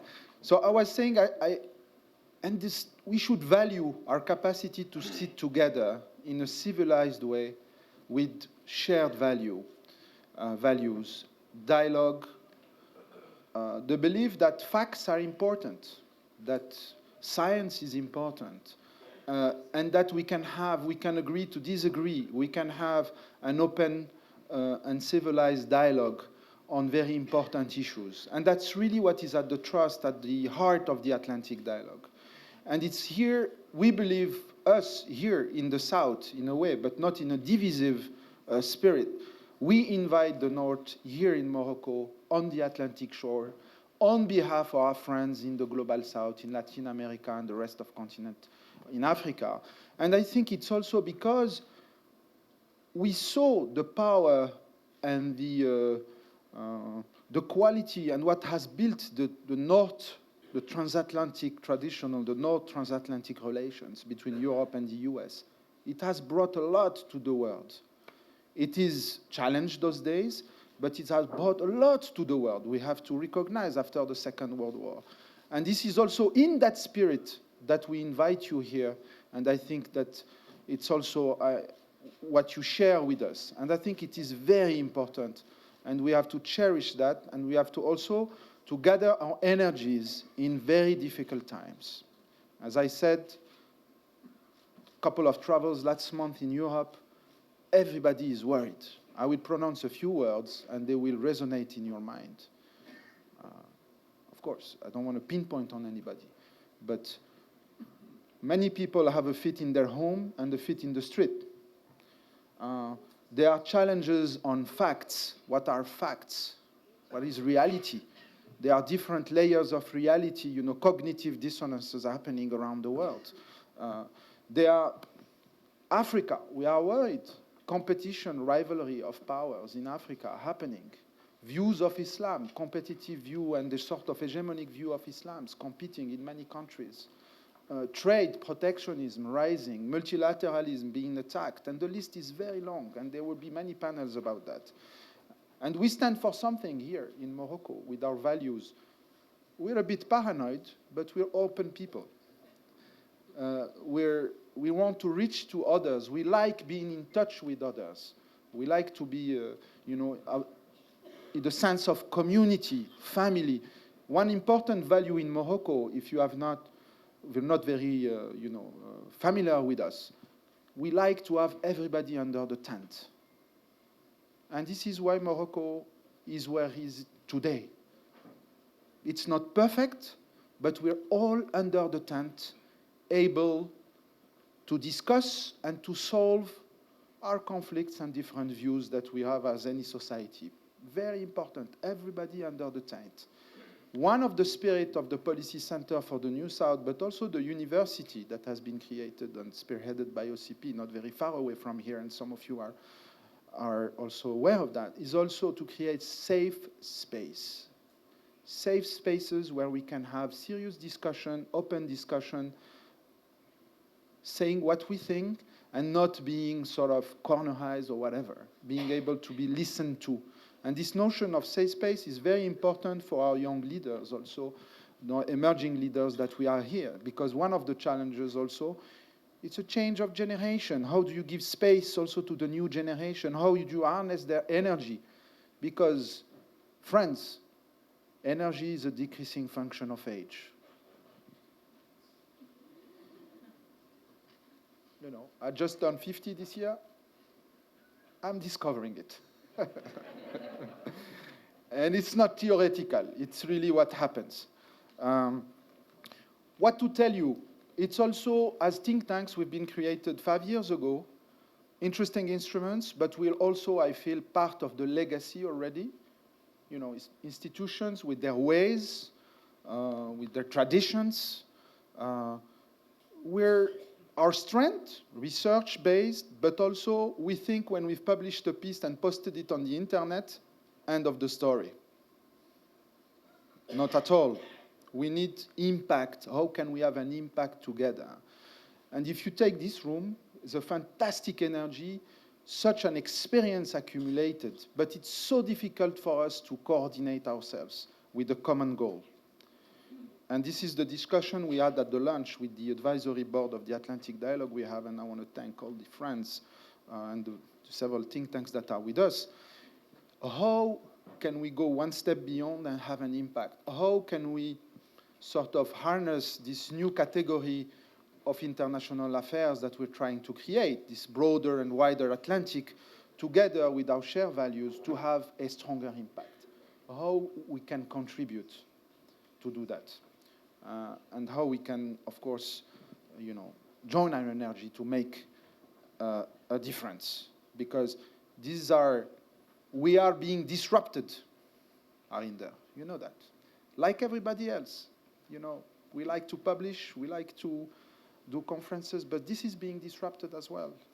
And there are other self-organizing institutions and forces that are not that enlightened, I would say, around the world, that are fighting. So these are special times.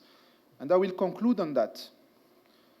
And it's not because we're not objective, but I think Africa has a message. There is a special wisdom in Africa that is worth listening to. Long ancestral wisdom on the continent that is very, very important and that has many lessons or inspirations to give to us.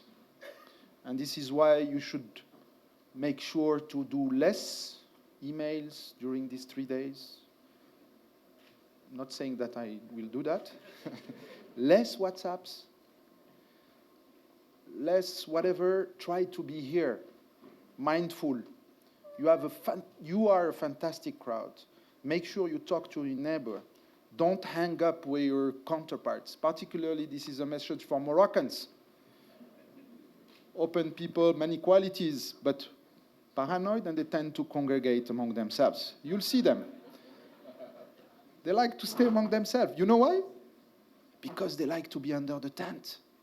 Their quality is also their drawbacks. Like always, your strength is your weakness.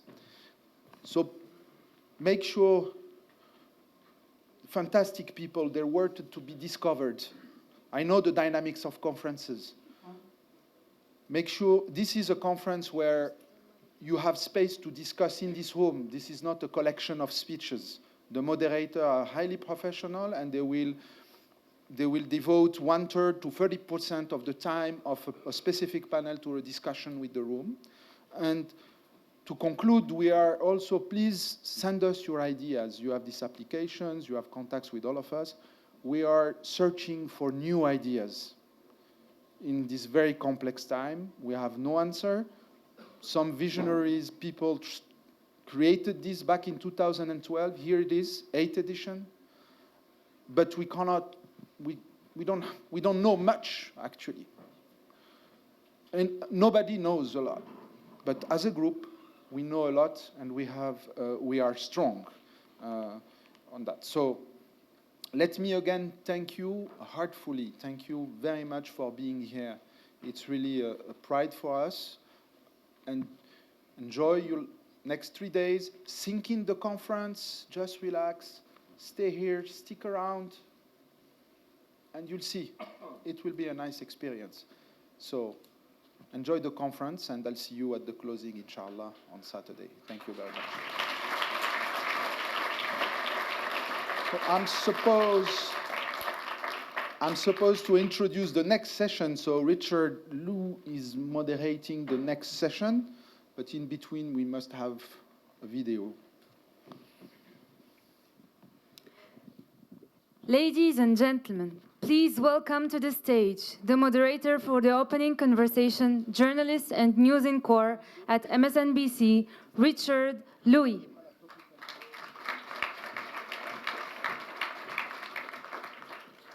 Well, welcome, Atlantic Dialogues. Number 8, it feels like a lucky number. It feels like a good start to some important and intelligent conversations. As you saw in the opening video, this is a special gathering.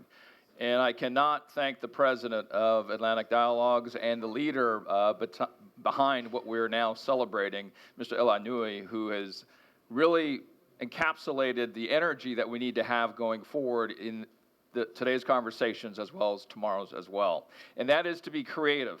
That is to be proactive. It is to be practical. It is to, despite the theme of turmoil, the South in turmoil today, what are the opportunities that do exist thereafter? And what a great way to start today's conversations with our opening conversation. And for me, I was a little starstruck because as an old news anchor at CNN Worldwide, there was one leader's name I pridefully loved to pronounce in the newsroom and made sure everybody would say, do you know how to pronounce his name? Because it sounds beautiful. And it's a very important name if you're from the continent of Africa as well. And so today I get to share with all of you a conversation with the former president of the Federal Republic of Nigeria. And when we think of the name Olusegun Obasanjo, it means a lot to many in this room. So ladies and gentlemen, please give a warm welcome in our opening conversation to the former president of Nigeria, President Olusegun Obasanjo.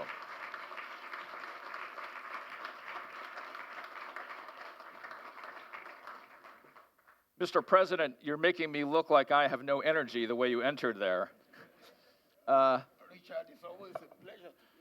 It is, like I said, I was starstruck, Mr. President, and we must think about the very energy that you bring to our opening conversation here, and it starts with that which Mr. Elanui did describe to us. We are in a time of difficulty. We're not going to stay on that topic because I know your point of view, which is that there's opportunity and we cannot stay downtrodden. But first of all, describe to us what it is, this time of turmoil. Well, this time,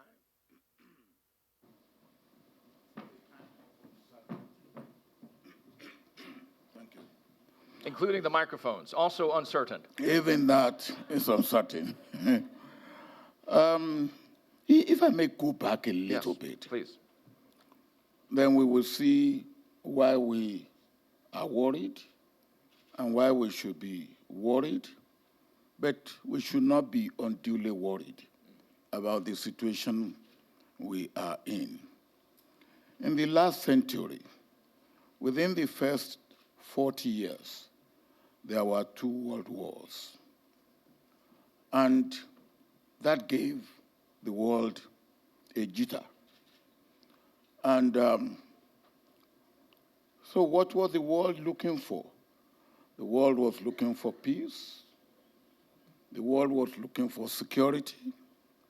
The world was looking for stability. The world was looking for development. The world was looking for growth. The world was looking for progress. And I believe all that were done by leaders of the world at that time was to achieve all this. And to a large extent, all these were achieved, except that equity was not achieved. Predicability was achieved, but justice was not achieved. Democracy was not achieved. So the world went on and started, after the United Nations was established, they started establishing and building other organizations, UNESCO, WHO. They come up with human rights and all that. And then we had a period of predictable stability, but it was not absolute security because we had the nuclear powers. And what we were looking for was to make sure that no accident happened, bearing in mind that the line between sanity and insanity for human beings is very thin indeed. And we were trying to make sure that there would be no accident that will happen. All that happened, and then, but we did not get multilateralism. We did not. We got that's a quote right there. I think that's a quote. Well, what we got was we got two poles. And we got bipolar world, not multilateralism. But many thought we had multilateralism. Now, we must work towards multilateralism.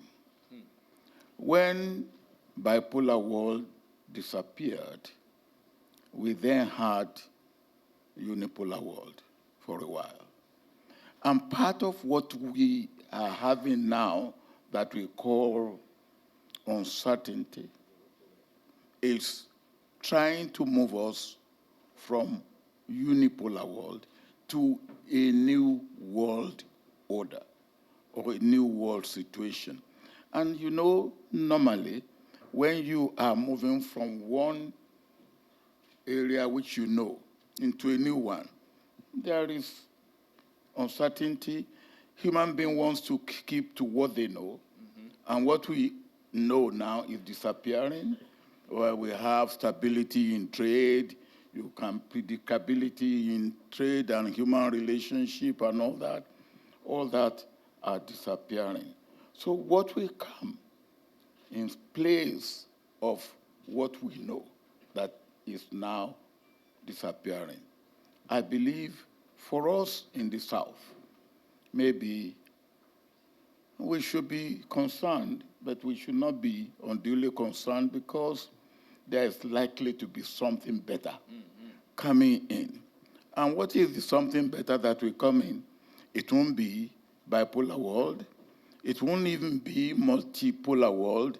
I believe it will be multilateralism, which is what we need, not bipolar, not one pole here, another pole there, another pole here. No, we need multilateralism for governing the world, not polarization of the world. In the generations where you have spoken to leaders in the South, in the North, globally, and you think of the chapters that you have experienced and been part of the decision-making and thinking, what will the past, if you look at the next chapter, what chapter in the past looks a lot like what the next chapter might be? Well, the chapter in the past was not a chapter that took cognizance of our place and our role in the South. If anything, I think we were almost completely ignored. That's what happened in the past. And what is happening now, what will happen in the next couple of decades is that the South will come more and more on its own and will of necessity have to play a larger role in the affairs of human beings. We are seeing that even in our own continent, in Africa. Our founding fathers in 1963, we started something we call Organization of African Unity. Their aim is integration, economic and political. They didn't achieve much. But last year, for the first time, African leaders come together to form and establish Africa Continental Free Trade Area, the largest number of countries coming together in one market. It is unique. It is significant. And if it works, and there's no reason why it shouldn't work, we will have a large market that we compare with any other market in the world. Now, when you have a situation like that, and you have China, you have India, you have Europe, you have America, I think you are talking of multilateralism, which I'm talking about, not polarity. I said in jest, I also said in seriousness in the newsroom when I was working at CNN why your name was so important.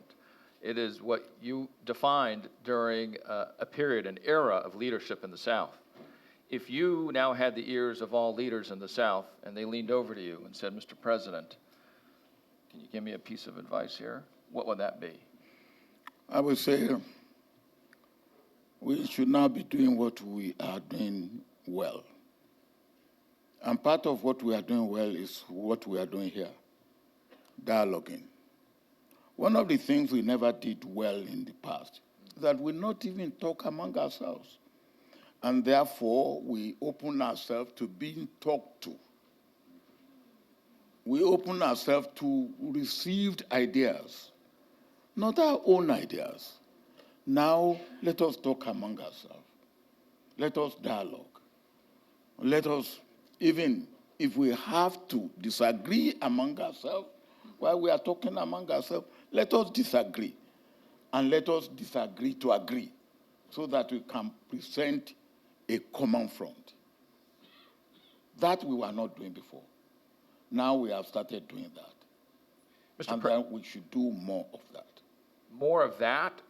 How does that fit into, and I'll just look at a recent headline of modern years, and that's the Africa Trade Agreement, 54 countries signing on. What does that say about where this dialogue is or is not? Well, as I said, for the first, almost 60 years of OAU, Africa as substantially an independent continent, we struggled among ourselves. We tried to really forge unity or integration. We fought against colonialism, we fought against apartheid, we succeeded. But we did not get the economic cohesion and integration that we are now getting. And I said the year 2018 may be regarded as one of the greatest years for Africa since independence. A number of things happened that year. One, we have this thing that we call open sky, which means if an airline from one country is going to another country, it doesn't need to go and sign a number of agreements. That's number one. Number two, we started something we call intra-African trade fair. We've never had that. And it's going to be every 2 years. We had the first one in Cairo last year. Next year, we are going to have the next one in Kigali.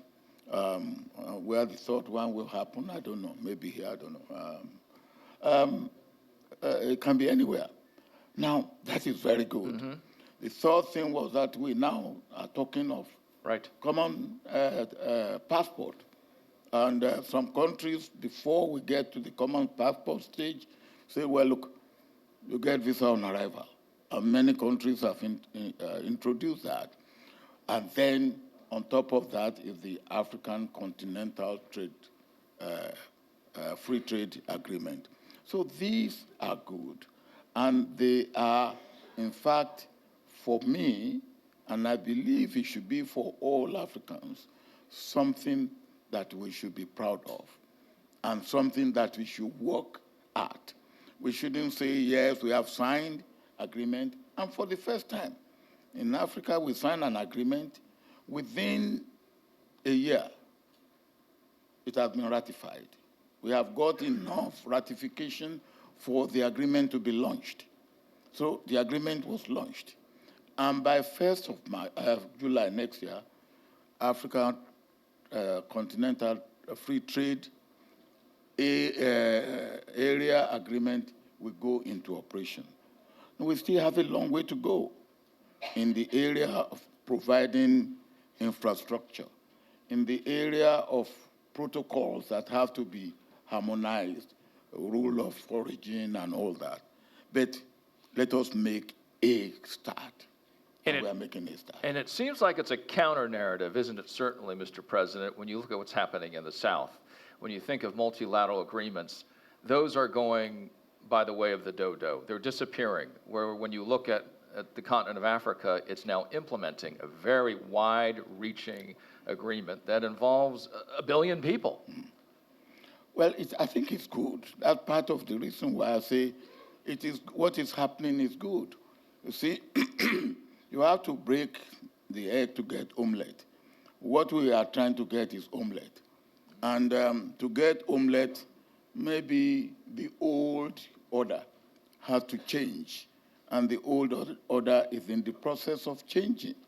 Again, before it gets done, before you get it done, it gets a little bit darker. Okay. So what you are getting, which we call uncertainty, turmoil, I think they are there. But maybe we need to get that disruption, that change for us to get an omelette from the egg. Okay, I like this because I love omelets. How many eggs must we break? Do we need to see more? In other words, more turmoil, more uncertainty, more eggs being broken? I think the eggs that are being broken now, maybe we won't get many more broken because if you see the way it is going, China cannot be taken for granted. And that has now been proved. Europe is becoming more and more self-confident and looking for its own security without looking too much up to a big brother beyond, on the other side of the Atlantic. I've talked about what is happening in Africa. I believe that all these happenings are good for the world. But the big egg is the next financial crisis, is it not? Do you need that egg to crack? Nobody wants it, but might you see that in the immediate future? What do you mean? The next financial crisis, before you can actually make the omelet. Do you need to add that egg? I think what happened in 2008 has taught everybody a lesson. Okay. And it taught everybody a lesson, and it made us to be conscious that nothing should be taken for granted. Got it. Conscious that nothing should be taken for granted. Certainly, certainly. Okay, so let's say that's the only egg that needs to be broken. We really did not rehearse this analogy. We did not. What are the other ingredients that go in the omelet then? For us to get the omelette. Because we got after the egg. We cracked the egg. We got it in the skillet. It's burning. Throw in. What are you throwing in to make it? You know, you can get plain omelette. Yeah. Whereby you don't even put onion. You don't put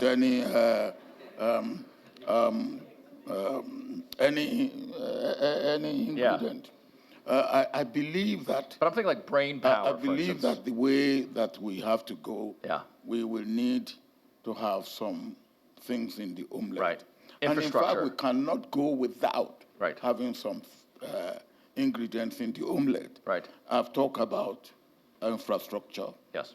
Now we are living in an age of digitization. Digitization, there's nothing you can do without it. We are living in an age of technology, artificial intelligence. You cannot wave it off. And it will have to be part of our consideration for the new world order. In the opening, we hear about disrupting technology. Yes. I think technology will disrupt a little bit more.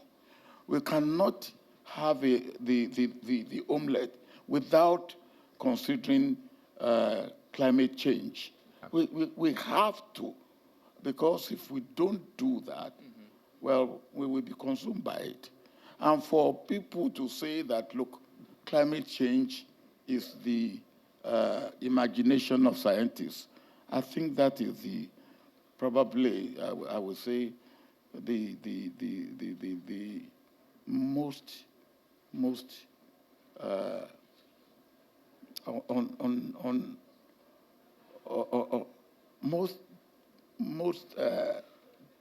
the greatest disservice to humanity and to scientists, because scientists have shown, and empirical evidence has also substantiated what the scientists have proved.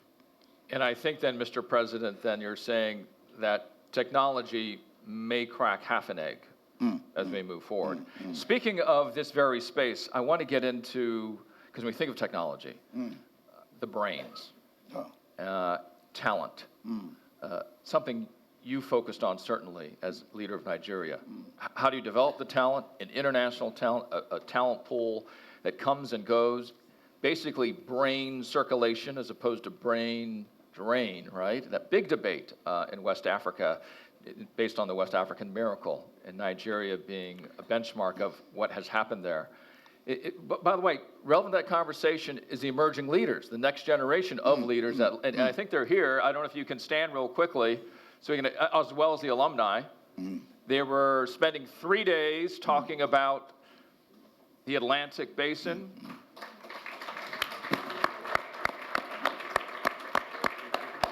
The alumni, are they not standing either? They lost their legs today? Okay, yeah, I see you, so you can't hide. All right. And part of the conversations that we had, Mr. President, is, well, do I stay? Because I kind of have 2 feet, one in Africa, one in another country. And, you know, do I hop back and forth? Do I stay in one or do I stay in the other? And so how do you deal with the idea of moving past uncertainty, moving past turmoil, and you have a very capable workforce now coming out of Africa? I think one of the things that technology is doing is that I don't know how long for, when offices will be less important, and what will be more important is your laptop and what you have here. And we are getting to that by the day. So it doesn't matter where you are today. What matters is your intellectual property and how you can deploy it. Only yesterday I was at a meeting in a city north of Nigeria, in Kaduna, and I met 300 young people in what they call Tech Hub. And it was financed by World Bank and Rockefeller Foundation and another group. And what are they doing? They are learning and acquiring skill on digitization. And some that have gone through the process have now become what we call outsourcing. So you now have people, organizations in America that are using Nigerian base, and even they teach them how to speak with American dialect, so that when they speak on in this outsourcing, they appear to be American, but they are speaking from Nigeria. Now that is the sort of thing that is happening, and with that type of thing happening, you see, these people, I was telling them yesterday, I said, look, I was BBC. They say, what is BBC? I say, I was born before computer. And and I said to them, you are digital babies. And I never had anything about digital when I was growing up. You grow up with digitization. And that must not be taken for granted. The world is changing. And what is important is that this new world, Africa is going along, moving along with it. It's not landing men on the moon or sending a rocket to the Mars. It is here. And our people are becoming part and parcel of it. As we finish up our conversation, and I wish we had hours to speak, Mr. President, we have a couple of quick questions I wanted to ask you. You talked about technology. What is your favorite tech device? What do you love to use? Let's see what he pulls out of his pocket. Okay, no brand associated with, but you are now post-PBC, I guess, huh? You and I were talking earlier, and there's a reason why I'll bring this up again, Mr. President. What does your name mean? Yeah, Olusegun means God wins. God wins. I don't know, my mother thought that I overstayed in her womb. But I believe that... How did she tell you that, Mr. President? She said, well, 9 months normally, and she said I was 12 months. I believe she must... Then you were evicted. I believe she must have miscalculated. So when I was born, it was a relief for her that, okay, God has saved her, so it is God winning, and that's where Olusegun, God wins. And then my father, whose mother died when he was young, and of course, and I got married, had a baby, and the first child happened to be a boy. Then believe that it is the father that has repaid the day. So Obasanjo means king has repaid the day. God wins and king repays the day. All meaning that within my family, my mother was saved, and my father felt that there had been some form of compensation. And I live up to that. And as you look at the thinkers and the leaders in this room, those who are participating in this conversation, what would be your 30 seconds, your 60 seconds of wisdom of how we might repay the day? Oh, then the only way for us to repay the day is to move away from what has not been good for us in the past and embrace what is good for us now. The former president of Nigeria, thank you so much, sir. President Olusegun Obasanjo.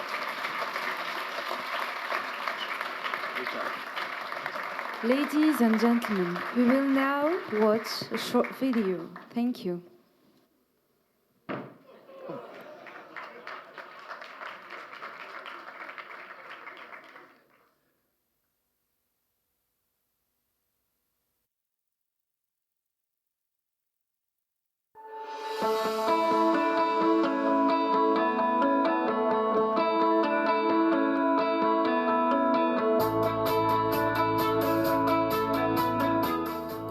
Populism is a label used to categorize the electoral rise of far-right chauvinistic and xenophobic parties. Populist leaders try to establish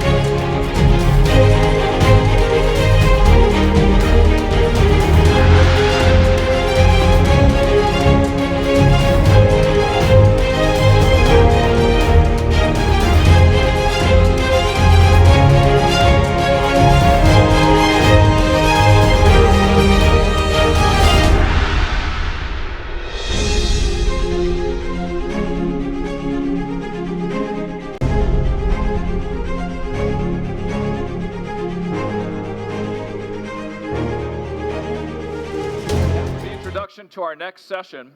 It is our first plenary. Hard to beat when you saw the way that the former president left the stage for our next panel. So as we do reseat ourselves, please do find your seat if you can. And we will start the next session. It is our first plenary.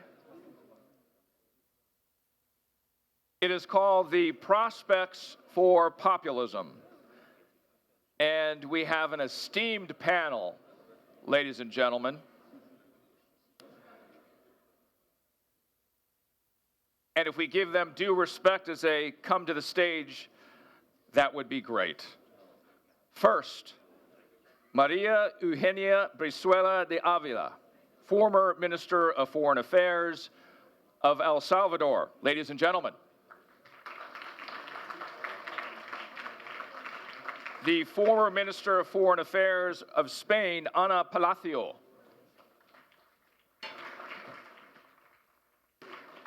Peter Pham, United States Special Envoy for the Great Lakes region of Africa. Thank you. Paulo Portas, former Minister of Foreign Affairs, Portugal. Sí. Ignacio Walker, former Minister of Foreign Affairs, Chile.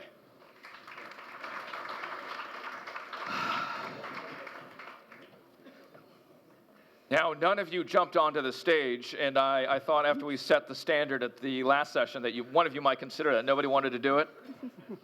All right, very good. The prospects for populism. Now, let's start with the very idea of the title of our session today. Not necessarily an easy topic overall, but I'll start with this.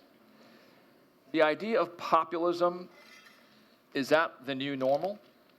And that very question, of course, has a lot of meanings to it. And I'll start with you, Madam Minister Brizuela de Avila. Definitely, to me, it has become the new norm. And if I go back first to thank the people from the Policy Center for the invitation and the opportunity to be here. It is a magical place for the interchange of ideas and for bridging our nearness across the Atlantic. I read a Dutch political scientist, Moede, back in 2004. He came up with a definition of populism, which I think it's what makes me think that it is part of the new norm.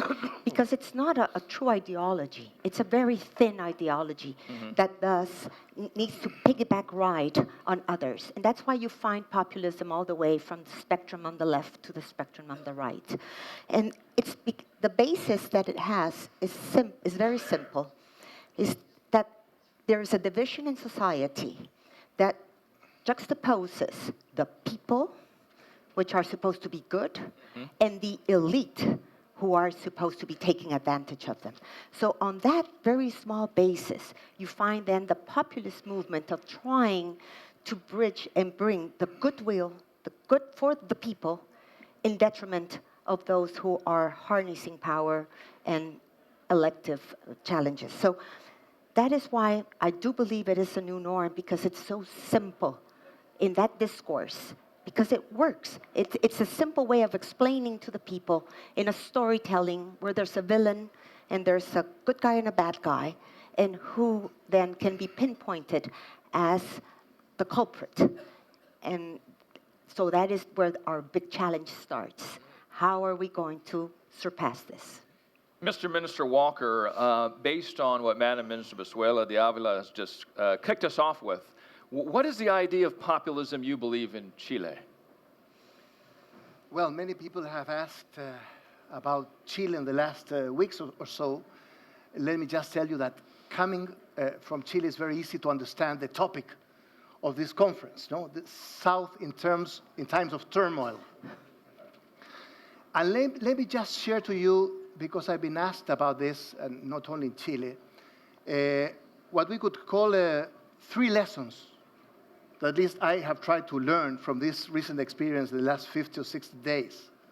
And it's not only a matter of Chile, it's Ecuador, it's Hong Kong, it's the Yellow Jackets in France, it has been Great Britain and Catalonia and so many other places. You know? But at least coming from this recent experience, 3 lessons, you know, only the headlines, so we can discuss. First, I would say that economic forces and market forces do not act in a political and institutional vacuum. So perhaps one of the mistakes that we've made in Chile in the last 30 years, which I consider to have been a quite successful cases in many ways, is to have put too much emphasis on questions of growth, of fiscal responsibility, of macroeconomic stability, which are major assets in any country, but not understanding that economic and market forces do not act in a political and institutional vacuum. So the legitimacy, for example, of political leads, of political parties, of parliaments, of the constitution, which is a major issue today in Chile, is one of the lessons. So my first headline is the primacy of politics and institutions. No? Economic and market forces are not autonomous forces. That's my first lesson. The second lesson is that modernization is by definition, it's per se a disruptive process. And this is very much in the textbooks of political sociology, no? From Samuel Huntington and so many others, in terms that modernization leads to social mobilization, to social unrest. And what is perhaps particular or specific about the case of Chile in the last 30 years is that an accelerated process of growth, of development, of modernization produces a lot of tensions and contradictions and inequalities. So it's up to the institutions, again, to channel, to process, no, that social and conflict. So social unrest, social malaise, no, social protest, social mobilization is not a pathology. No, it's part of a process of modernization. And the third lesson coming out of this experience, which is not only about social unrest, but about the question of violence in so many countries around the world, is that we don't have to lose sight of the old traditional definition of Max Weber, no, of the state being the monopoly of force. So the great challenge here is to avoid the privatization of violence. Whether it be terrorism, we're talking here in the morning, or micro-traffic, or narco-traffic, or organized crime, those were realities that had been in our country below the surface for many years. But we had not paid enough attention because we were too focused on the economy, on growth, on fiscal responsibility, on macroeconomic stability. So whether it be a democratic or an authoritarian regime, and of course we're talking about democracies in many ways, no, we don't have to lose sight that the state has to exercise the monopoly of force, no? And you cannot allow for the privatization of violence, with a sense of legitimacy, of course, of that use of force. Those are at least 3 lessons that perhaps we could share with our friends from so many countries about what has happened, at least in the case of Chile, in recent weeks. And Mr. Minister Walker, thank you for being so practical and straight to this is what we can learn and what we can put in our pockets and move forward. Madam Minister Palacio, when did this cycle start of populism? When might it end? Well, first of all, I would like to pick up from where Minister Brizuela left. is why is there this elites versus people? Because this way we will understand what we are speaking about. Because frankly, today in Europe, in the European Union, when you see populism, there is a knee-jerk reaction thinking about fringe parties in the extreme right or in the extreme left, normally nationalist and this. But the truth is that populism is pervasive, at least the forms of populism. If you allow me just one of the best leaders of the liberal status quo, President of the French Republic, Macron, he uses the tools of populism, this dialogue with the citizens, these declarations, these short messages like brain death of NATO. This is typically populistic. So populism is everywhere. Now, how does it start? It started progressively with the distancing of the government and the governed. We are seeing two parallel processes. The first is the complexity, the progressive complexity of government, of laws, of regulations. At the same time, there is this mirage that there is transparency everywhere, and that me as a citizen, I am there, I go in the internet, and in the end, this creates frustration. This creates expectations and frustration. And this is the origin, because at the second parallel process is that les corps intermédiaires, the intermediate networks, the president of the policy center mentioned two things. This idea of time to speak, open, broad dialogues. Well, from extended family to this idea of neighborhood, to all this is broken. The citizen encounters himself or herself more and more as an island. And an island that paradoxically is connected on very narrow topics through the echo chambers of the internet or through just being interested. We miss this, and this is a process. So we need to see how we can revert this process of isolation. That has a consequence too, is that our citizens, more and more, have a relation. In Chile, it was clear, a relation with the government as consumer versus service providers, with entitlement. I'm entitled. Nobody took into account that the Chilean last governments took 30–40% out of poverty? No. From 40 to 10. 30% out of poverty, which is fantastic. It's kind of Chinese figures. Because this, frankly, no, but because in Chile, not in China, in Chile, because of the system, because of this liberal democracy system, this provoked an entitlement of, I am entitled, I have a right to. So this is the origin. It manifests itself in very different ways, and I mean, you will ask me, but just in case, I leave it here.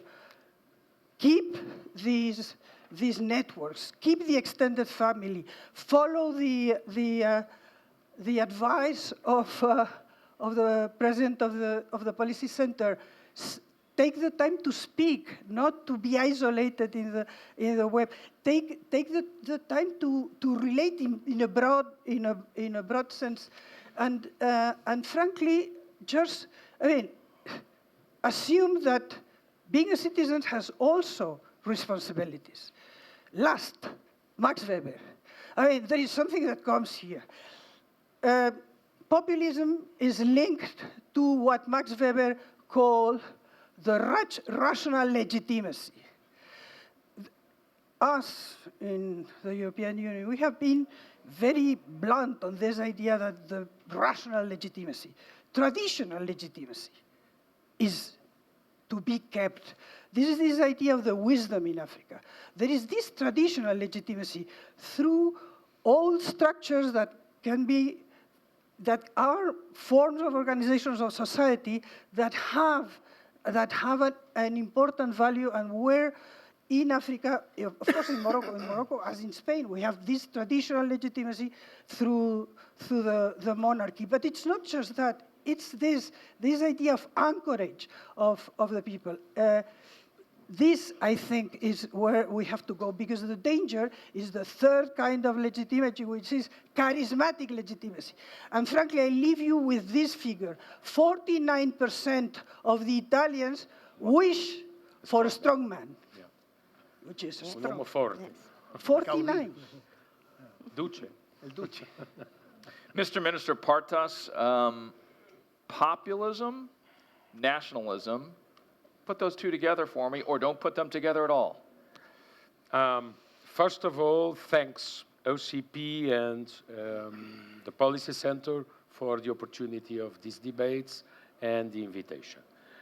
I tell it's a part of, but I would state first that populism is a Western disease.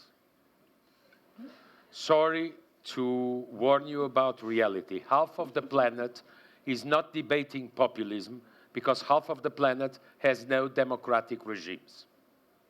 First of all, it's our disease, considering Europeans or Americans or some populations culturally influenced by our rationality.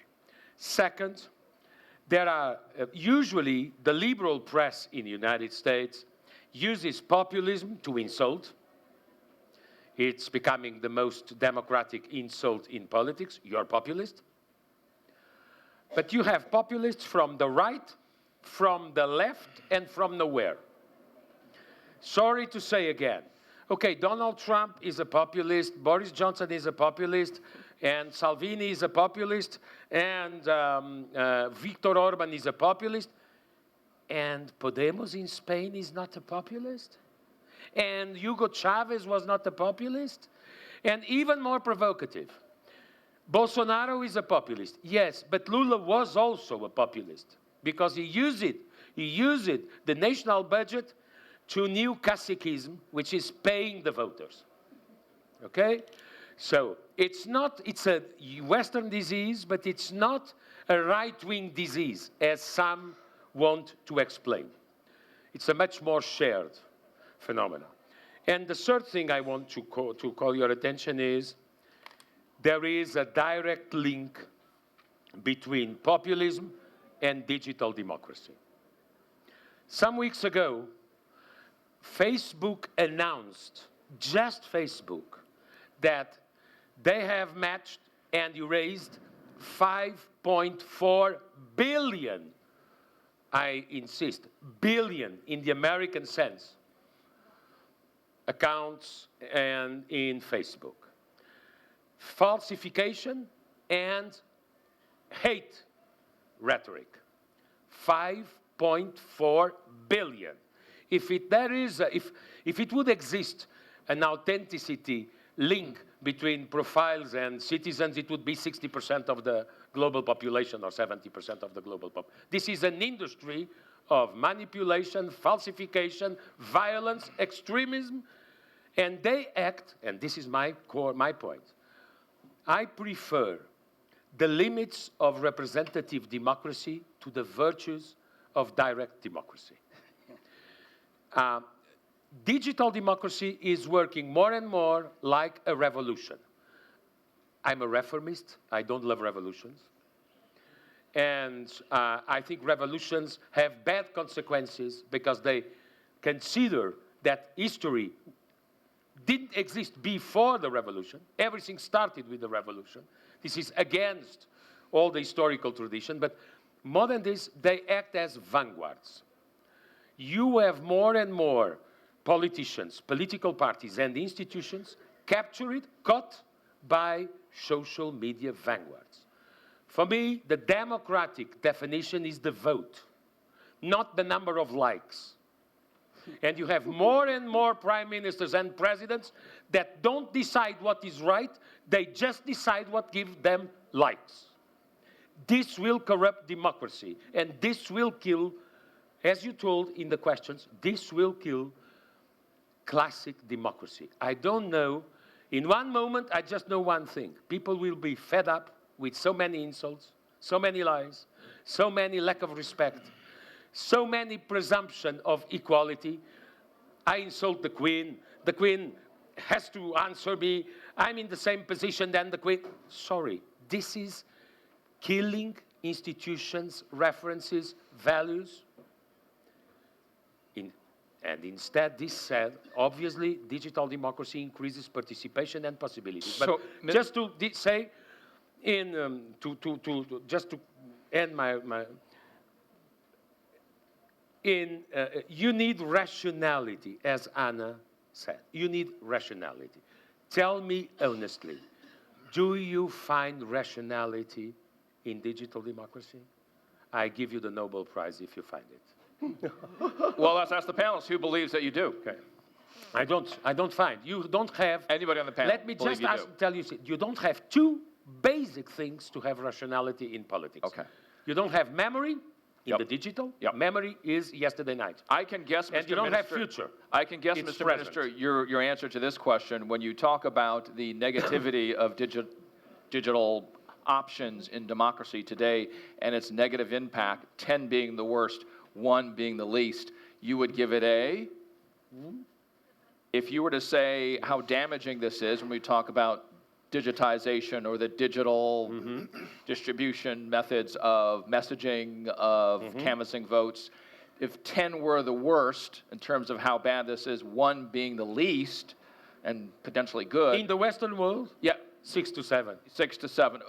I would say, Minister? and I'm being cautious. What would you I put? agree. You put 6 to 7 as well? 6 to 7. Again, the severity, the impact 10 being the worst. of tech and digital, 10 being the worst, of impact on, negative impact on democracy, 1 to 10. This is a technology, it's an instrument. It depends on the resilience of the individual that is in there. What number would you give it? But I won't respond because I think that it's a wrong, wrong question. I would frankly. definitely go way more positive. I do believe that digital can be an increase the participation of the people. So you'd give it a 2 or Yes, 3? I would definitely. I was teeing this up for you, Mr. Pham, to react to the very idea of when we talk about digital democracy, of things like Facebook and Twitter, Instagram and the rest, what their impact has on democracy. So we got the views from your other panelists, now you can react. Okay, thank you very much, Richard. It's a pleasure to be here, honored to be with my friends and colleagues here on the stage, and thanks to our hosts at OCP and also the Policy Center for bringing this unique group of people together. I think it's a unique forum, and delighted to be here. I need to say at the start that I'm here speaking on my personal capacity and not for the U.S. government, and so I'm an academic and a political scientist, so this is a topic I'll dive into in that capacity. My answer to your question about how I'd rate digital, I would say I would put it at a 5, because I agree with Anna. It is a powerful force for good. We've seen it in numerous places, most recently in East Africa, in Ethiopia, in Sudan, as a driver for positive change. And yet we see places where, let's be honest, it's a driver, as Mr. Deportes says, it's a driver for chaos and for lack of rationality. But, we talk about populism. It's a word, I think correctly said, that's tossed around. And a good friend of mine, an academic colleague, Colin Duke, who teaches at George Mason University, has a great little line. He says, populism generates more heat than light. And the debate about it gets very heated, whether you are from the right or the left. And yet, I think we make 2 mistakes when we talk about populism. One, we take it too seriously. We invest it with a power, a magic that doesn't belong to it, because it doesn't have that sustainability. On the other hand, we take it not seriously enough, because behind all the fermentation, behind all that, there are 2 things that are driving this, I think. One, the profound structural changes that have taken place in post-industrial economies. The knowledge economy, the rise of knowledge and technology, the technologies of automation, global flows of labor, goods, people, and capital, the relative decline of traditional manufacturing, the migration crisis in many places. All these have driven economic uncertainty. Now, we're all largely in this room, and I speak for myself and others, we're fortunate. We're not directly impacted or threatened by it, but many of our fellow citizens feel differently. And the other thing we don't forget is that there's cultural upheaval. Many of us embrace progressive values, liberal changes, the opening of our societies, multicultural. We relish in the diversity. And yet for others, it's very discomforting. The post-modern era shakes people at their core. All this is challenging, and we don't give that enough weight. And I think this is where not paying serious enough attention to and writing off these people as, you know, the forgettables, the vulnerables, whatever you want to call them, I think is a big mistake. And it's a harvest that is going to be very bitter if we reap it. I thank all of our panelists for the opening remarks. They were swift and to the point. I thank you so much. I joke, of course, we got a lot of meat to discuss and think about. I encourage you to interrupt each other. I'm a cable news anchor. We do that a lot.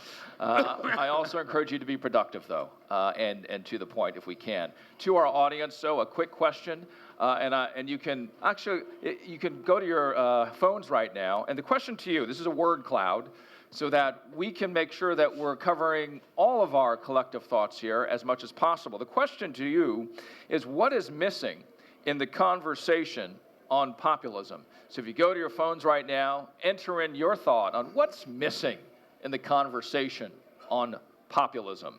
And we'll give you, I believe, 60 seconds to go ahead and do that.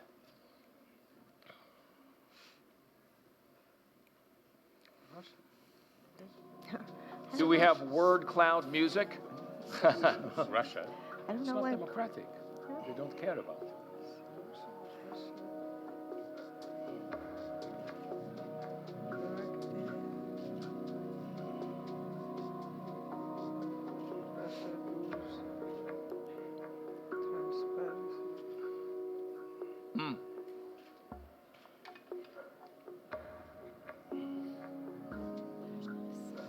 Russia always appears. I can see from the morning. They were never democratic. Okay, solutions, Russia, China, respect, news, which may be the fake news stuff, xenophobia, transparency. Thank you all for doing that. It's been very helpful.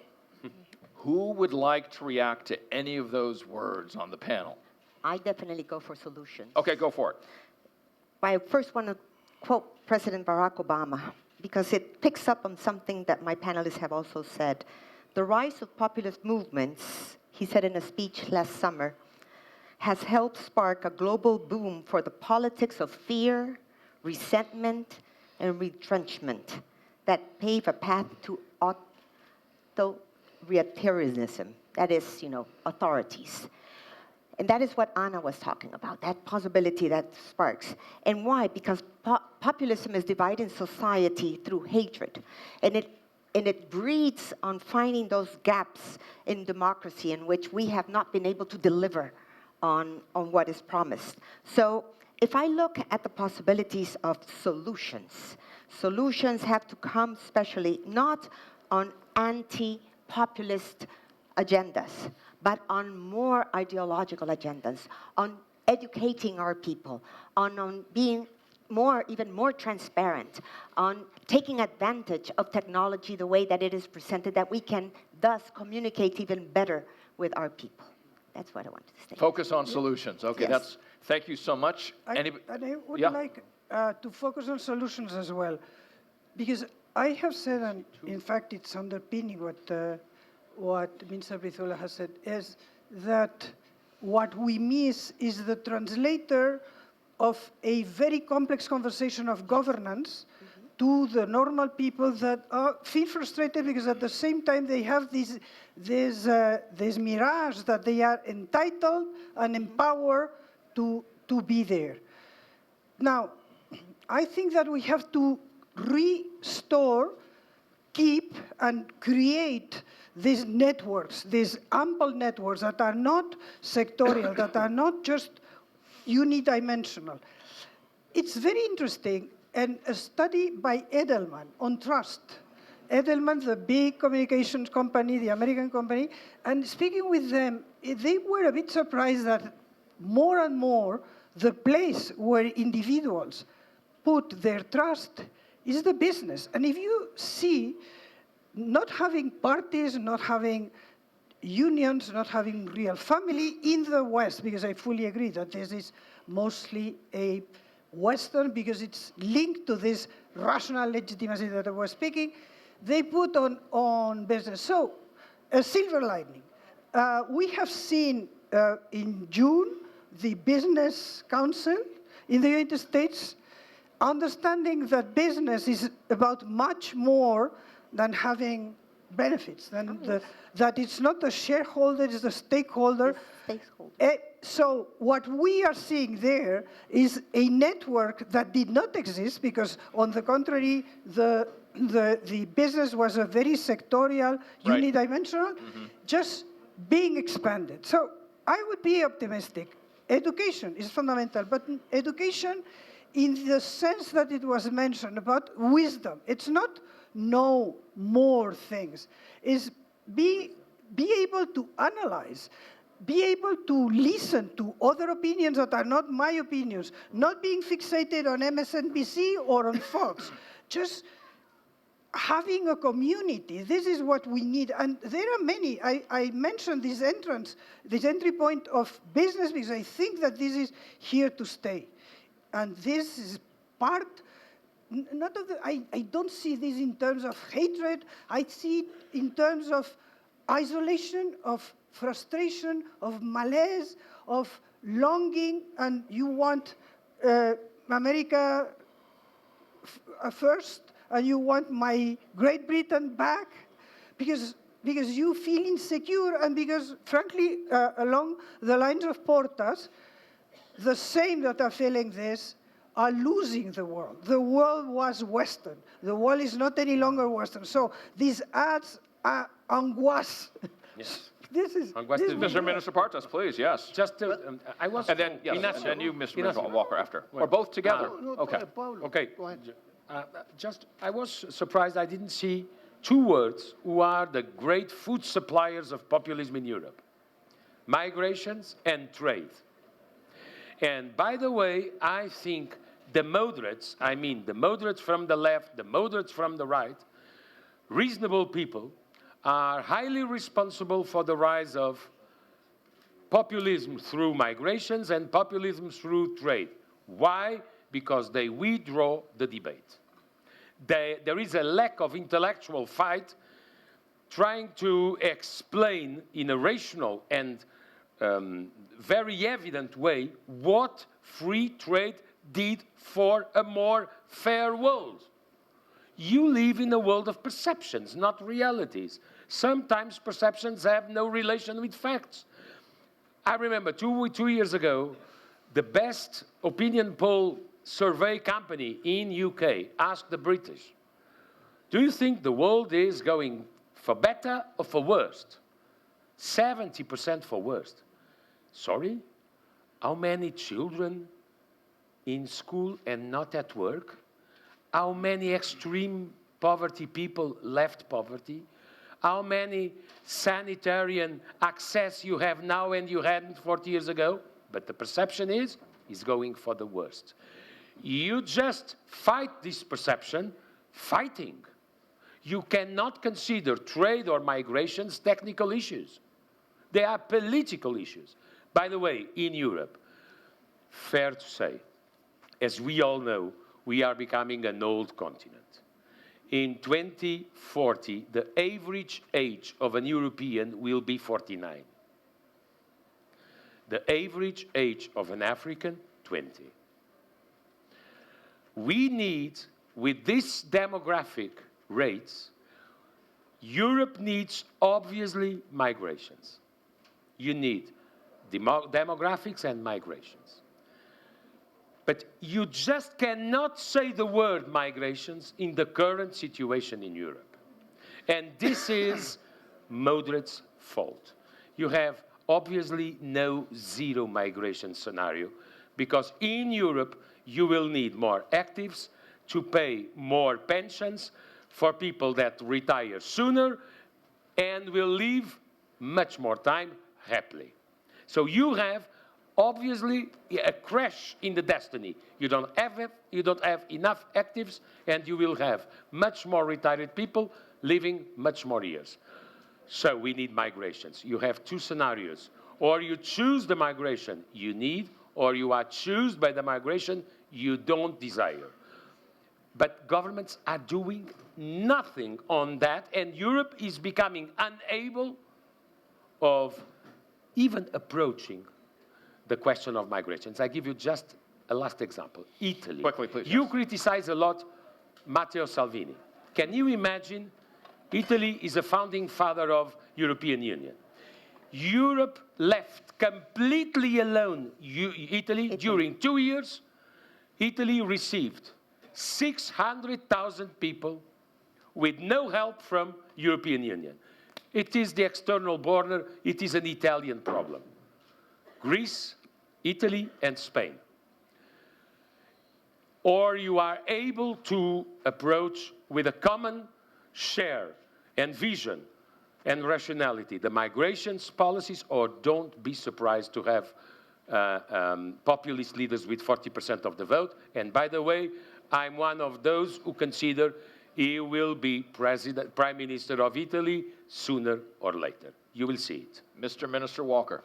Well, just 3 headlines in terms of this Right. conversation. First of all, I don't want to demonize populism, because I'm more interested in trying to understand which are the social and political forces and processes that are behind what we call populism. I'm very critical of populism, whether from the right or from the left, whether old or new populism. And in Latin America, we have plenty of examples of old populism and new populism. But we have to try to understand. So, for example, Michael Sandel, the philosopher, gave a talk which I attended last year at University of Notre Dame with a very provocative title, no? Do populists have a point? Was the question mark, no? And his answer was yes. Populists have a point. In which sense?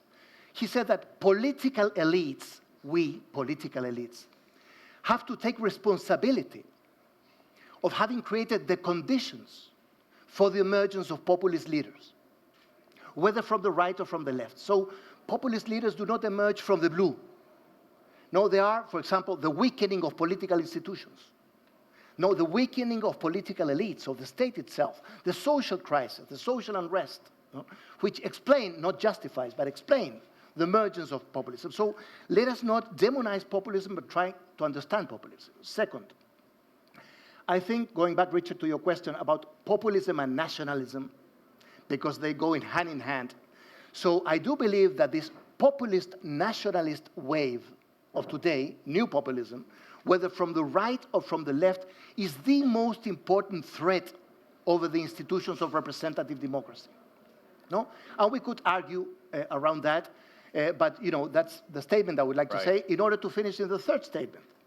No? Which is, in terms of the solutions, in terms of how to deal with populism, I would say that the only way effectively of dealing with populism, whether from the right or the left, is by strengthening the institutions, political institutions. There's a trade-off between political institutions and populism. No? If you have weak institutions, it is more likely that populist leaders will emerge. If you have strong institutions, strong political parties, strong political elites, strong states, challenging, processing this social unrest, it would be less likely for political leaders. So rather than blaming populists, and I'm very critical of them, I insist, we're all very critical, I would say that the positive response, no, especially in terms of representative democracy, or what I call in my book on democracy in Latin America, democracy of institutions, belonging to the tradition of representative, constitutional, and deliberative democracy, is the solution to what appears as democracy of caudillos, strong men, no? Belonging to the populist plebiscitary tradition of democracy. In one sentence then, Mr. Minister, how would you describe, because you said there was an old populism and a new populism. Yes. In a sentence, what is the old populism? Well, the old populism in Latin America emerges in the 30s and the 40s vis-a-vis the crisis of oligarchic rule no? And the vacuum that it produces, the crisis of oligarchic rule. And it referred at that time to a kind of social and political arrangement of the emerging working class and middle sectors through the state as the means of salvation, no? And so it had some democratizing effect. Okay, and then in one sentence, what is the new version of populism the new version in Latin America? The new version emerges within the third wave of democratization from the 90s. Interesting enough, in the 90s in Latin America, neo-populism, new populism, emerges with neoliberalism. So the economic policies of Carlos Menem in Argentina, Alberto Fujimori in Peru, Fernando Collor de Mello in Brazil, it came hand in hand with neoliberal. There's many papers about neoliberal neopopulism in the 90s. Then it turned leftist under Hugo Chavez, Evo Morales, Rafael Correa in Venezuela, in Ecuador, in Bolivia. Why? I finish with this. Because populism thrives and emerges in Latin America, not only in times of social crisis, but of economic booms, not economic bust. So it coincided with the boom of the commodity exports from 2003 to 2013. There were many resources to distribute with subsidies, no, creating clientelistic networks, which is very typical of populism in Latin America.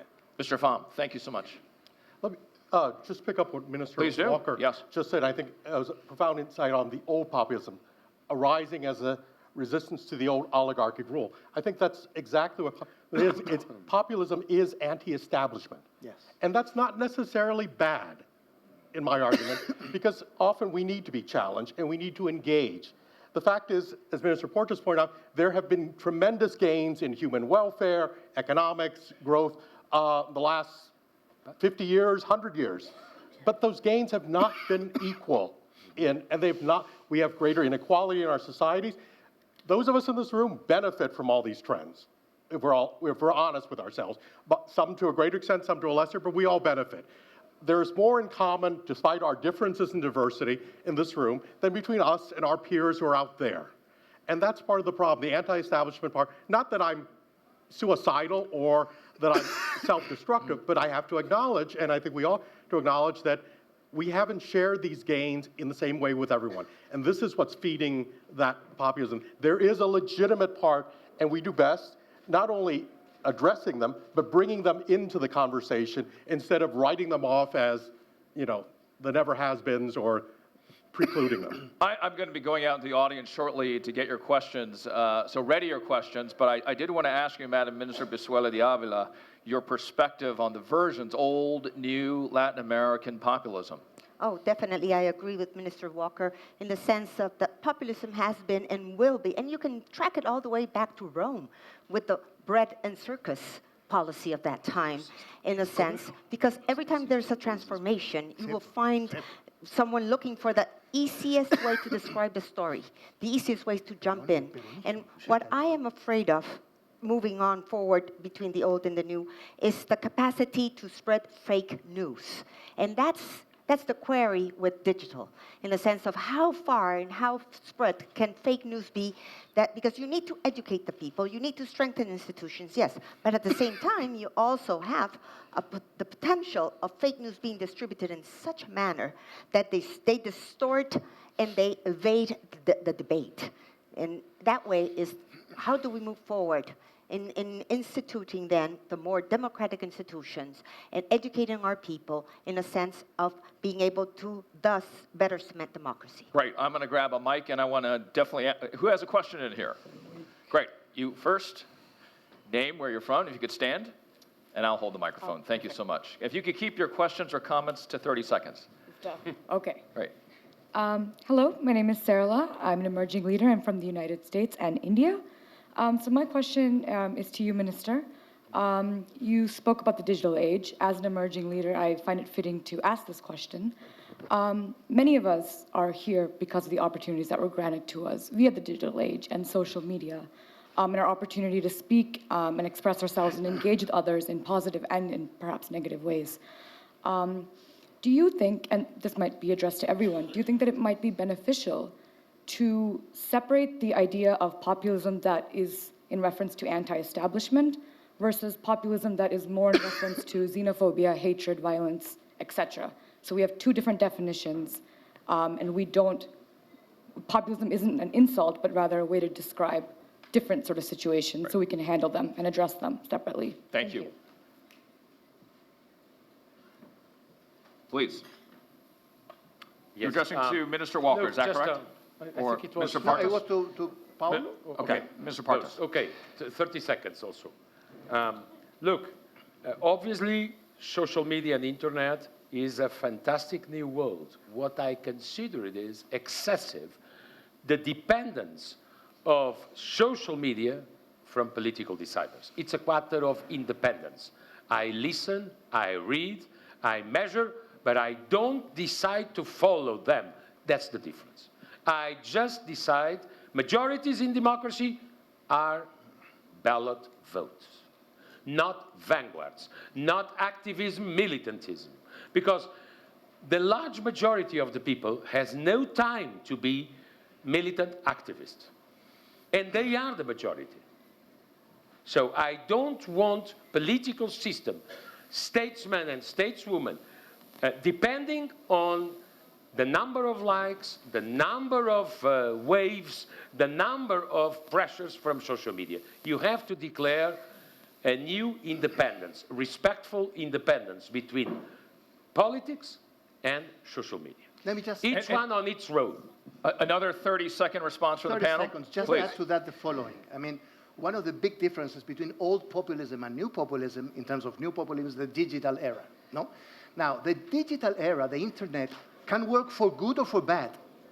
So with a click, you can do a lot of good. We began this conference with application, no? And downloading application and communicating ourselves.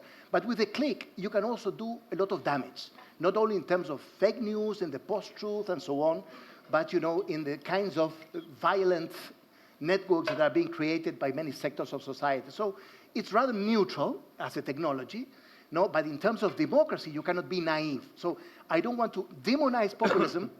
I don't want to demonize the digital era or the internet, but you cannot be naive in terms of its political implications. You don't want to oversimplify it. May I just one very quickly, and I have two more questions here. One sentence.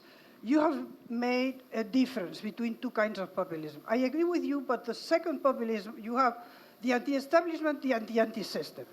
One comment, for instance, in the European Union, we have an Article 2, we are a construction of law and by law and institutions. We are an Article 2, which are the values. Whoever in the European Union, and there are governments that are xenophobic or anti-immigration, as a different thing is that you have to have an immigration policy. That's different. But this xenophobia, they are against articles, so against the system. So that this has to be addressed not as a deviation from the, no, it's a deviation from the system. You are attacking this legal and institutional system. And we have to treat them as such because there is where we have instruments by the law. Okay, thank you so much. Two questions back here. Again, if you could stand, tell us your name, where you're from. 30 seconds, no longer, please. Hung Tran from the US. Some panelists mentioned the fact that citizens in the US and Europe have developed a strong sense of entitlement. And if their expectations are not being met, they become disenchanted, resentful, and therefore open to populist rhetoric in the sense of simplistic explanation of their challenges, simplistic solution like building the wall, or simplistic blaming of the enemies, the immigrants. And I may add that that's true in many other countries as well, not only in the Western world.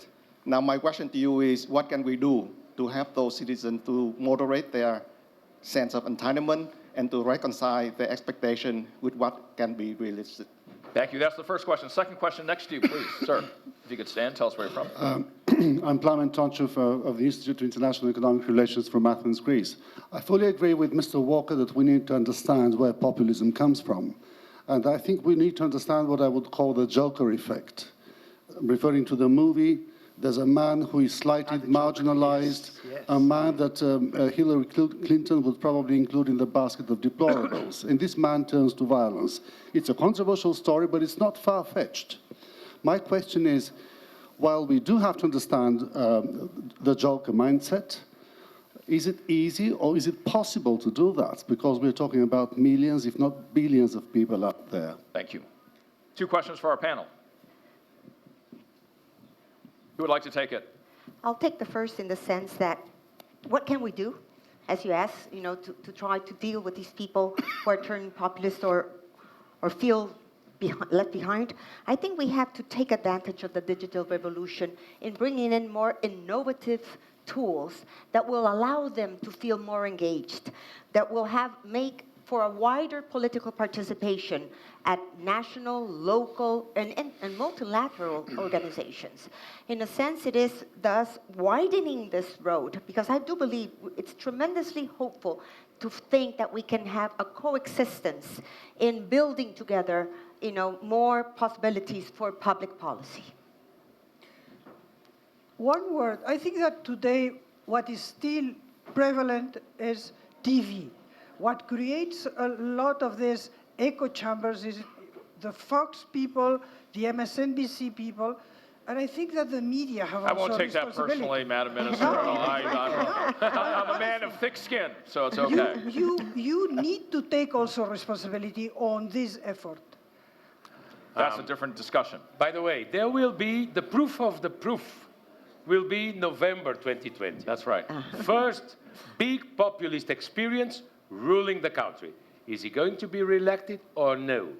If he is re-elected, a lot of people will have to review their certainties. If he is not re-elected, you will see the decline of populist movements. Because one thing is to be a populist in a public speech, in a piazza, promising the paradise tomorrow morning. Other thing is deciding, ruling the nation, considering institutions. If it fails in power, that would be an example worldwide. Questions on this side, please. 30 seconds. Stand up, please, if you could tell us where you're from. If it's for a question, I will give up. It's a comment. Okay, 30 seconds, please, sir. Thank you so much. 30 seconds. Yes, please. Thank you. I give up. No, please go ahead. We're now down to 15. Okay. My name is Vitor Borges. I'm from Cabo Verde. 2 quick comments. And I agree with Mr. Walker. I believe representative democracy trusts too much conventional legitimacy. And they believe they sacralize the results of elections, and sometimes they do not pay much attention to what's going around. Mr. Porter said that there is those decision makers that are somehow trapped by polls, trapped by social media, and it's true.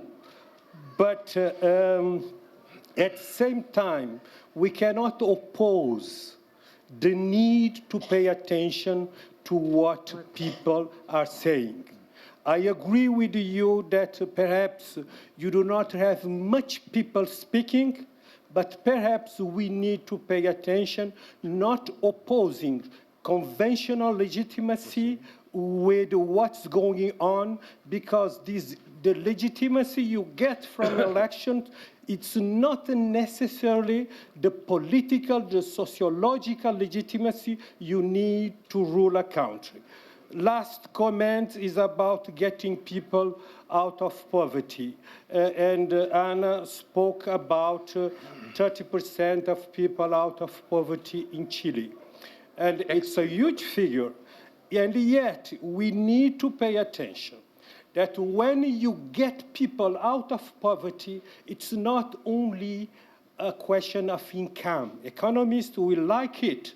Political people will like it, that when you get people out of poverty, you get them with new objectives, new challenge, new ambitions, and they will not pay attention if you are the responsible for getting them out of poverty. They will focus on their new ambition. And this new ambition, most of the time, conventional, legitimate politicians tend to ignore. Thank you so much. And in fact, this echoes one of the questions that were put up, and maybe we can put up on the screen right now. the comment was made via the app, what is missing is the elite's willingness to question themselves on the rise of populism. There's some overlap in the comments that you made right there. They create a kind of taboo. Got it. Sometimes they do not want to discuss issues that they are unable to frame in their own idea of the world. And that's a huge mistake because there is no vacuum in society. People will take advantage of they not paying too much attention to new issues. Perfect, perfect, perfect. A lot to chew on there for our panelists. Please go ahead, mister. Yes, 30 seconds. I mean, first, I do agree on the limits or the limitations of representative democracy, no? These populist movements, new populist movements, whether from the right or the left, are anti-elitist, are anti-oligarchic, no? Well, this is not new.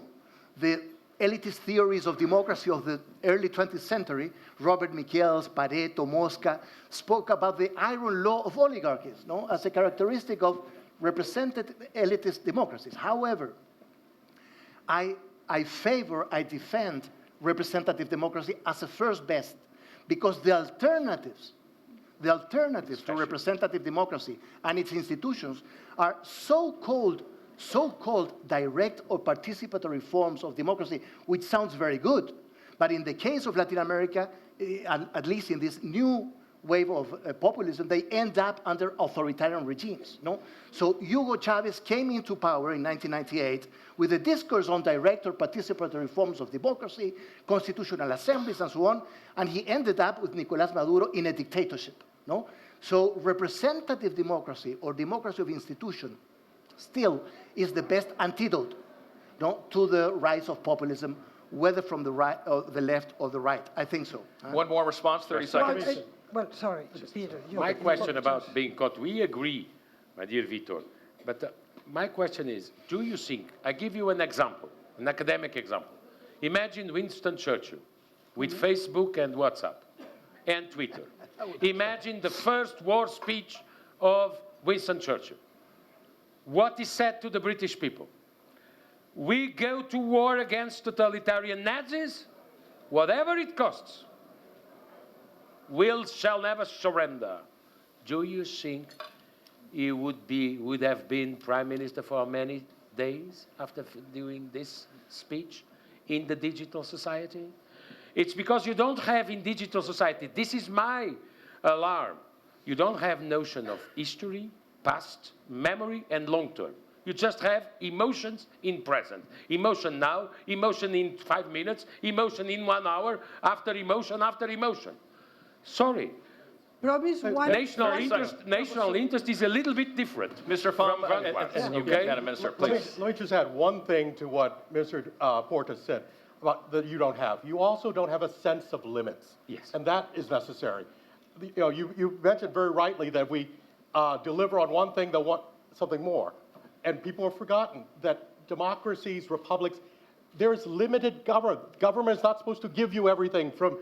Government is supposed to create opportunities. And that's what we forget, and that's what the digital era forgets, limits. And Madam Minister, if you can react to this, because this is what the former president said, President Obasanjo said, this is one of the eggs that will be cracked by technology. Technology is one of those things. Well, I mean, I think that in the end, beyond technology, there is the individual, the citizen. You have said something extremely interesting that, of all the questions, but I would add on the elites, what I think that we lack today is the circulation of elites. United States, which is the example where, you know, the American dream is more and more difficult to make it true.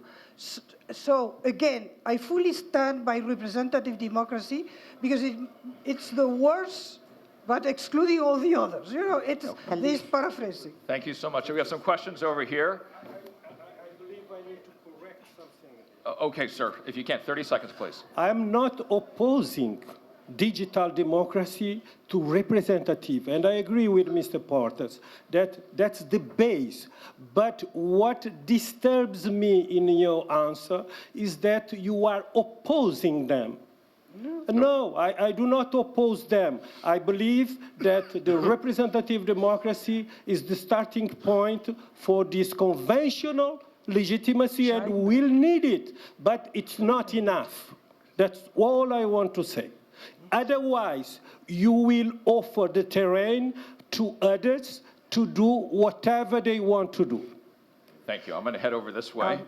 So, Moderator, again, there is a gentleman that has been waiting patiently from the first. There are many people patiently waiting, and I'm going to try to get to all of them. That's why we can stick to 30 seconds. We've got about 5 minutes left, I believe, so we're going to try to squeeze everything in. Okay. My name is Isabel Sarkok. I think you guys are a fantastic panel. That's why everybody's jumping up to ask questions. However, I don't agree with everything you say. And I'd like to pick up from 2 points that I think Mr. Pham made, which I think are fundamental and which I think is not stressed enough in the discussion. The very fundamental structural changes that's going on and the rising inequality that makes a lot of people mad. They are raving mad to see rich people floating up in balloons, and then they're scraping for a piece of bread. My question is this: what does any one of you think of Elizabeth Warren's point that the rules of capitalism have to be rewritten? That is a fundamental problem. And I'd like to refer to one author that is one of my favorite, Mariana Mazzucato, who writes about this. Her point is, forget the liberal free market type of economy.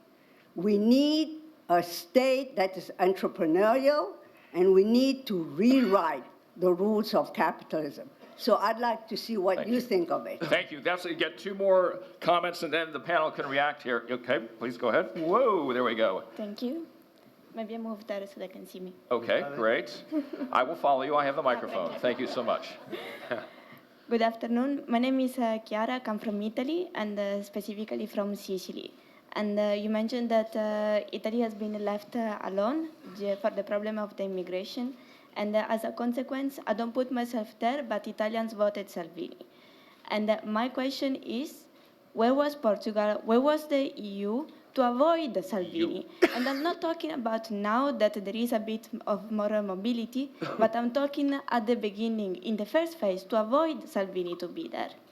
Thank you. Great. Thank you so much. That was the second question. And a third question right here. Do you want to come out here too? Yeah, sure. You stay there. We're going to squeeze out over here so you can be seen. Thank you so much.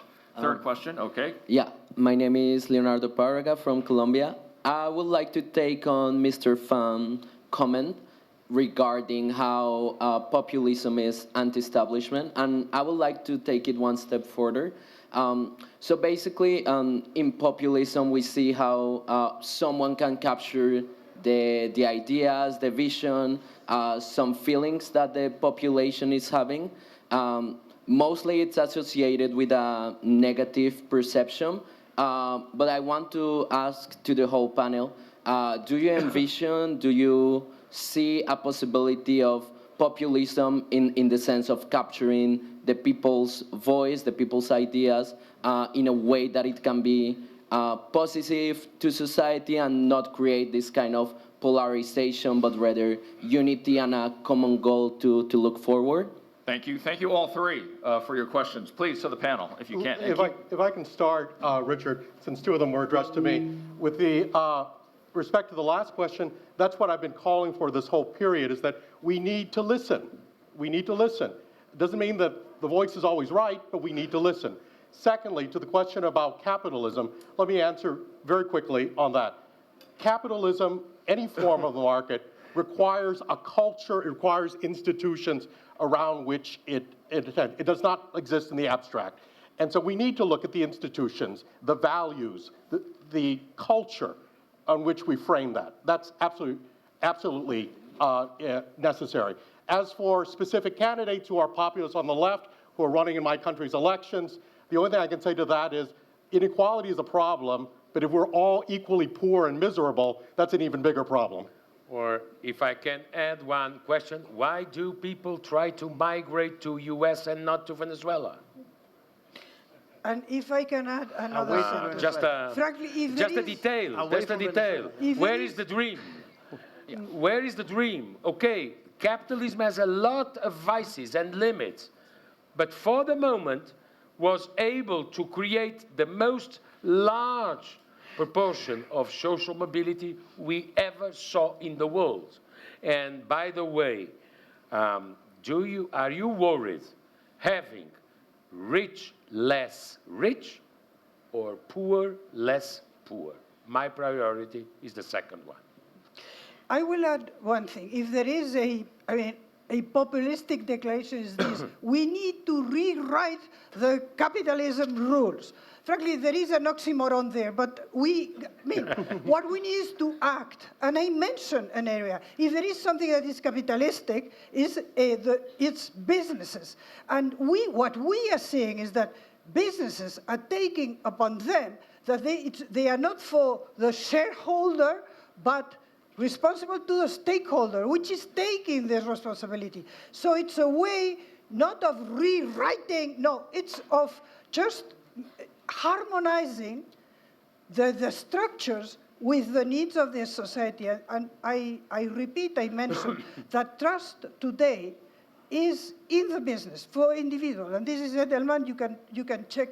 So this is where this broad conversation happens. This is where people feel that they have a community. And this is interesting that this community, the business, is now just redistributing values, redistributing just public goods in a way that we never dreamed of. And this is the capitalism just reorganizing itself. Okay, we have our last round of questions. One very quickly on this side. 30 seconds, please. So my name is Shaima. I come from Morocco. I work here in Morocco as a national project coordinator for the Friedrich Naumann Foundation for Freedom, which is a liberal German foundation. And as liberals, we understood that we've been talking a lot to people's minds and not to people's hearts, while people need someone to speak to their hearts.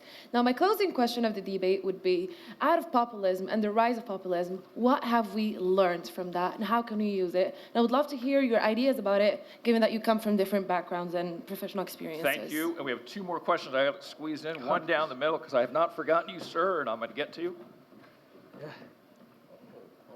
I'm happy. I will never forget. Please, 30 seconds, sir. Thank you. Renato Flores from FGV, Rio de Janeiro, Brazil. Well, I missed during most of the discussion the cultural dimension and even the historical dimension. If you allow me, for instance, the populist of Mr. Viktor Orban is not equal to the populist of Mr. Mario Salvini. Yes. If I come to my continent, the populist of Hugo Chavez is not the populism of Rafael in Ecuador, and not even equal to the populism in Argentina, which is completely different from the one in Brazil. Of course, I don't want to go to the extreme in which each case would be unique. No, there are common structures. But if we start to identify completely different experiments with completely different historical origins, Minister Port has mentioned about the importance of the historical dimension, we end up with general conclusions, and we are unable to deepen the discussion. Thank you so much. And I've got to hit this side, and then you all can finish. There are two on this side, I know, that raise their hands. Moderate. Okay, please, 30 seconds. Stand and tell your name. Alex Martin from Globsec in Central Europe. I have one comment and one question. On the comment, in addition to what Minister Porta said, I think what is missing in a mix of why populism rises is the feeling of impunity towards political class that was not mentioned. And second is the fear of losing identity. This is my comment. My question, in this equation with the populist parties, with technology, digital domain, where are the mainstream political parties? Because I didn't hear any reference on how do we reform the mainstream parties in order to win the narrative. Thank you. In 30 seconds, this will finish it. Okay. Ahmed Razawi, Moroccan academic. I get the sense that the focus on populism is a focus on a symptom of something deeper, which is the crisis of liberal democracy. wouldn't it make more sense and be more productive to focus on that rather than just one of the symptoms of the crisis? Thank you so much. Please, go ahead. You've got a lot to digest in 2 minutes. 30 seconds. I mean, about the question of democracy, because the real tension here is between populism and democracy, as I see it. No? First, perhaps democracy has become too much of a monologue, no? And it needs to become more of a dialogue. It has been too much inward-looking, perhaps because of its representative elitist nature. And it has to have more outward-looking, outreach, no? Down to earth, no? Looking at the realities. That's my first statement. And the second statement is that democracy has to deliver. And the state has to deliver, precisely because the people feel entitled and feel empowered. People feel empowered and entitled, but people are not stupid. People are not demanding miracles from democracy or from the state. People are demanding dignity. There's a sense of dignity behind all this social unrest and social protest and social mobilization. So democracy has to become more of a dialogue. Democracy has to deliver. Just to our Brazilian friend, you're absolutely right. One of the practical limits of populisms is the relation between Mr. Salvini and Mr. Orban. Mr. Salvini doesn't want to welcome migrants alone. He wants Europe to share. Mr. Orban says, I don't welcome one single migrant. Both are populists, both are nationalists, but sometimes populists and nationalists have parallel lives but contradictory policies. So that's one of the limits of reality on populism. Second, you asked for suggestions. You're absolutely right about what you said about the political elite. You have obvious a problem. What is identity in global world? Maybe we know more about town's identity than national identity in our days. And what is the difference between right and left when they are in government? It's not so far when you have common policies, namely in Europe. But to give you an answer, the most interesting, I have no answer. I know two things. If there was a too regulated environment, digital world wouldn't exist because they need freedom to be launched. Now you have the opposite problem, no regulation at all. And the best idea I heard till today, to try to limit hate, extremism, vanguardism, the typical vanguardism you find in this social media life, is from a senator, an Italian senator, 82 years old. She's a Jew. She's being insulted every day because she was nominated senator. Give me just 10 seconds. Unbelievable insults. You cannot imagine what they are able to write against this lady with the number of Auschwitz in her arm. And she said something like this: in dictature, I can understand the law protecting confidentiality. But in democracy, why should I protect fake identities, fake profiles, fake industries? So if you want to open an account or a profile, just give them a copy of your identity card. This would reduce at least 50% the courage of fake voters. Thank you, Mr. Minister. Mr. Pham. Since we have very limited time, I'm just going to address the question there with just a counsel from someone far wiser than me. In 1977, before he was elected president, Ronald Reagan traveled around the U.S. Listening, and he came out with what he called the politics of prudence. He defined it as a positive and a negative. The negative was he was against rigid, irrational clinging to abstract theory in the face of reality. And that's the challenge to the political class today, to step away from that. And then the second, the positive part, was a willingness to hear from experience. And that's what we need to do, be willing to hear from the experience of our fellow citizens and bring that into our calculus. And that's the solution. 30 seconds, Madam Minister Palacio. I will pick up this question about the parties. What we are seeing is a transformation of the classical picture of classical parties. Macron's party is a new party. The Greens are just coming to the front line in Germany. So all this is being reassigned because the parties need to recover this role of conveyor belt between the governed and the government. And this is what the Greens is a very good example. One sentence allow me on liberal democracy. Why? It's true that what we are discussing is about liberal democracy, but it goes well beyond. Among other things, why? Because the international institutional rules-based order today was inspired in the beginning, after World War II, by this liberal democracy. So this is transpiring in everywhere, and we are seeing manifestations. It's absolutely true that Brazil has nothing to do with Vox in Spain or with Alternative for Deutschland. These are manifestations that are cultural. They are a big driver. In Spain, we have in Catalonia. But again, it is important because liberal democracy, liberal representative democracy, for the moment, I don't see a better system. And Madam Minister, you started us off. You get to finish. Thank you so much. A quick answer this way. Populism is a lens for looking at our politics. And the question of populism will always have little urgency, if not for the shortcomings that we have on being able to deliver.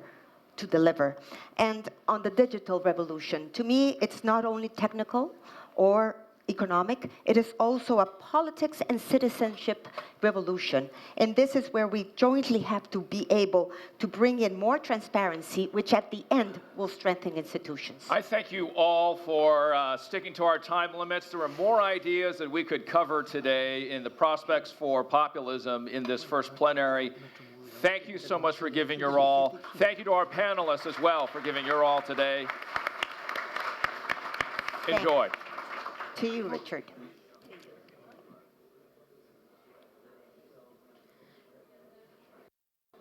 Ladies and gentlemen, we will now take a coffee break and reconvene at 5:10. Thank you.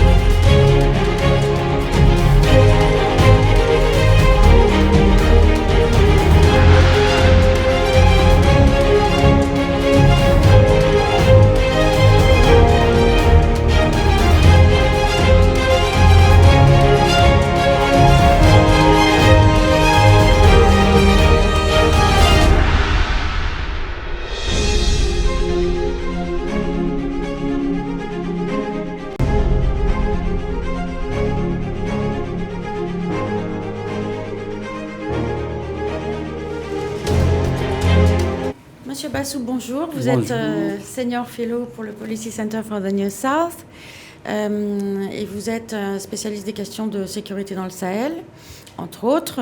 Je voulais vous poser une première question sur le thème de la conférence, The South in a Time of Turmoil, le Sud en période de tourmente.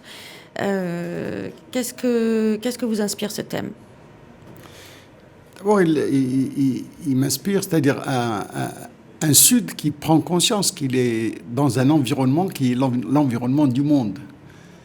Et si le temps dans le monde est à la tourmente, comment le Sud pourrait-il si vous voulez, réagir à tout ça, d'autant plus que le Sud a toujours été l'objet des narratifs. Il n'a jamais été le sujet dans le narratif.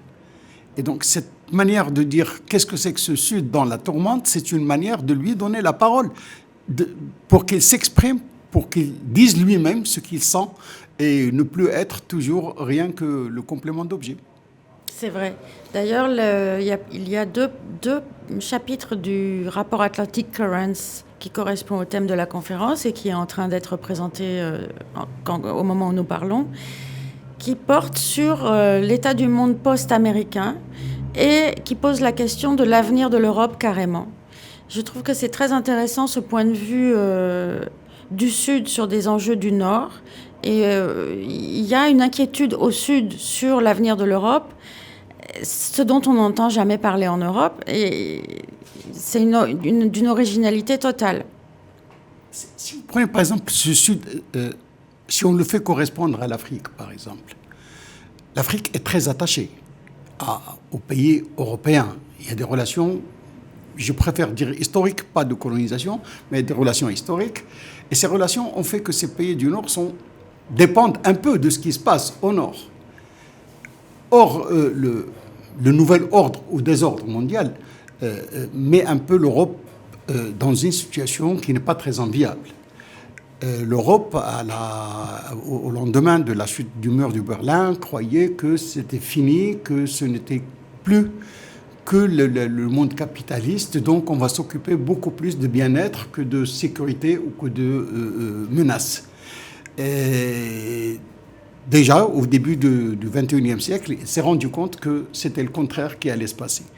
Et donc, puisque cette Europe est dans la tourmente, et puisque ces pays du Sud, notamment en Afrique, dépendent de cette Europe, ils sont également dans la tourmente.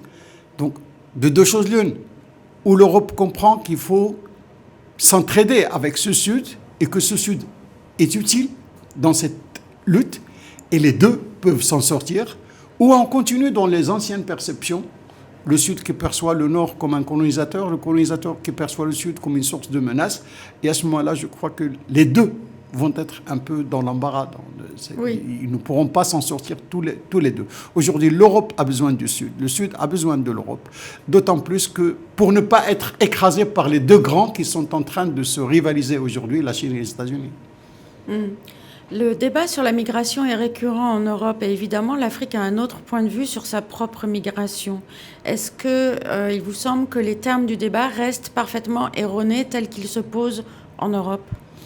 Oui, d'abord, il y a deux dimensions.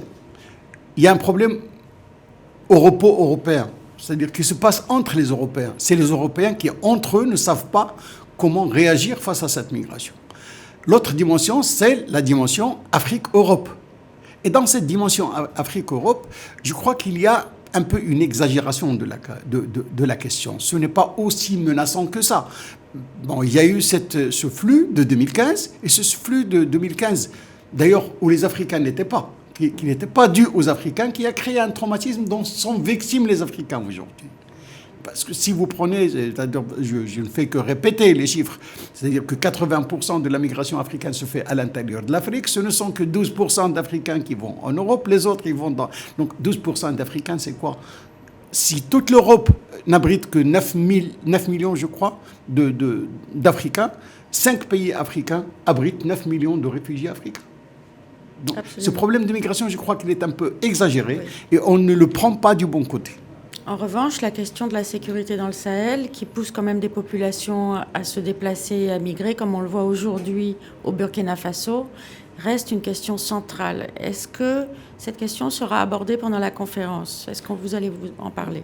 Oui, déjà, la présentation d'Atlantic Current, j'ai entendu Redalia Mouri déjà parler de cette question du Sahel qui est peut-être aujourd'hui, il est au point le plus difficile que l'on peut croire. Parce que la question, comment s'en sortir? Est-ce qu'il faut s'en sortir par l'aspect sécuritaire, c'est-à-dire par l'action sécuritaire? Je crois que ça démontre qu'on ne peut pas.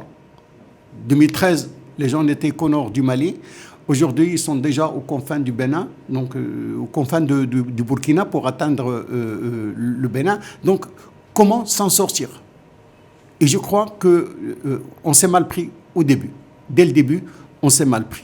On a cru qu'en mettant des moyens militaires, qu'en mettant des moyens sécuritaires, on pourrait venir à bout de ce fléau. Et on n'a pas compris que dans tous les conflits contre-insurrectionnels, c'est la population qui compte.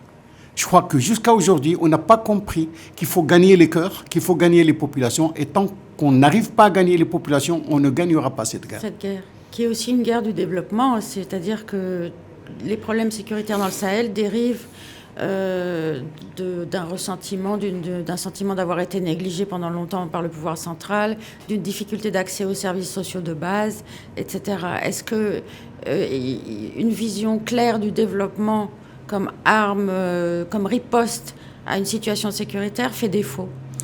Je crois que la question du développement renvoie à une question de gouvernance. Si vous prenez le G5 Sahel, par exemple, les 5 pays. Dans ces 5 pays, vous allez trouver des pays millionnaires en kilomètres carrés, avec des moyens très faibles, et avec un État qui n'arrive pas à toucher tout le territoire. Donc moi, la population, l'État ne me donne rien. Pas d'école, pas de santé, pas de travail, et l'État n'a pas les moyens de me contrôler. Je deviens une zone grise. Je me mets à la merci des mafias, je me mets à la merci des groupes terroristes, parce que l'État n'y est pas. Ouais. Comment est-ce qu'on peut imaginer qu'un État avec les moyens du Mali ou les moyens du Niger ou les moyens du Tchad pouvoir contrôler tout ce territoire? Il y a un problème c'est disproportionnel entre les moyens du contrôle et les moyens de gouvernance et le territoire et la population. Quelle serait la solution selon vous? La solution serait d'appeler le grand absent de ce débat qui est l'Union africaine. Et je crois qu'il faudrait prendre tous les chefs d'État africains, tous les États africains en face et leur dire que pouvez-vous faire pour sauver la situation au Sahel? Que pouvez-vous donner? Des hommes, du matériel, de l'argent? Qu'est-ce que vous pouvez donner? Et cette solidarité africaine ne s'exprime pas aujourd'hui face au Sahel. Ils sont 5 pays et puis la France. Et la France aussi est seule. Il n'y a pas de solidarité européenne ni internationale avec la France aussi. Donc c'est cette question. Ni la communauté internationale, ni la communauté africaine ne s'intéressent à cette question de la manière dont il faut qu'ils s'y intéressent. On a vu des casques blancs de l'ECOMOG intervenir dans les guerres civiles au Libéria et en Sierra Leone. Est-ce que cette force panafricaine fait défaut aujourd'hui? 1 minute.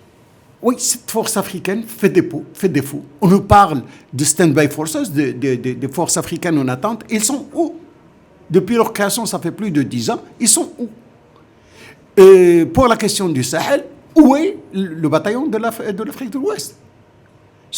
Mais on ne les voit pas. Maintenant, s'il faut à chaque problème créer une force ad hoc, on ne s'en sortira jamais. D'accord. Merci beaucoup, M. Bassou. Merci. Bonne conférence. Je suis une fellow, c'est-à-dire c'est pas la première fois que je viens, mais c'est toujours avec plaisir que je reviens parce que c'est des moments d'échange intenses entre des experts qui viennent d'horizons différents, de régions différentes, l'Amérique latine, l'Afrique, l'Europe et même l'Asie, sur des questions qui sont d'intérêt commun. Nous avons beaucoup discuté aujourd'hui, le thème de ce dialogue est autour du Sud en période de tourmente. Mais j'insiste pour dire que nous ne sommes pas tous dans la tourmente. Et la tourmente, c'est une situation qui s'est posée tout au long de l'histoire humaine. Et je pense que nous avons aujourd'hui beaucoup de raisons d'espérer un monde nouveau pour nos jeunes, pour nos femmes. tout en prenant en charge les défis, parce qu'il y a des défis en Afrique, il y a le défi sécuritaire, le défi du terrorisme, mais en même temps, il y a d'immenses opportunités, il y a une classe moyenne africaine très très importante qui se développe, des revenus qui augmentent, et tout cela voilà, fait que nous avons des raisons d'être optimistes. Et nous l'entendrons tout au long de ces 3 jours d'experts qui viennent de différents secteurs. Et évidemment, il faut qu'on puisse créer de la richesse. C'est pour ça que le secteur privé doit être intéressé par ce type de discussion. Le secteur privé a également des responsabilités, une responsabilité sociétale, il faut le savoir. Le secteur privé doit également prendre en considération la préservation de l'environnement dans voilà, les choix de production qui sont faits. Et tout cela voilà, est discuté. C'est des moments intellectuels, d'échange, de fraternité très très importants. Et je voudrais toujours saluer les organisateurs de ce forum auquel on participe depuis plusieurs années, toujours avec un plaisir renouvelé.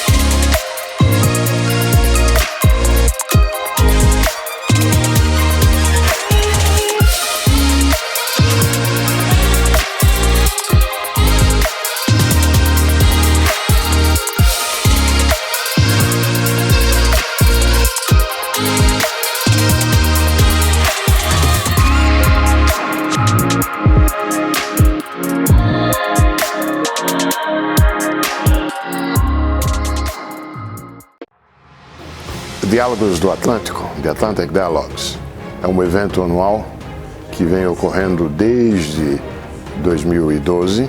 Esse, portanto, terá o 9º evento. E é um evento fantástico, porque ele reúne lideranças do setor privado, autoridades governamentais, pessoas de ONGs, brilhantes jovens líderes emergentes, e num ambiente bem descontraído se discutem e se debatem de maneira interativa temas ricos da atualidade. Um traço marcante é que essas pessoas que participam, elas vêm de todo o Atlântico, então tem-se pessoas da África, pessoas da Europa, pessoas da América do Norte, da América Central, da América do Sul. O Brasil tem sempre uma participação importante. E os temas são os temas da atualidade que interessam a todos. Por exemplo, esse ano o tema maior é o Sul em tempos de turbulência. E vocês podem entender a importância do tema no nosso contexto atual. Os debates são sobre temas econômicos, políticos, de relações internacionais, de segurança, cultura e assim por diante. É um evento fantástico, eu participei já de quase todos. Estou muito contente que poderei mais uma vez esse ano estar lá presente.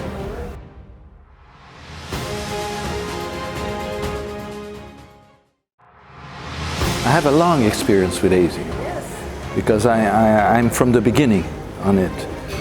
And it was a very nice experience because we could put together people that came from the Americas, Europe, and Africa.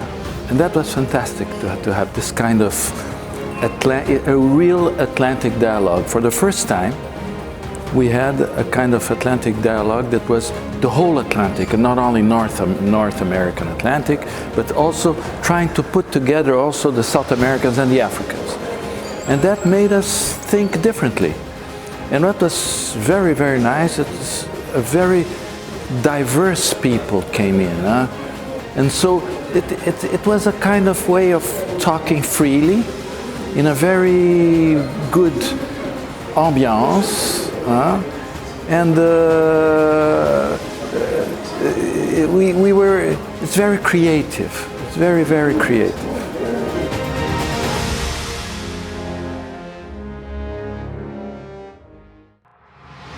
The Atlantic Dialogues Conference is a very important time for the Policy Center for the New South.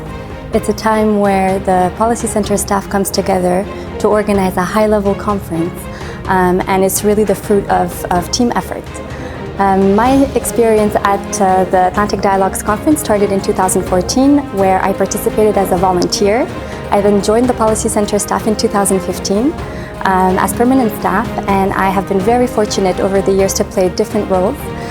Today, I am the program coordinator for the Atlantic Dialogues Emerging Leaders program that happens 2 days prior to the conference. And we try to contribute to youth empowerment and intergenerational dialogue during the conference and beyond.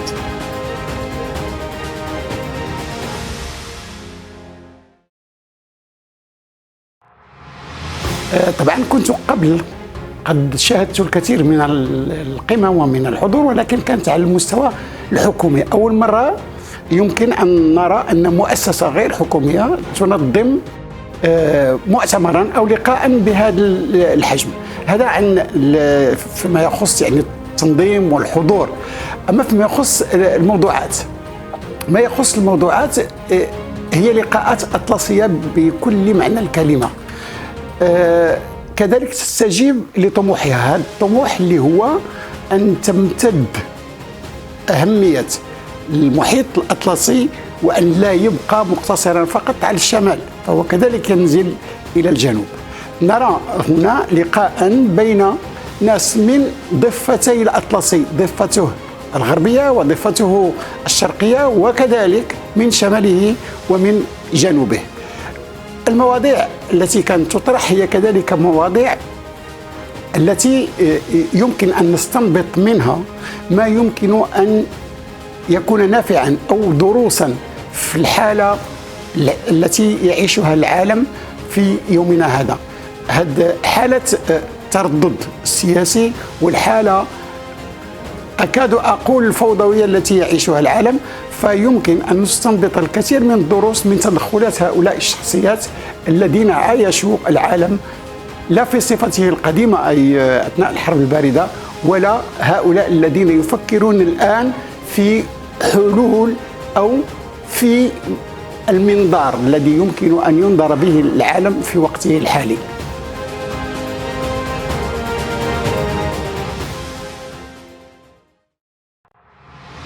Atlantic Dialogue, c'est une conférence, quand on y participe, on comprend mieux l'essence même du nom de cette conférence. C'est une sorte d'arbre à palabres où des positions, des visions qui ont pu sembler divergentes convergent vers l'objectif commun qui est d'arriver au vivre ensemble dans l'espace atlantique et au-delà. Atlantic Dialogue également puise dans les ressources culturelles, sociales du bassin atlantique pour offrir des solutions au monde, solutions de développement et d'amitié entre les peuples.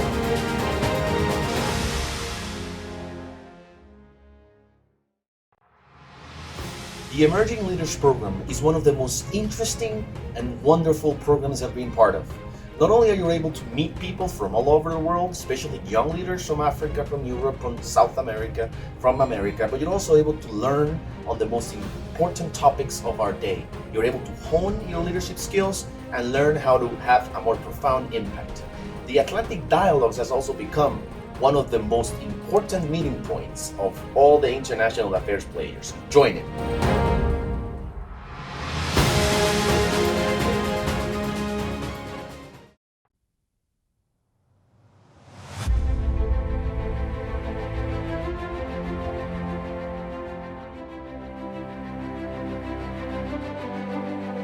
came across us is really a huge gap in perception and indeed in vision.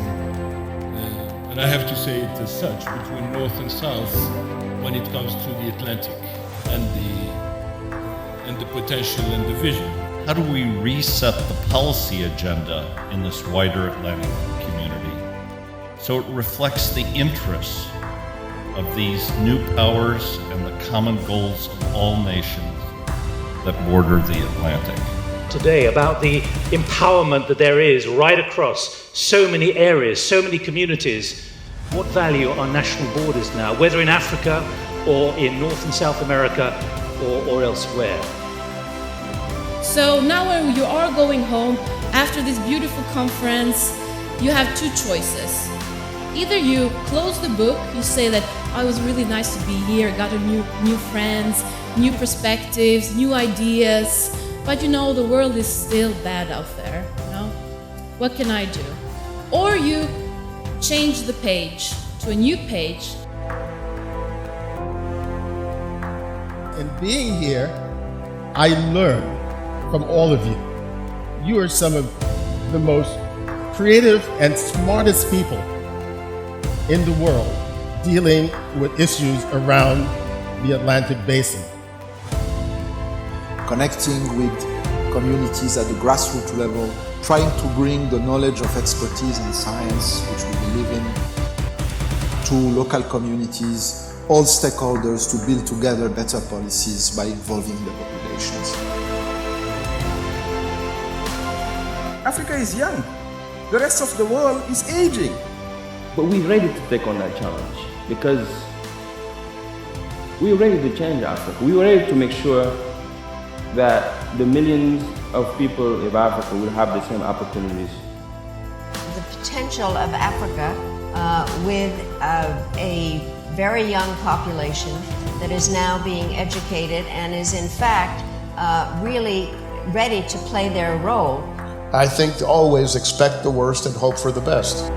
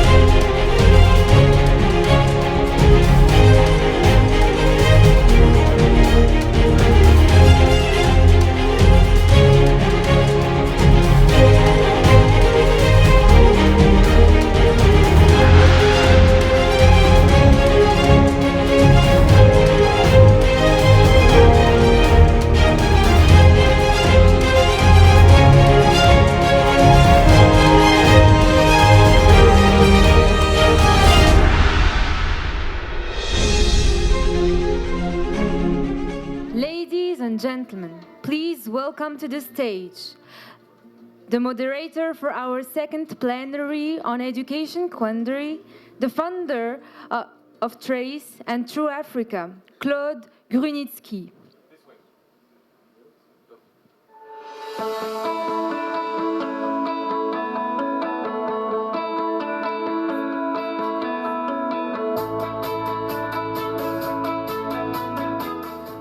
Education is a human right.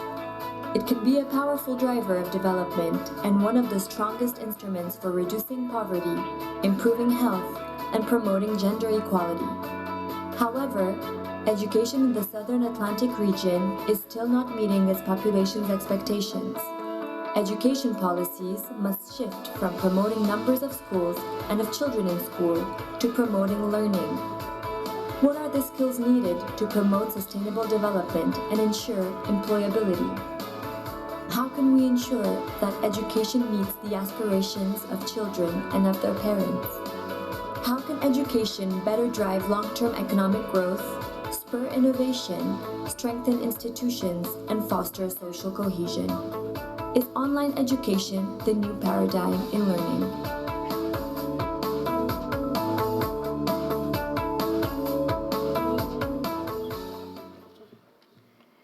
Ladies and gentlemen, please welcome to the stage for our second plenary on education Quandary, the founder of Trace and True Africa, Claude Grunitzky. Hey. Thank you so much for being here. This is a really important panel because education is a key to happiness, it's a key to success, it's a key to prosperity. And it's such an honor for me to be on this stage again this year. Last year, I led a discussion on culture, which is extremely important, but I would even argue that education is even more important, and that's one of the things that we need the most in Africa. In my part of West Africa, Francophone West Africa, half of 6-year-olds cannot read or write. I'm from Togo, and this is something that we need to change, not just in Francophone West Africa, but everywhere on the continent. And as we start engaging in this dialogue about the Global South, it is such a great honor for me, Claude Grunitzky, to be introducing this all-star panel that we have today. And so it is my pleasure to welcome, actually one of my heroes, Obi Ezekwesili, who's the former Minister of Education in Nigeria, to this stage. Please welcome Obi. A big round of applause.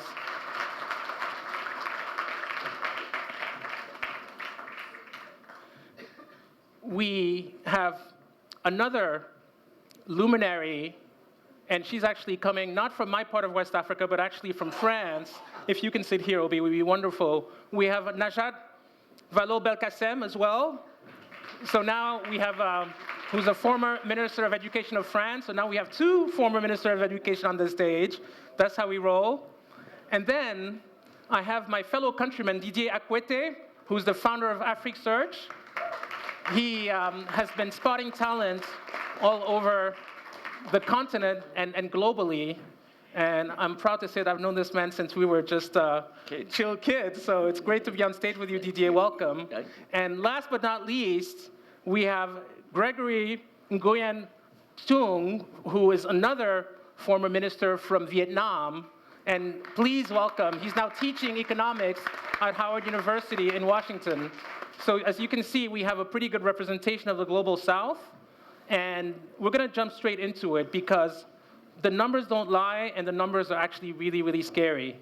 We have a brain drain issue in Africa, as you know. It's great that this conference is taking place here in Morocco on the African continent, but just one statistic that will be sobering to many of us who care about the future of Africa, the brain drain is real. We have 1 out of 9 people who actually return to Africa to work. And if you compare that with Latin America, it's actually only 1 out of 13.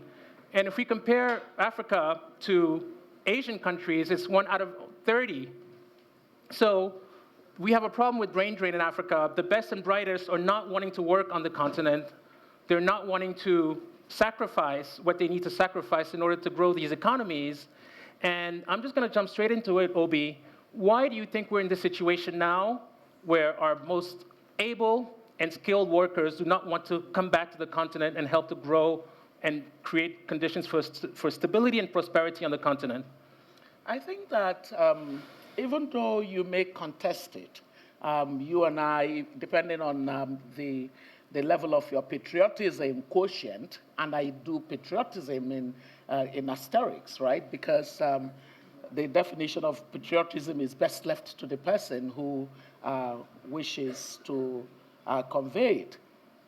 It is the fact that rationally, the conditions that enable some of the young people who are deciding to stay away to thrive on our continent are not yet available. And so when they rationally process the kind of incentive that would make them make a decision with their feet to change their location, they ultimately come with a conclusion that it's probably not yet time for them to return, which therefore means that we need to look at some of the unfavorable conditions that stand in the way of return, because having skills is one thing, but having the opportunities for the skills to be deployed is an entirely different thing, and that speaks to the matter of poor economic policies and the lack of regulatory systems and investment in the key priorities of basic goods and services that private sector need in order to grow. If our economies are not expanding, then it is not able to admit more people into it at the level of knowledge and skills that some of these young ones have. There was a young friend of mine that said, we cannot entrepreneur ourselves out of poverty. That's it. Governance is really so key. And governance, as we see, has become such an obstacle to the economy of Africa doing better than it's currently doing. When you look at the critical growth factors in terms of endowments, we have no business being a country, a continent that by 2030 is estimated that we will be responsible for 90% of extreme poverty in the world. It's such a no-no. And so when I look at some of But your country, Nigeria, is projected to have more poor people than any other country in about 20 years, right? Well, you know, that's part of it, right? Because the larger you are, the more of the share of the data you'll be responsible for. Yes. So, and that really should impose an important a leadership burden on those that govern. When you think that my country, Nigeria, overtook India as the country with the largest number of extremely poor people, at 93 million or thereabout, with India coming at about 60 million in current estimates of the World Poverty Lab. That's a dangerous and scary situation. And I think that sometimes we spend so much more time focused on addressing the symptoms of these serious structural state of affairs. And instead of saying, let's be bold and courageous and call a spade the spade that it is. We have failed with governance on our continent. I am tired. In fact, I got tired of saying we have failed with governance and decided that, governance is the product of politics.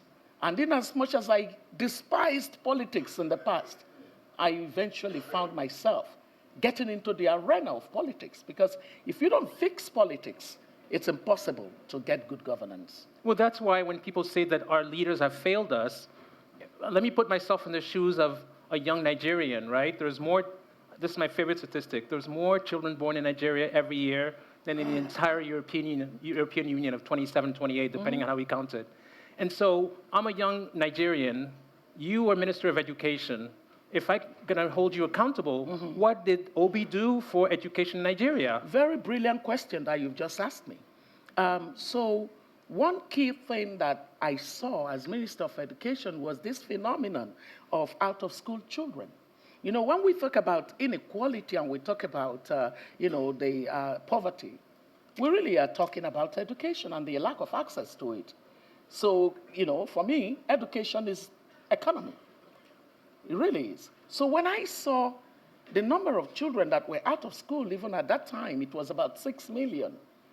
I was so vexed by it, because I thought to myself, I could have been in government and done all the other assignments that I did in government and not even been aware the level of gravity of challenge that we had, leaving the poor behind, right?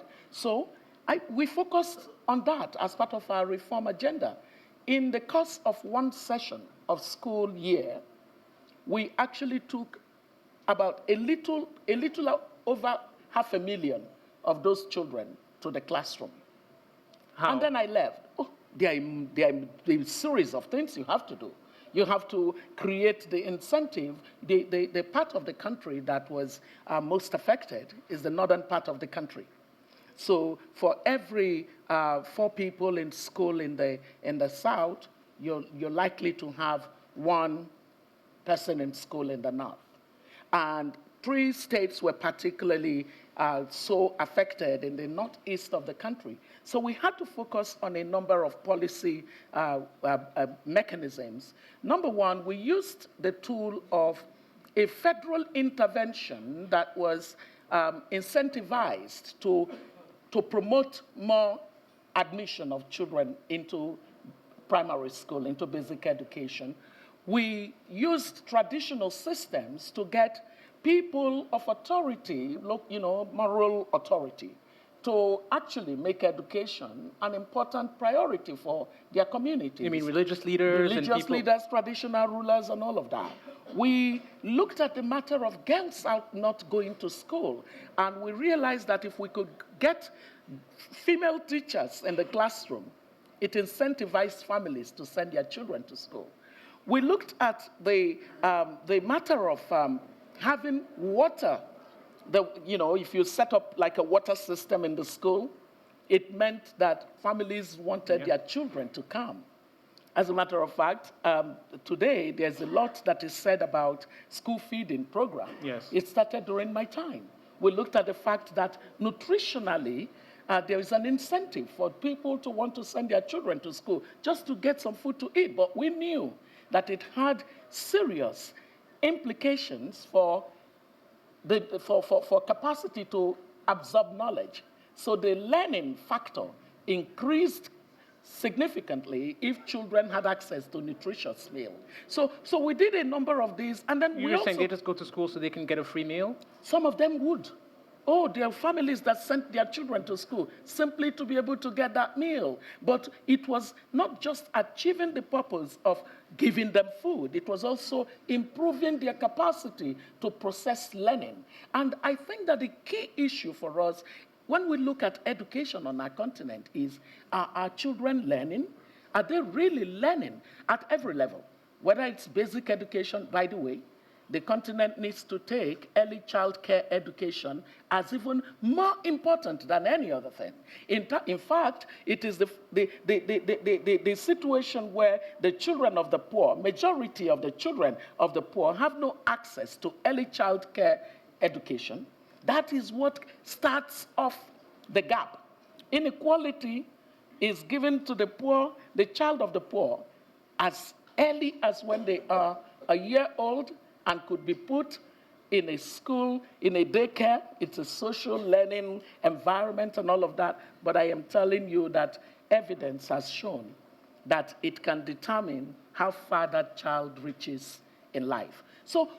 Let's come back to the solutions later, because I really want to focus on solutions before we open it up to the audience. And now we're going to switch gears to yet another high-profile former education minister.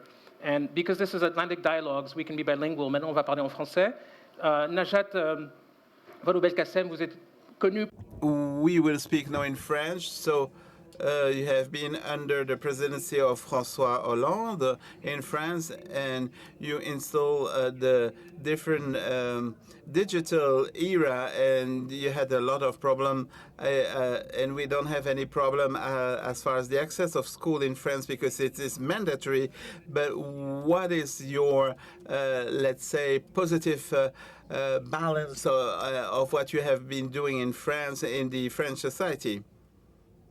Welcome to everybody, and thank you for your invitation. There is a lot of subject, there's a lot of stake in the different countries, but if you are going to, let's say, ask me question for the northern countries in Europe and not the question of the access to education, we speak about France. If we speak about France, one of the major problem problem we face in the education is the struggle for inequalities. We have the PISA report of the OECD that was published, and the condition of the social condition of the parents is going to weigh a lot in the social success and in the success of our students. So it is really important for us to have at the age of 6 years the possibility to have a follow-up in the school, but it is really important to give them the same opportunity and the same chances that they will have. We have been working a lot, and PISA said that we had some progress, and then we can see a progress in this new study, but there's a lot to do. You have been also the minister of the, let's say, academic studies. If we say that 2% of the students receive state money, and this is really, they receive a grant. And so it is true, it's not functioning as well as we wish it would function, because we thought that we could import a solution and create new schools that would be, we called it priority education in France, where you can give more means, but the reality, the inequalities are everywhere in France, not only in some suburban areas, but we need to go beyond. And what is really important is that children with difficult social conditions could succeed, and we need to mix them with other children that have better conditions, because what is important is that children, they learn from their professors, but they learn also from their friends, from their all the pupils in the classroom. If poor children that has only parents that are unemployed, and all the children in the classrooms are children from the parents of unemployed parents, how can they have a hope to be a doctor, to become an architect? We need to mix them, and we have to have a mixity in the school so that we could give hope to these children to have a better future. And it is a very difficult subject, because many parents that don't have any social difficulties think that they protect their children if they send them to a private school or to a boarding school. And we need to convince the public opinion that it's going to be important for them to have the possibility to go to a school that is going to be, let's say, a mixed school where you have a paper for a richer background and a poorer background, and it's going to be a very fertile ground for giving them a new knowledge, a new approach of life. And if a pupil fails or leaves or drops out the school, it is a burden for society. We are going to give him some support, and this is going to be a life that is going to be failing. And what is really important is that I've been working for the dropouts of students, and we had a lot of young people that were dropping out the school. They had no qualification. They were going to the unemployment, and so we tried to interest them, and we had more than 80,000 young people that were leaving schools. And so we have now 90,000 people that are going back to school, and we need to fight. We need to do something. We had 150,000 people that young people that were dropping school. Now we have 90,000 that are dropping, and so it is really important for them, for their opportunity and for the possibility to go back to school. And you have been known as the minister introducing the digital era in the school. What is the lesson you can draw from the digital?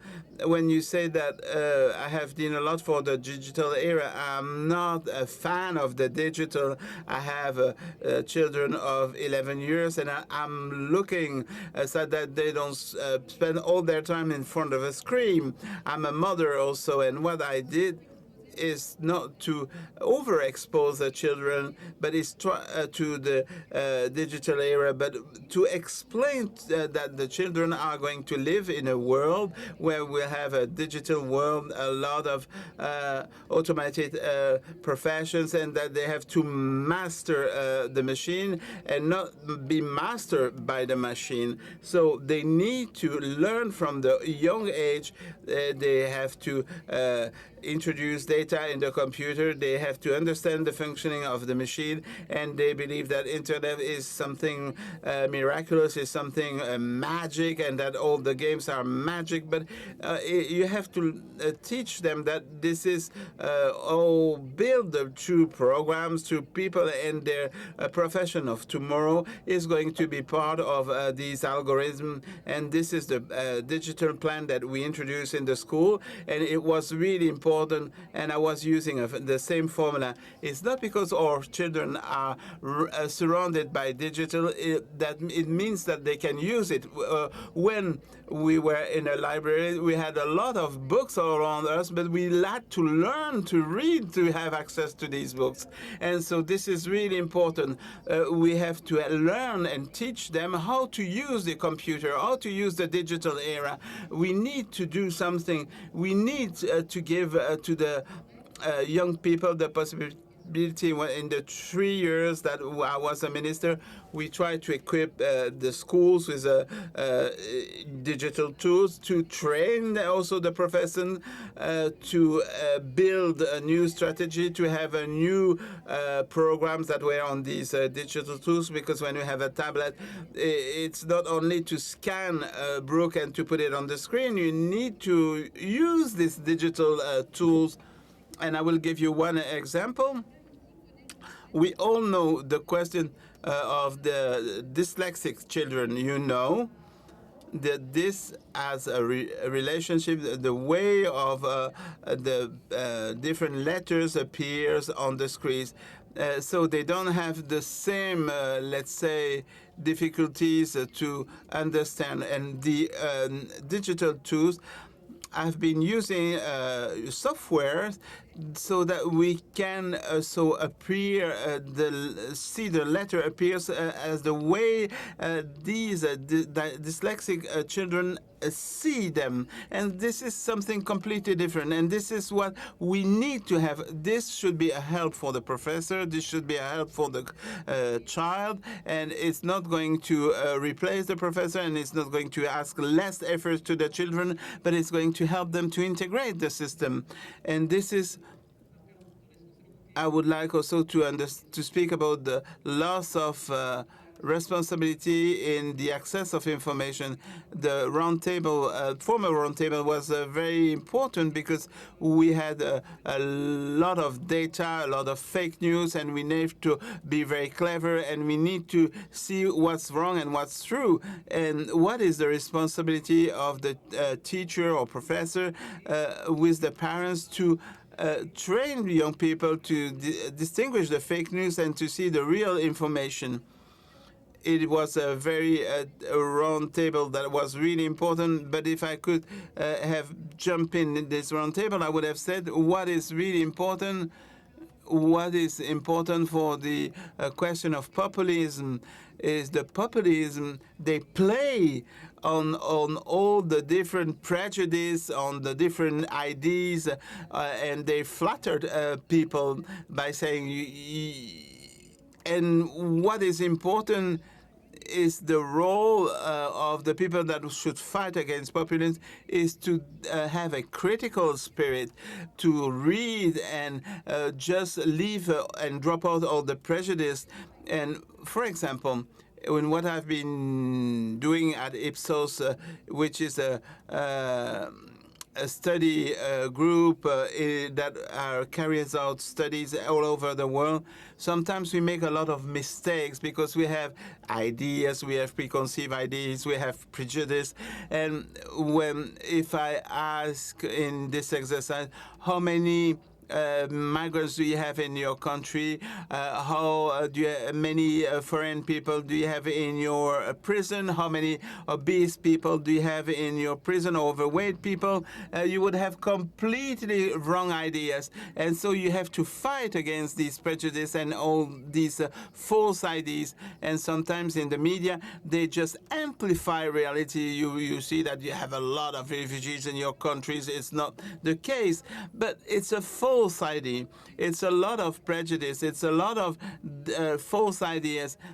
and unfortunately, it starts in the not perhaps in the kindergarten or in the primary school, but you will have, let's say, the possibility to convince you the question of the different plotting, the different conspiration. You have a lot of theories, and the role of the school is to build a critical spirit, and that is really important. And how develop the critical spirit is to give to all the children the possibility to think for themselves, is this reasoning that I have is something that I've been hearing, or is this an intuition, or is this something that I have been doing because I learn the figures, I've been studying the case, and I can integrate the research and scientific research in my daily life and see if we can check the figures, check the data before giving an opinion. This is going to be a big victory. It's so interesting. You are a former minister. You became an educator. Vietnam is a very different experience from France that we just talked about, is a very different experience from Nigeria, or even my own country, Togo. But what's interesting about the latest PISA rankings, and for those who don't know what the PISA rankings are, they have become the gold standard in measuring education at the secondary school level.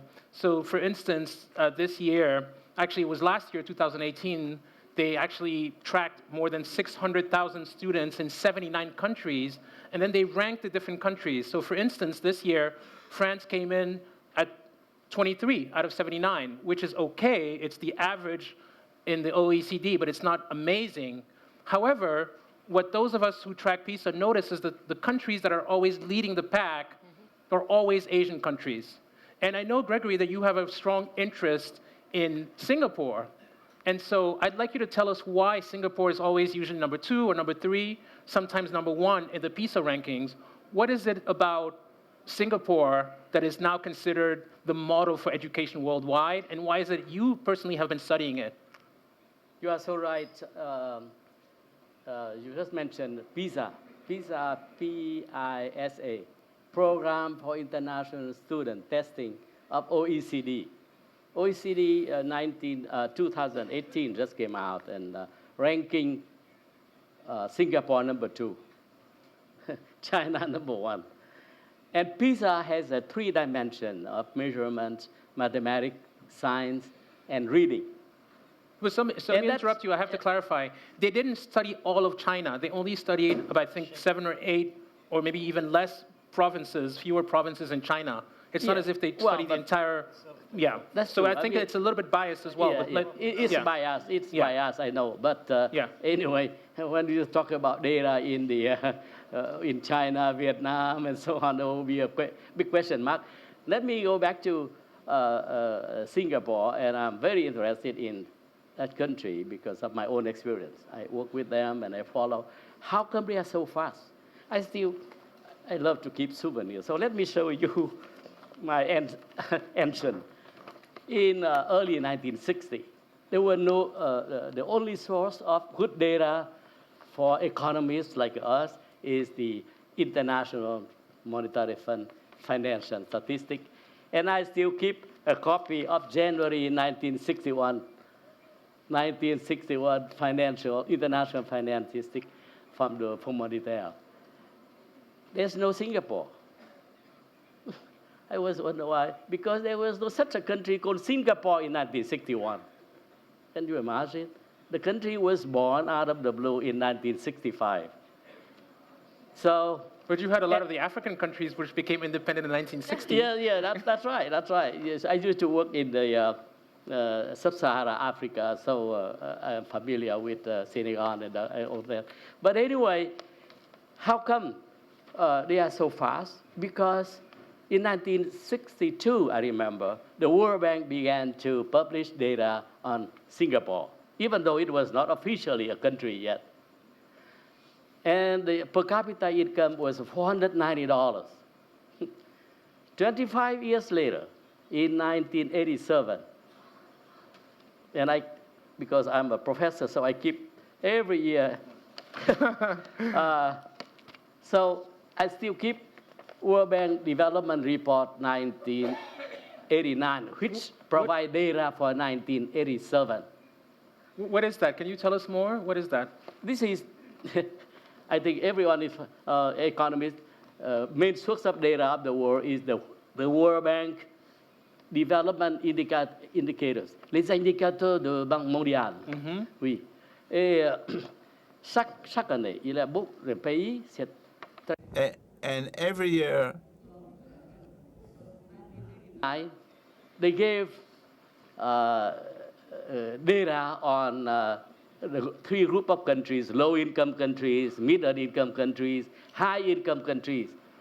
And I was so shocked to see Singapore become high-income country in 25 years.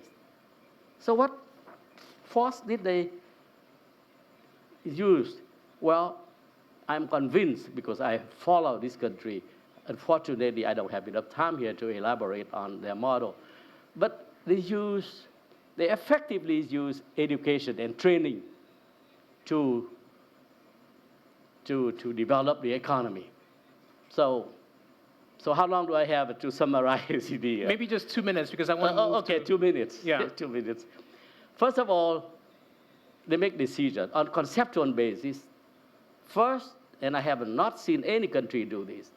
First, the government decided education policy must be tailored to support economic policy. Very clear. So when they shift from import substitution to export-oriented, they inject a technical bias education system, which means an education system with a bias to emphasize mathematics, science, and technical subjects. Very clear. So that is conceptual, they do that.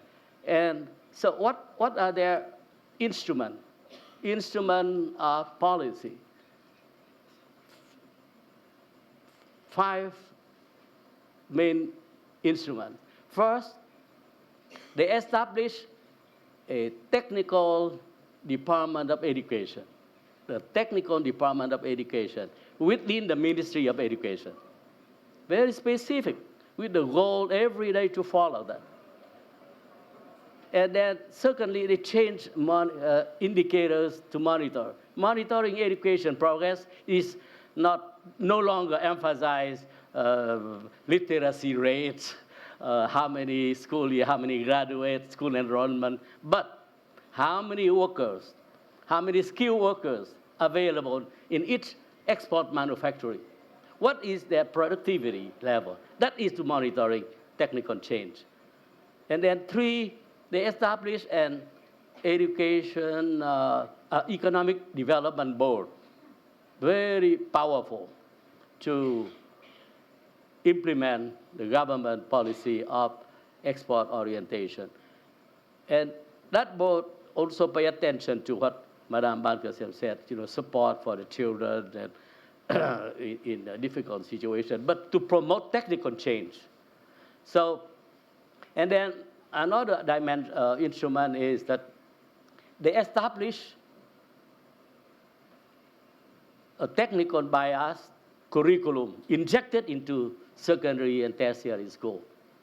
And then finally establish 4 types of secondary school: technical secondary school, vocational secondary school, commercial secondary school, and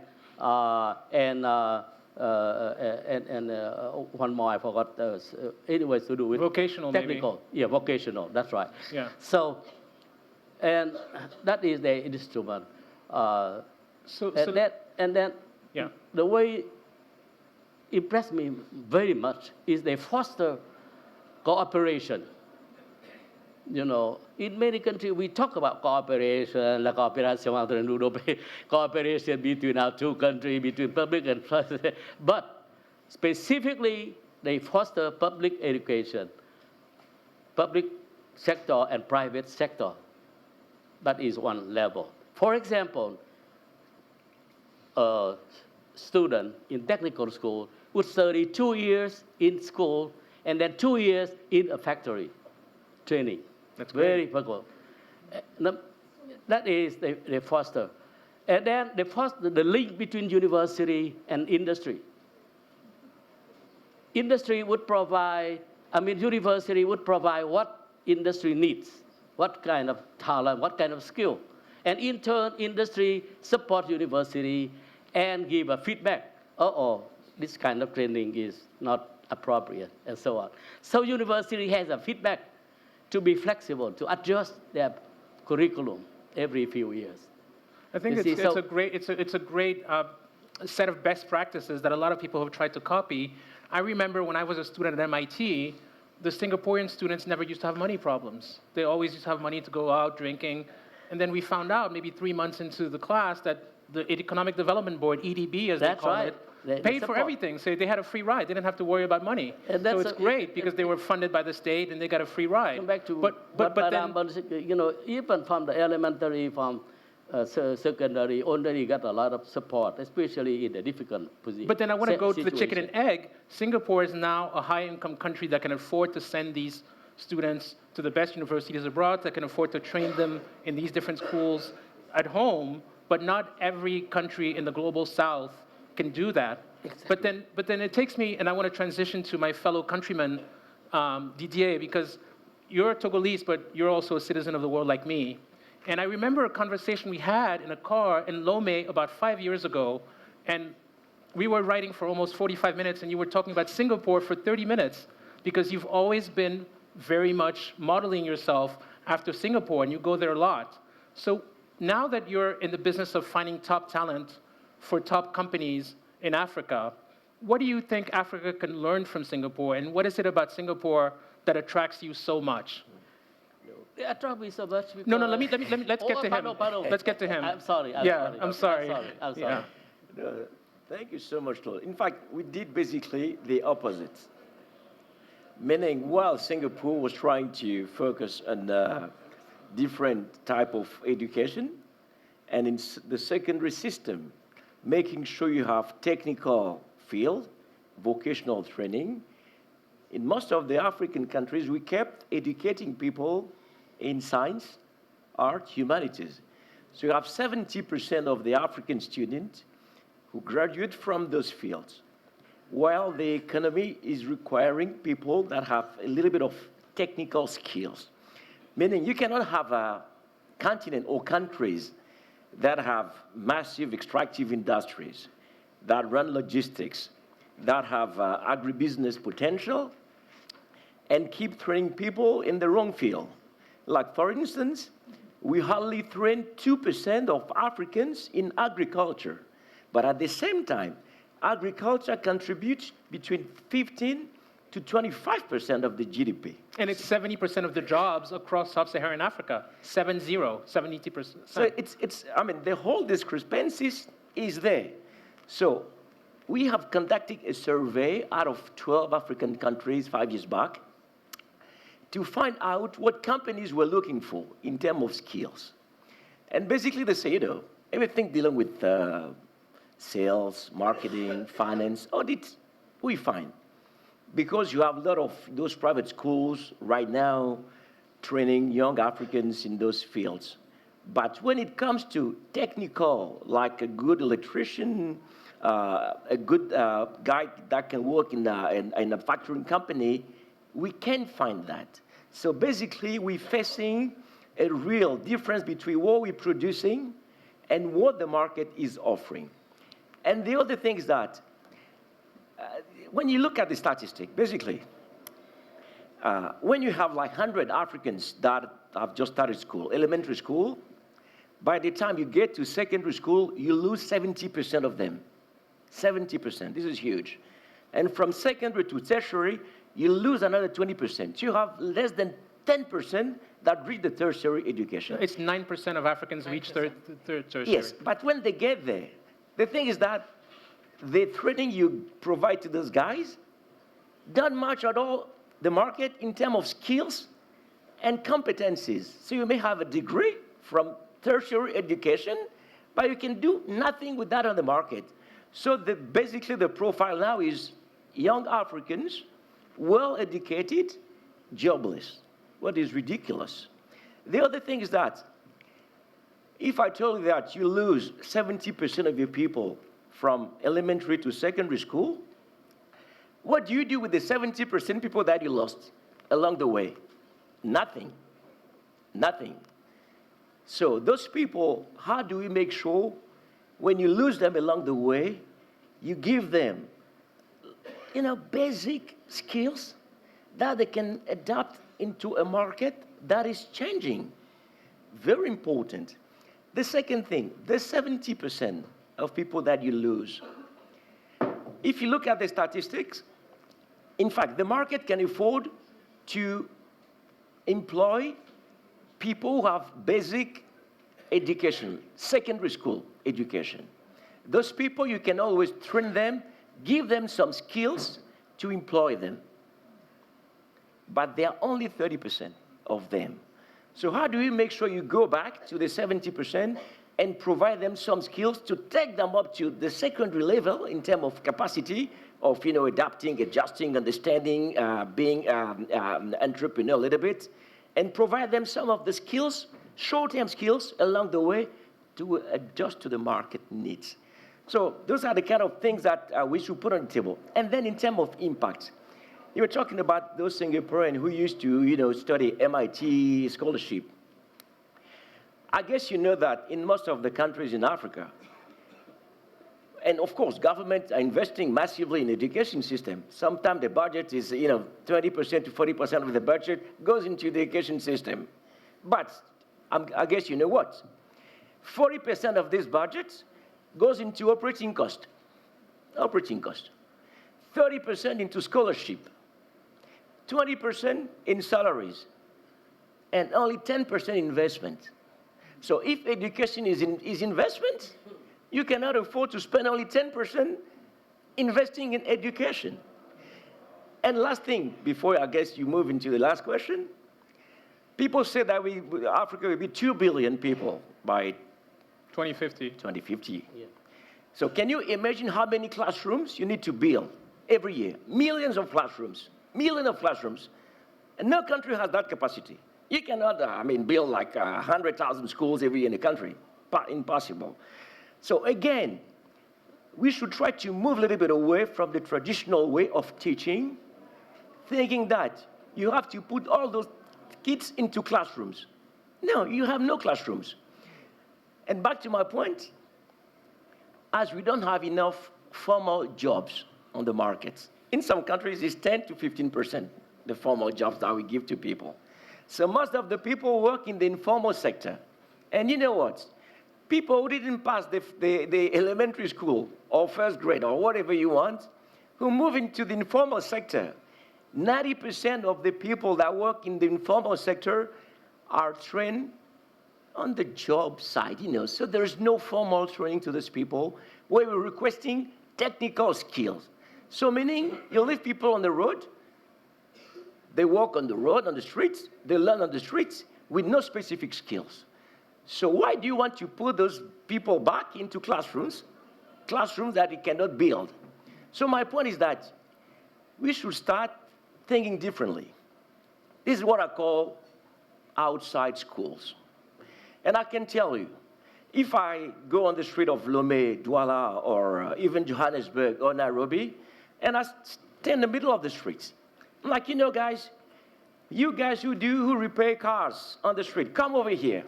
Let me explain to you in a couple of figures how you can repair a car. It's gonna be successful.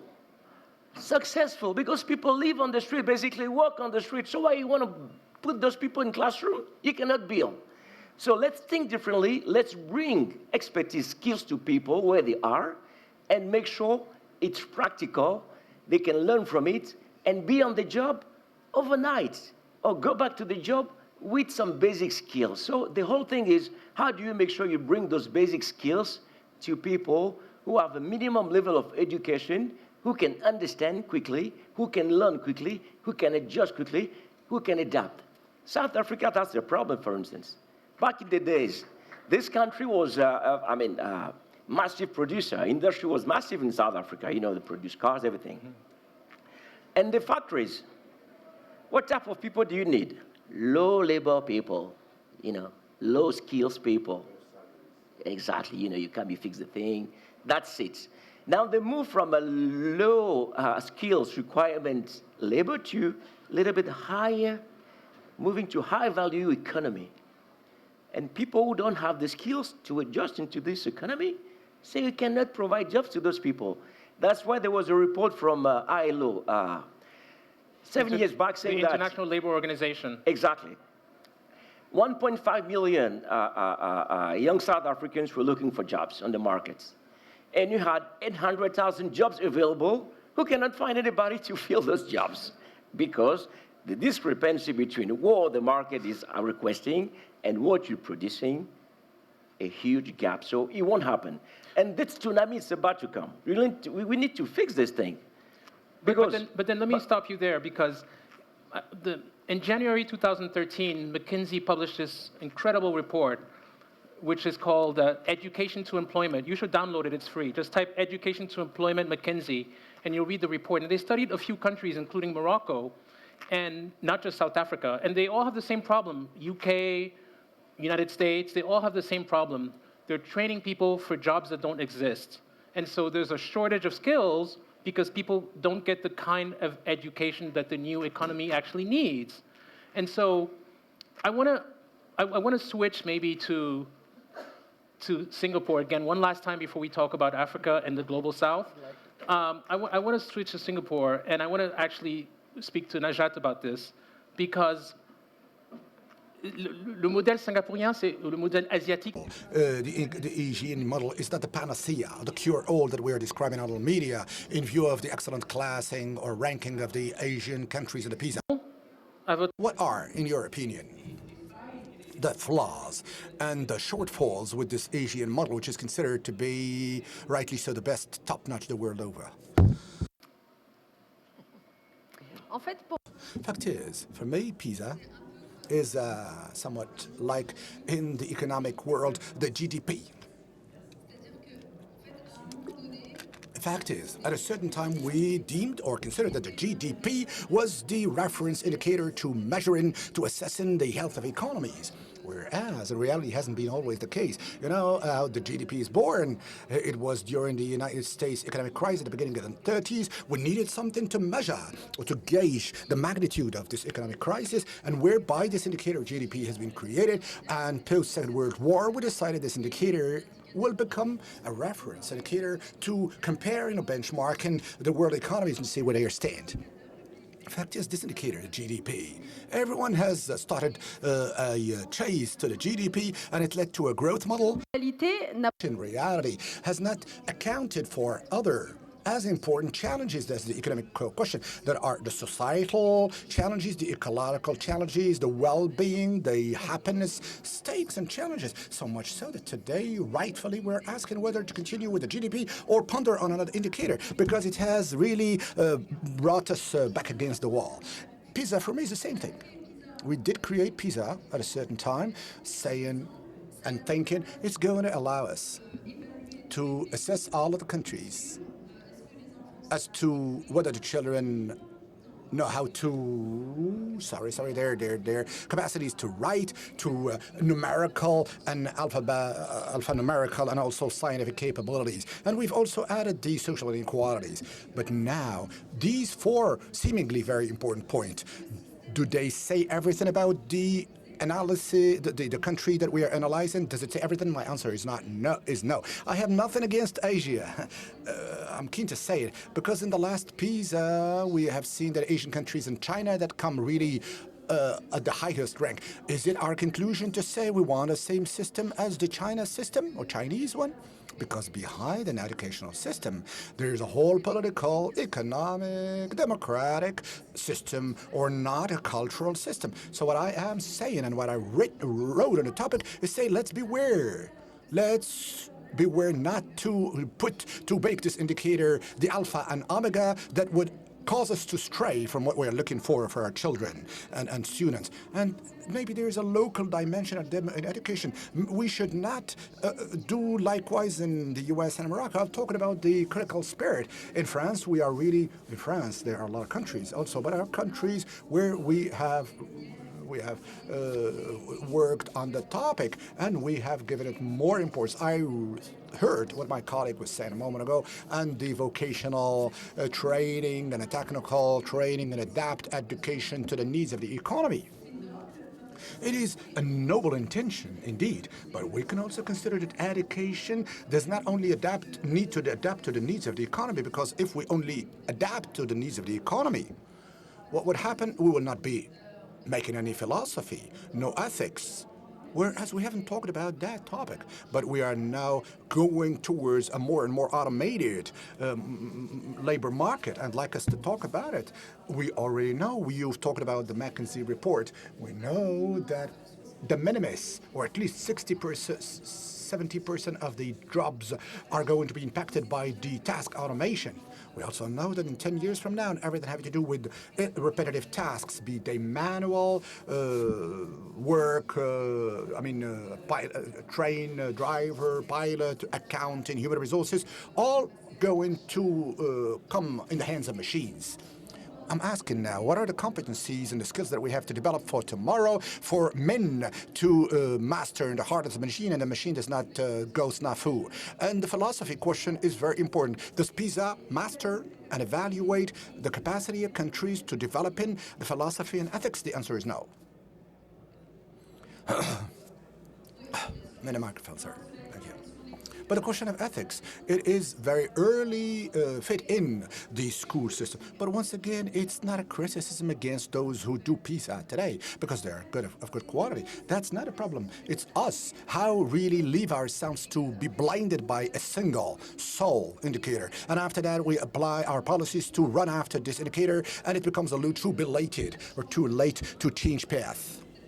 Whereas maybe it is easier to change indicator. This is the same question of the GDP as we on PISA, and after that we will change topic because we've talked about PISA as usual. But the Scandinavian countries are very well ranked. Finland, for instance, and Scandinavian countries are well ranked because they massively invest in the training of teachers, and they're always well ranked, which is better than other OECD countries. Obi, je vous passe la parole maintenant. Is the biggest country in Africa. We always talk about Nigeria. Every panel I'm on, it's always going to be about Nigeria when it comes to Africa. And I think it's important for you to talk about some of the solutions that you see to this education quandary that we're discussing. Maybe you can start with specific things that you think we can do in Nigeria that perhaps could be exported to other low-income countries in Africa. I think that it is important to validate the point that my co-panelists made. When I became Minister of Education, I needed to find a global benchmark that would support the way that we were thinking about the problems of education. So the first thing that we did was to say, what kind of philosophy of education are we going to work on? And we decided that it would be education that builds character, aptitude, and enables the graduates of our school system meet their needs and the needs of the society. So we actually called our education reform, We Can. And this you was mean, way yes, beyond, we can. It was way before Obama. Okay. It was way before Obama. But we called it We He Can. copied you, maybe. I don't know. I would be earning so much if I registered. So we called it We Can. And it meant we educate for character, aptitude, and our needs. And by designing our education from that philosophical premise, we decided to look for the country that most reflected what we were trying to do. It was Singapore. And so one of the key things that we did in our reform was that we decided that the private sector is critical to becoming a globally competitive economy. And if the private sector is key to being a globally competitive economy, we needed the private sector to be in the room in policy making for education. So we gave private sector a seat in policy making for education. The second thing we did was that we looked at the evidence that was clearer about the impact of the quality of teacher to learning outcomes. And so we did a survey of existing teacher stock that we had, and it showed clearly that the quality of teachers in our classrooms were definitely not going to give us the kind of learning outcomes that the children needed in order to be functional members of society. So we designed new programs, very fast-track programs, to adapt the skills of the teachers to the new levels of learning that the children needed. The third thing we did was that we looked at the curriculum, and we realized that the curriculum was designed with the British educational model and mindset. It was to train them to get work in the public service. It wasn't going to help us, because already at that time, we were having more than 2 million of our children coming out of school and finding no jobs. And so what were we going to do with curriculum? We decided that the gaps were critical thinking, entrepreneurship, technology. So we had to begin to adjust our curriculum at all the levels to reflect this. Then we sort of had this foresight that technology was going to be big. And when I looked at the fact that the economy was not fast expanding as it could, but I could see clearly that technology had the capacity to be exponential in its opportunities for children. So we decided to enter into a relationship with Microsoft, Cisco, Oracle, and we asked them to establish academies in the country. Now, if you looked at the kind of reforms that we carried out, it was reforms modeled after some of the things I learned by looking at what Singapore was doing or had in fact done already. But guess what? A lot of those reforms, by the way, what you said about technical education, and I'm talking to you, what you said about technical education. Gregory, Minister Gregory, yeah. Yes, Mm-hmm. you know, yes, innovation. We added a new level of certification in our country. Yeah. We call it Innovation Enterprise Institutions and Vocational Enterprise Institutions. We designed this to be programs that the private sector in industry actually ran, and ours was to accredit, to give them the accreditation and to work with the curriculum to give it the quality and content. But they were designing what kind of skills they needed out of the graduates of those programs to supply labor to industry. So all of these things that we did, what was the tragedy? And that will get you back to where I started from. The tragedy was that as soon as I left as Minister of Education, the new Minister of Education is appointed. What do you think the new Minister of Education does? Get rid of everything you did. Same as you. So there's a political context within which people who care about education work. And if that political context is so unstable like the water, it is a disservice to the children of the poor. Yeah, but then let me stop you there, because your president, your former president, Olusegun Obasanjo, was on stage, and he said, and a lot of us laughed when he said he was BBC, right? He was born before computer. But then he pulled out his cell phone, and so there's no denying that any minister of education in Nigeria now would have to understand that this digital technology is a huge opportunity in a country that is producing so many children. But it goes beyond the digital. You see, the fundamentals are important. And for you to be able to solve any problem, you've got to go to the, this whole cause and correlation. We have to master it. When you look at what data is telling us about our continent, look, just imagine the fact that we are a continent still growing at 3-4%.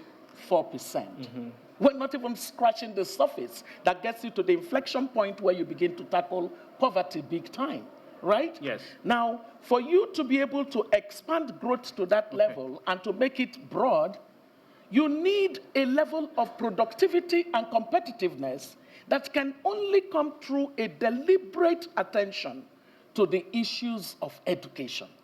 And to think of education not merely as something you do, but it becomes the core, the heart of your economic strategy. In most of our countries, that hardly happens. A minister of education is appointed, and it's just like you're a minister of education. And then the people running the economy are busy running the economy. But the model that we must have is where education is the new economy. As a matter of fact, what I say is that human capital is the new. I said in my thinking that education is the new oil for a country like ours. Oil is soon going to deplete anyway, and even if it didn't deplete, the world is going to kiss it goodbye and perhaps leave us to drink it. And then you look at human capital. Human capital has to be seen as the new economy. And for Africa, I've been in Europe recently, and all the time that Europeans gather, they're discussing migration policy. Suddenly, Europe's relationship with Africa has reduced to migration policy. What a shame. You know, what a real shame. Because if Africa got its demographic opportunity right and really positioned itself as a talent hub, ultimately, as the demographic shifts happen in Europe, we wouldn't need to, their own policy, nobody would tell them to drop it, because they would be looking for the talents that are skilled to be at the heart of the next level of structural economic change that Europe also needs to embrace. And so I want to stop you there because I know we have a hard stop in 15 minutes, and I want to get as many questions from the audience as possible. But, you know, and what you're saying about, you know, Europe and everything, and I want you, Didier, to speak about this World Bank Centers of Excellence that you kind of really feel has been really interesting from an education perspective. And again, I'm sorry I have to mention this example because we're always mentioning examples of white people coming to save us in Africa. This is not what we're talking about. But you felt that there was something really interesting with these centers of excellence. And can you tell us maybe in 2-3 minutes what it is before we open it up to the public? Yeah, no, definitely. what my sister Obi was saying that, you know, human capital should be the heart of our whole strategies and the heart of the infrastructure. This is the basic one. And to come back to technical skills, because it's tough for like private sector to build a technical university or technical training center, because you have to equip it, you know, put a laboratory. It's quite expensive. So the World Bank and some government in Africa, and currently we're supporting 15 countries, decided that some of the technical universities in Africa willing to grow faster in terms of equipment, industry relationship, could be part of this program and build African centers of excellence, but existing centers. And the whole idea is to make sure we bring private sector on board. We revise the curricula to make sure they match the requirement of the industries. Of course, gender is part of the element of those centers. You know, they have to train as much as women as they can. And of course, the job access to market of those people that are trained in those centers should be high enough to make sure what they are doing in those universities makes sense for the markets.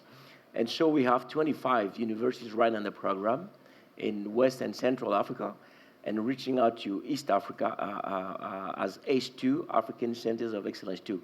So I think it's a way to engage private sector, public sector, and DFIs. Instead of talking about DFIs, maybe you want to qualify. Yeah, the development financial institutions, where Sister Obi knows very well. Yes. So instead of talking about migration, we can probably talk about education, about building skills, engaging private sector with public sector, and engaging industries, our universities. So far, it's quite a successful program, and other universities will engage. Okay, thank you. So now I want to basically just tell you about a little cloud program that we have on the SpotMe, and we have a question before this panel, which is, what does the classroom of the future need more of? And I'm hoping that some of you can actually answer this question. And then from there, I want to take a few questions from the audience, maybe 2 or 3 in the 16 minutes. Well, I stole 5 minutes from you, sorry. In the 16 minutes that we have left, please introduce yourself before you ask the question, in French or English. Yeah, my name is Marcus Freitas, I'm from Brazil. And I was listening to the panel and the discussion, and there are 2 things that I'd like to say that I was thinking about. I live in China now, so I understand why China does so well, for 3 reasons. 1, there is still a lot of respect for professors and teachers, something that we have lost. And I can always tell that example, you know, always with the authority, the second person that sits close to the authority is the professor, no one else. So we have lost that because we are thinking about critical thinking, and I think we need to go back to restoring the figure and the importance of the professor. Second thing is that most of the politicians in China send their children to public schools. And in my country, if you make $1,000, you're thinking about sending your child to a private school. So there is no pressure on the private schools. In this country as well, Morocco as well. So that's a problem. If your politicians and your middle class, upper middle class is sending their children to private schools and not public schools, your public schools are going to deteriorate anyway. Let's ask, are there any politicians in the room who send their children to... Well, we can ask the panel. Yeah, let's ask here. Yeah, but that's an interesting thing for you to remember. You know, that's the challenge that we have. And third is that, you know, we talk a lot about critical thinking, but if you look into Singapore and China, what they're doing is that they are creating the future, right? They're creating the future, creating jobs for the future. And I'll just give you an example. I went to China Petroleum University, 15,000 students learning about everything related to the petroleum. I go to Brazil and we don't find that. So that kind of specialized knowledge is really what is going to create a cutting edge for them in the future. So I think, you know, why we're still thinking about, that's the discussion that I see in my country, we're talking about all these things about education, ideology, non-ideology, we're just wasting time. So how do we secure that our children, or your grandchildren, will have a country that is decent and they'll have jobs? Because that's what it comes to the end. That's a great and very long question. Thank you. Sorry for that. And so maybe, who wants to volunteer for that question? I think that the points that he made are very clear. The only thing that I would say is that ultimately education is local, but it is designed in a way to ensure that people are consistent with the values and the kinds of anchors on which their institutions will be built. But they must have a mind of being competitive. And that competitiveness therefore means that at every turn in the society, when structurally things change, education administrators must be knowledgeable enough to anticipate those changes. And even if they fell behind the changes, they must have the kind of political context that enables them to quickly catch up and overtake on that context. The second thing is, you talked about the professor sitting by the authorities. The truth is that the whole world has become anti-intellectual. In many ways, part of what we're struggling with is a society where it is perfectly okay to be enamored of ignorance. And that is dangerous for us, particularly on our continent, because the basic foundation on which you can even build the capacity to take a technical problem and solve it is absent for the large number of children that are still out of school, or for the 3 out of every 5 that are in school but are not learning. We have very serious situation. So my prognosis on this is that if we do not see education as the heart of everything about our development, we're not going to make any progress. So we're stuck in low equilibrium growth. We're stuck in a situation where our population is going to continue to grow. Instead of taking the benefit of that growth, it's going to be a demographic disaster for us. We need to become the what do you call it? The reform constituency for education for our continent. We need a strong reform constituency for education. It doesn't exist. There are constituencies for different kinds of things on the continent, but where is the strong constituency for education? And yet, this is what will determine whether the era of disruptive technology will worsen our condition on the continent. It's a question seeking for answers, but that answer would come when we have the people with political courage to be able to take on the political context within which these priorities of making sure that through education we can offer each child on this continent the opportunity of a lifetime.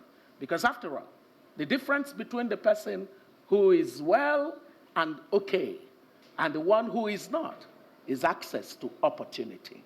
And the best opportunity you can access is education. Thank you. I think we had a question. I'm sorry, Yeah. just one word. There were some things that I agreed and other things that I didn't. But I just would like to come back to the question of respect to teachers, because I think that is a real topic.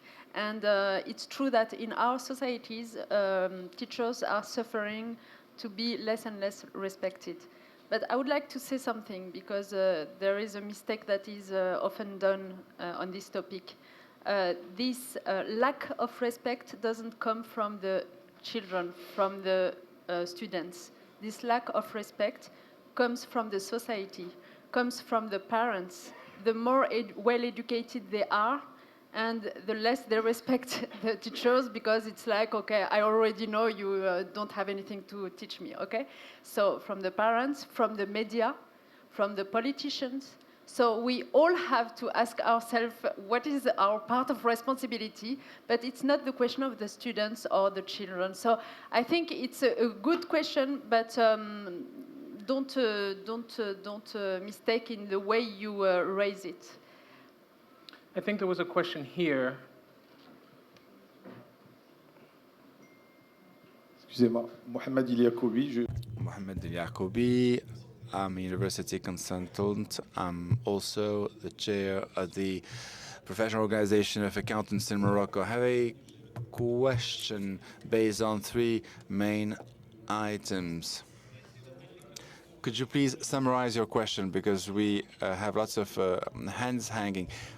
The first question is about transition on education and training in Africa. Why are we lagging behind? Why aren't we able to design a proper education that can be up to the challenges of globalization? Why aren't we autonomous? And I don't understand why the pre-scholar stage is not functioning. Why are we waiting children to have 6, 7 years before sending them to school? This pre-scholar period is very important for children, and unfortunately we depend on archaic education, Quranic schools, religious schools in the first 2, 3 years, but this is not education. I'm sorry. We need a real pre-scholar, let's say, structure. Second important thing, digitalization. Once again, a few countries have succeeded, but their number is too limited, only 4 or 5 in Africa. I'm talking about Africa, but I could talk about also Latin America or Asian countries. They're also suffering from this huge problem. Why aren't we able to ensure digital transition using the ITC, for education, but also in order to improve public services in general. And here I'd like to talk about the following. We have economies where tertiary services are predominant. Why? Not because you have lots of private services, but because we have a very strong public administration. And our countries, they're not able actually to foster the private sector. Hence my question, how can digitalization help us fight against the problems that we have, problems such as corruption? Digital tools can, I think, reduce corruption in the relationship that you have with the public service, because if you use a machine, you can mitigate all the corruption effects, in my view. What kind of advice can we give to African countries, and also to Morocco? How can we put ethics when the state provide public services to taxpayers, to citizens, and to businesses in general? Who would like to answer to this very complex matter about pre-scholar, about digital transition, and how to fight against corruption? Well, why the digital era is not succeeding in all countries. Actually, I'm part of a club of former ministers of education throughout the world. We've been looking at experiences in different regions. In order to answer your question, actually, the digital tools that have been tested in a several number of countries very often have not been assessed by independent studies. So there's a lack of independent studies that can provide the evidence that this tool works, that this tool doesn't work. Since it does not exist, the malfunctioning tools are still there in the market. Secondly, whenever a player, educational, let's say a player launches a new digital tool, it's very complicated to, let's say, to extend the experiments. The experiments are too fragmented, too limited, so they do not reflect what can be actually done at the general level. And most of those experiments made by startups are actually startups that do not work the real, players, the teachers, the students. I think there's only one country, I have looked at the European continent. The only country where I have found something very efficient is Finland.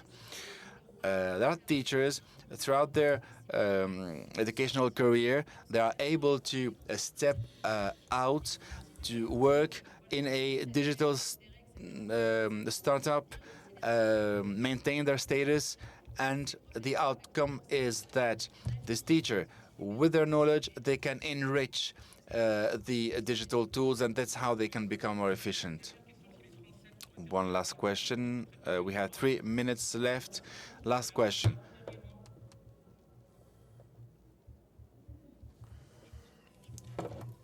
Morning, I'm Fatim Zahra from Morocco. The world has been changing constantly since 1920 to 2020. Everything has changed except education. If you get into a classroom, nothing has changed substantially. We're thinking of new solutions to the education, but those who do so are, most of the cases, politicians. So my question is the following. There are lots of people changing the world, all those working in the tech technologies, organizations. They can come up with disruptive solutions. They can actually create things that have a large-scale impact. Now, if during 1 year or 2, instead of thinking of how we can change education, why not making sure that those politicians work in a startup and see how it works? How can we move then from a very limited impact to a very large impact? Because actually there are lots of very small initiatives, but that can't be scaled up at the African level. So how can we change the mindset of those who make the decisions and not just continue thinking of how to change our own mindset or how to change the education?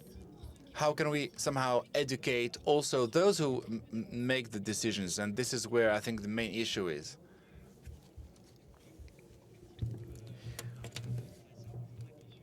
I mean, this has to do with the digital matter. The African University, Digital University was a very good idea, but it was not successful. But there is a cultural dimension indeed. Some parents in Africa, French-speaking Africa, when you tell them your kid is going to study at home with a tablet, they will tell you no. Studying means going to school. I won't enable my kid to study remotely. This is a social and cultural dimension. There's also a learning dimension. Of course, there are lots of digital solutions, but they're not customized. You know, you can't just, copy the pages of a book and put them in a tablet. There's a learning curve of the digital tools. And of course, public authorities are completely disconnected.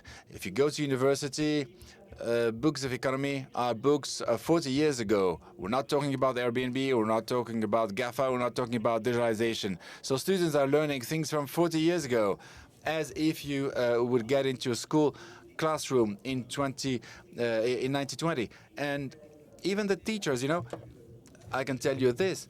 We went to a conference and the president said, we have teachers at the university teaching, master's classes, but they only have a level A grade.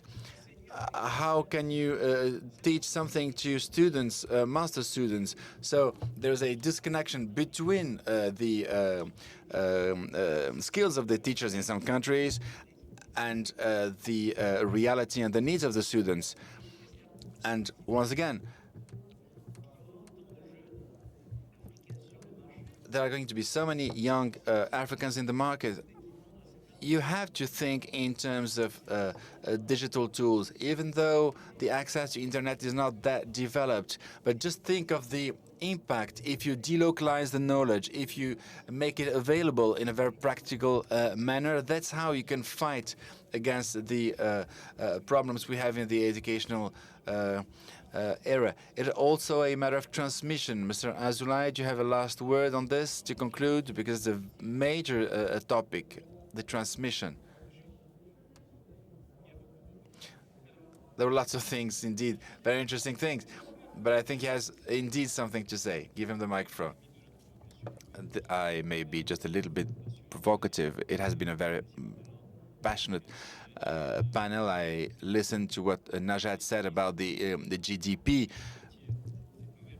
and this new polarization based on PISA and Shanghai, etc. Think of parameters, think of the inputs of the PISA classification, and think of our challenges in all nations, in all countries, archaism, regression, and so on and so forth. There is no criteria whatsoever that would include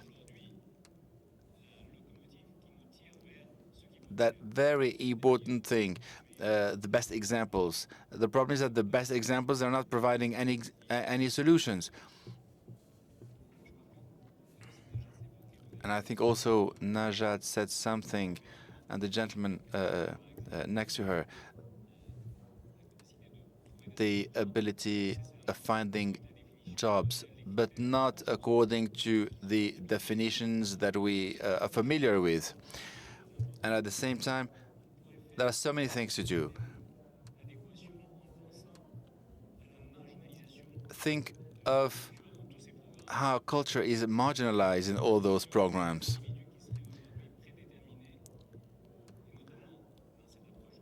In the approach that you have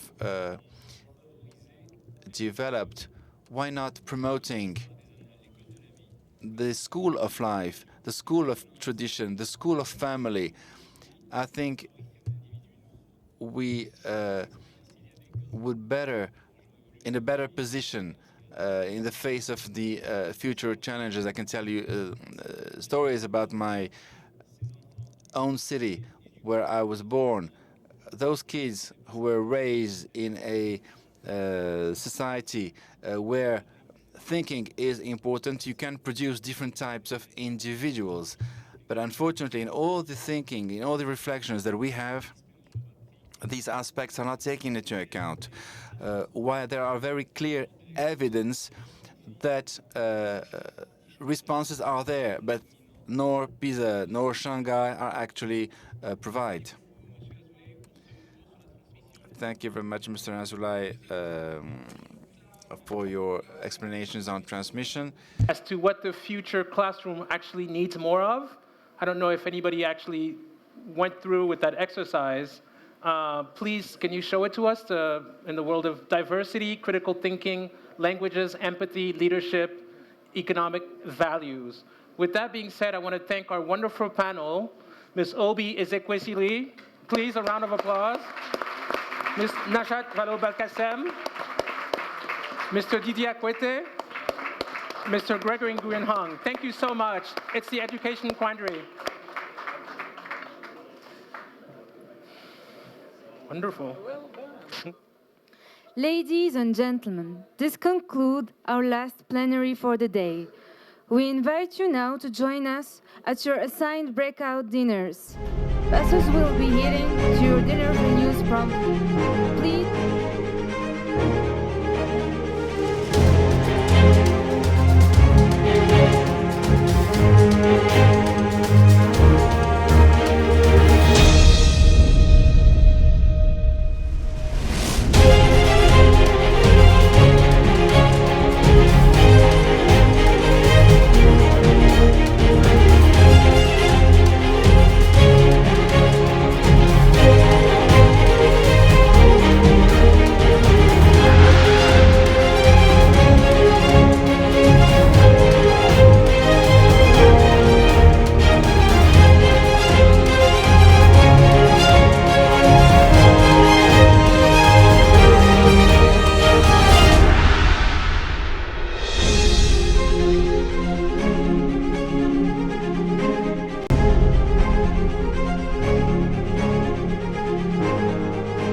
Well, I've been looking forward to this edition of the Atlantic Dialogues for the last 12 months, having been initiated into it last year.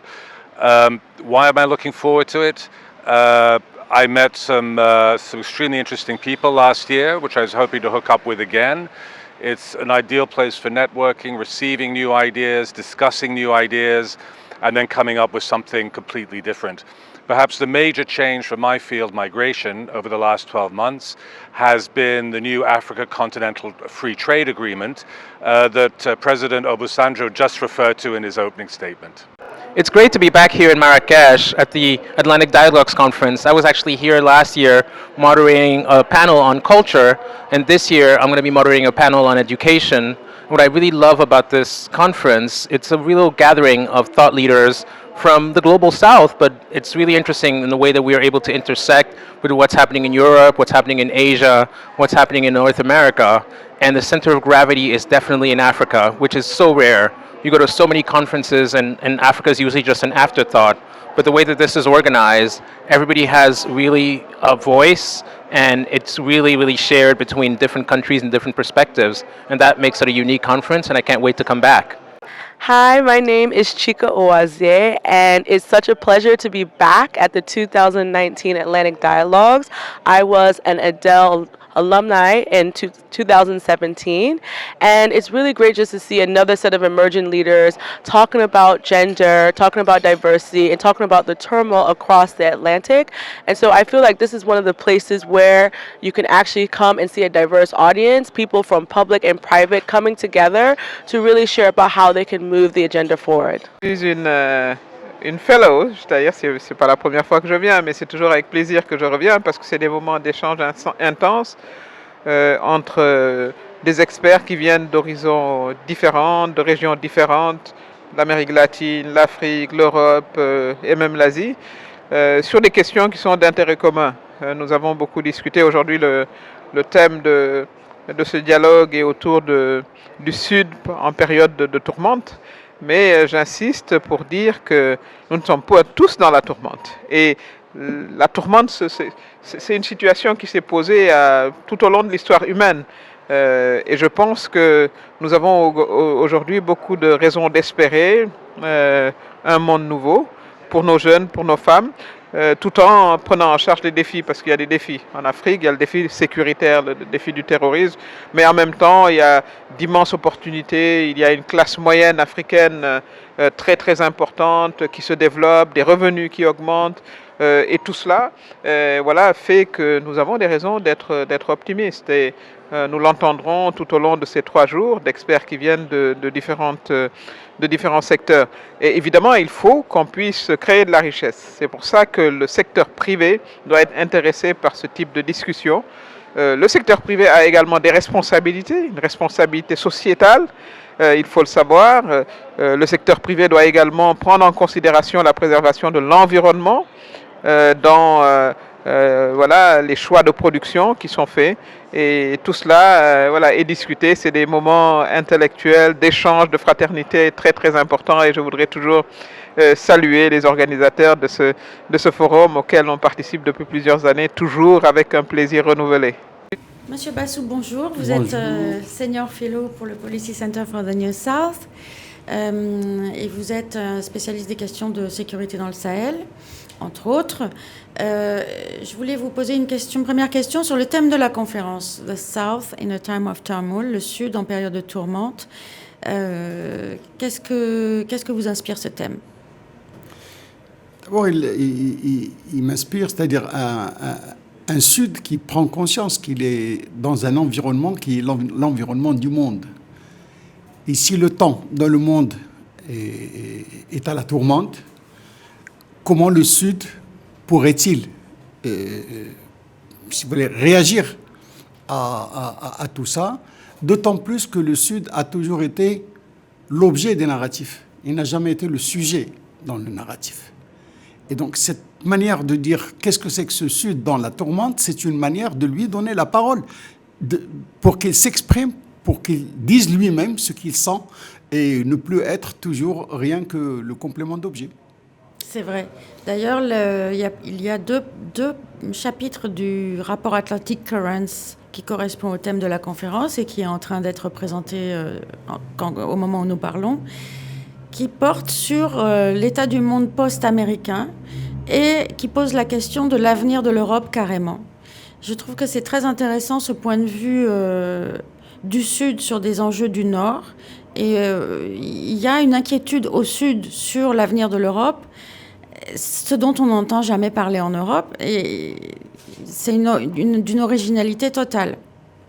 Si vous prenez par exemple ce Sud, si on le fait correspondre à l'Afrique, par exemple, l'Afrique est très attachée aux pays européens. Il y a des relations, je préfère dire historiques, pas de colonisation, mais des relations historiques. Et ces relations ont fait que ces pays du Nord dépendent un peu de ce qui se passe au Nord. Or, le nouvel ordre ou désordre mondial met un peu l'Europe dans une situation qui n'est pas très enviable. L'Europe, au lendemain de la chute du mur du Berlin, croyait que c'était fini, que ce n'était plus que le monde capitaliste, donc on va s'occuper beaucoup plus de bien-être que de sécurité ou que de menaces. Et déjà, au début du XXIe siècle, il s'est rendu compte que c'était le contraire qui allait se passer. Et donc, puisque cette Europe est dans la tourmente, et puisque ces pays du Sud, notamment en Afrique, dépendent de cette Europe, ils sont également dans la tourmente. Donc, de deux choses l'une, où l'Europe comprend qu'il faut s'entraider avec ce Sud, et que ce Sud est utile dans cette lutte, et les deux peuvent s'en sortir, ou on continue dans les anciennes perceptions, le Sud qui perçoit le Nord comme un colonisateur, le colonisateur qui perçoit le Sud comme une source de menace. Et à ce moment-là, je crois que les deux vont être un peu dans l'embarras. Oui. Ils ne pourront pas s'en sortir tous les deux.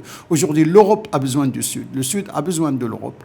D'autant plus que pour ne pas être écrasé par les deux grands qui sont en train de se rivaliser aujourd'hui, la Chine et les États-Unis. Le débat sur la migration est récurrent en Europe et évidemment l'Afrique a un autre point de vue sur sa propre migration. Est-ce qu'il vous semble que les termes du débat restent parfaitement erronés tels qu'ils se posent en Europe? Oui, d'abord, il y a deux dimensions. il y a un problème europo-européen, c'est-à-dire qui se passe entre les Européens. C'est les Européens qui, entre eux, ne savent pas comment réagir face à cette migration. L'autre dimension, c'est la dimension Afrique-Europe. Et dans cette dimension Afrique-Europe, je crois qu'il y a un peu une exagération de la question. Ce n'est pas aussi menaçant que ça. Bon, il y a eu ce flux de 2015, et ce flux de 2015, d'ailleurs, où les Africains n'étaient pas, qui n'était pas dû aux Africains, qui a créé un traumatisme dont sont victimes les Africains aujourd'hui. Parce que si vous prenez, je ne fais que répéter les chiffres, c'est-à-dire que 80% de la migration africaine se fait à l'intérieur de l'Afrique, ce ne sont que 12% d'Africains qui vont en Europe, les autres ils vont dans... Donc 12% d'Africains, c'est quoi?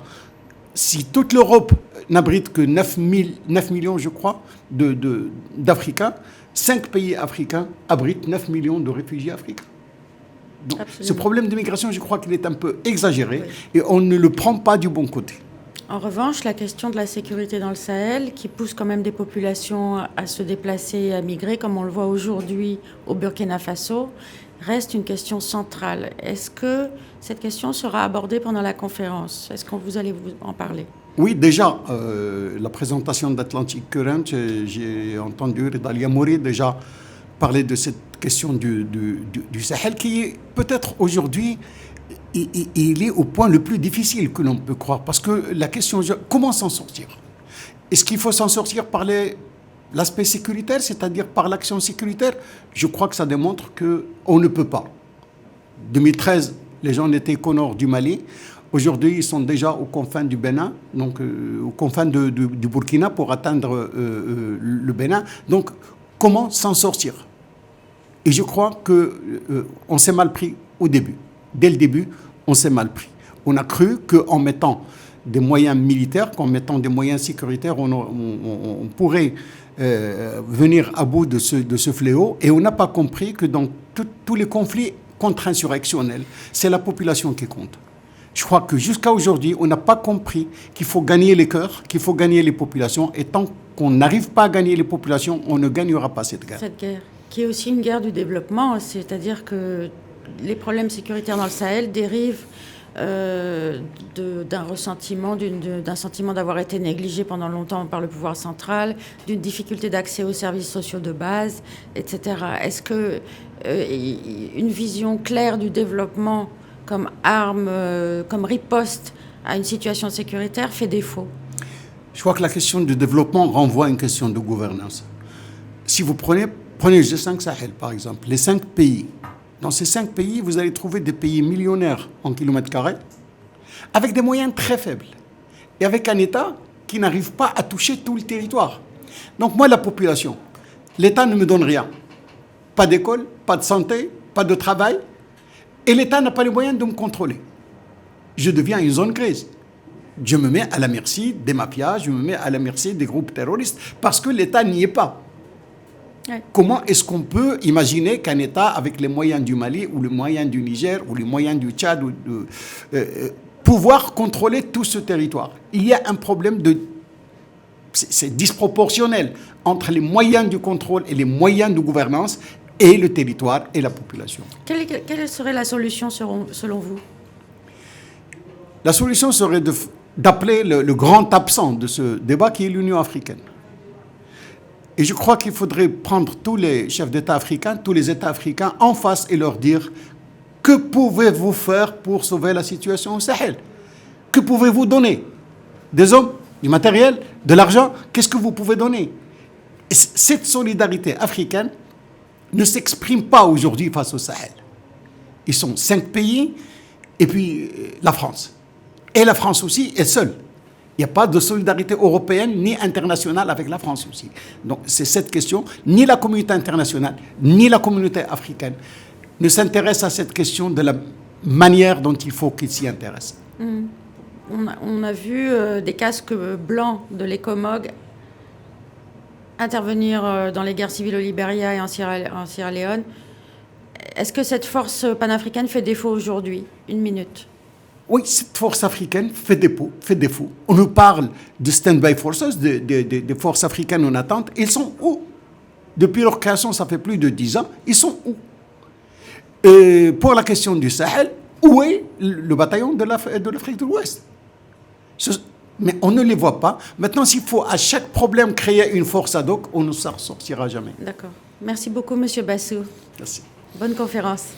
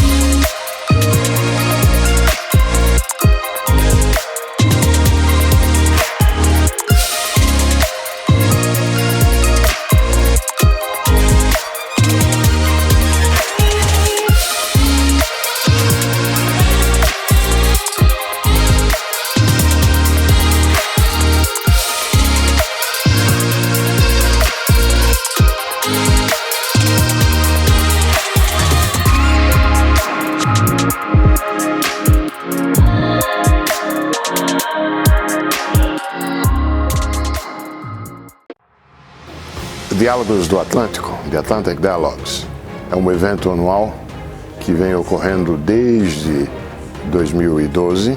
Esse, portanto, terá o 9º evento. E é um evento fantástico, porque ele reúne lideranças do setor privado, autoridades governamentais, pessoas de ONGs, brilhantes jovens, líderes emergentes, e num ambiente bem descontraído se discutem e se debatem de maneira interativa temas ricos da atualidade. Um traço marcante é que essas pessoas que participam, elas vêm de todo o Atlântico, então tem-se pessoas da África, pessoas da Europa, pessoas da América do Norte, da América Central, da América do Sul. O Brasil tem sempre uma participação importante. E os temas são os temas da atualidade que interessam a todos. Por exemplo, esse ano, o tema maior é o Sul em tempos de turbulência. E vocês podem entender a importância do tema no nosso contexto atual. Os debates são sobre temas econômicos, políticos, de relações internacionais, segurança, cultura e assim por diante. É um evento fantástico, eu participei já de quase todos. Estou muito contente que poderei, mais uma vez esse ano, estar lá presente.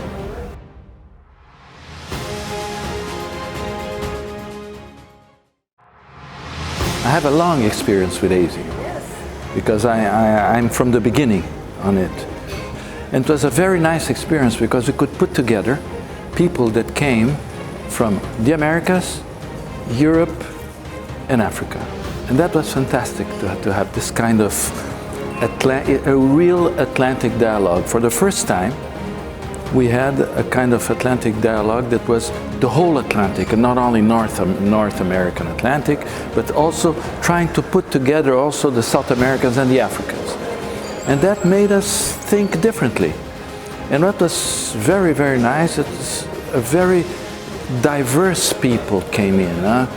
And so it was a kind of way of talking freely in a very good ambiance. And it's very creative. It's very, very creative.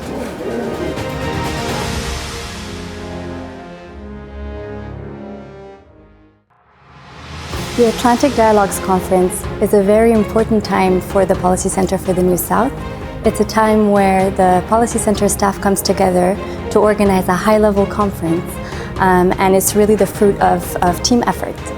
My experience at the Atlantic Dialogues Conference started in 2014, where I participated as a volunteer. I then joined the Policy Center staff in 2015 as permanent staff, and I have been very fortunate over the years to play different roles. Today, I am the program coordinator for the Atlantic Dialogues Emerging Leaders program that happens 2 days prior to the conference. And we try to contribute to youth empowerment and intergenerational dialogue during the conference and beyond.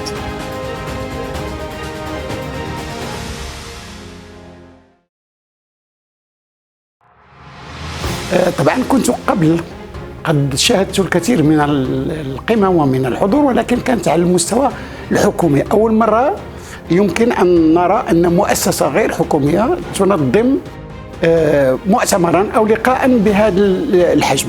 هذا عن فيما يخص يعني التنظيم والحضور. أما فيما يخص الموضوعات، ما يخص الموضوعات هي لقاءات أطلسية بكل معنى الكلمة.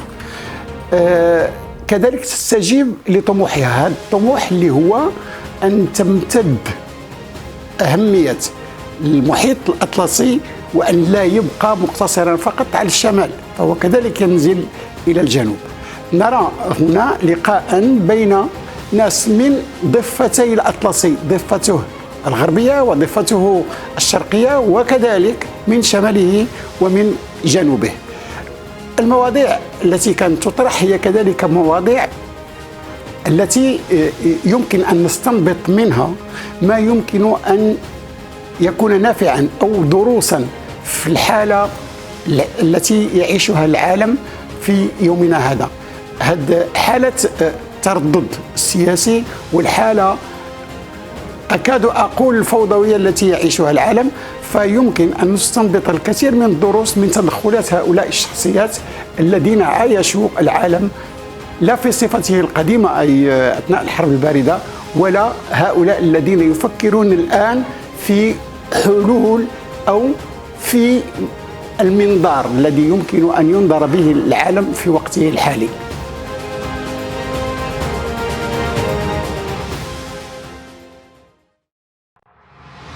Atlantic Dialogue, c'est une conférence, quand on y participe, on comprend mieux l'essence même du nom de cette conférence. C'est une sorte d'arbre à palabres où des positions, des visions qui ont pu sembler divergentes convergent vers l'objectif commun qui est d'arriver au vivre ensemble dans l'espace atlantique et au-delà. Atlantic Dialogue également puise dans les ressources culturelles, sociales du bassin atlantique pour offrir des solutions au monde, solutions de développement et d'amitié entre les peuples.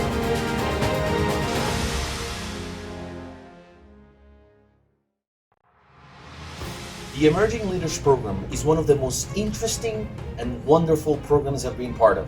Not only are you able to meet people from all over the world, especially young leaders from Africa, from Europe, from South America, from America, but you're also able to learn on the most important topics of our day. You're able to hone your leadership skills and learn how to have a more profound impact. The Atlantic Dialogues has also become one of the most important meeting points of all the international affairs players. Join it.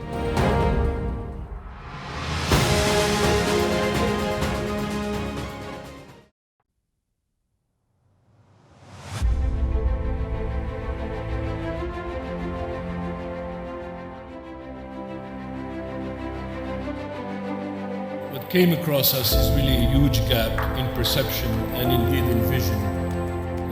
And I have to say it as such, between North and South when it comes to the Atlantic and the potential and the vision. How do we reset the policy agenda in this wider Atlantic community so it reflects the interests of these new powers and the common goals of all nations that border the Atlantic? Today about the empowerment that there is right across so many areas, so many communities. What value are national borders now, whether in Africa or in North and South America or elsewhere? So now when you are going home after this beautiful conference, you have two choices. Either you close the book, you say that oh, it was really nice to be here, got a new friends, new perspectives, new ideas, but you know the world is still bad out there, you know? What can I do? Or you change the page to a new page. And being here, I learn from all of you. You are some of the most creative and smartest people in the world dealing with issues around the Atlantic Basin. Connecting with communities at the grassroots level, trying to bring the knowledge of expertise and science, which we believe in, to local communities, all stakeholders to build together better policies by involving the populations. Africa is young. The rest of the world is aging. But we're ready to take on that challenge because we're ready to change Africa. We're ready to make sure that the millions of people of Africa will have the same opportunities. The potential of Africa with a very young population that is now being educated and is in fact really ready to play their role. I think to always expect the worst and hope for the best.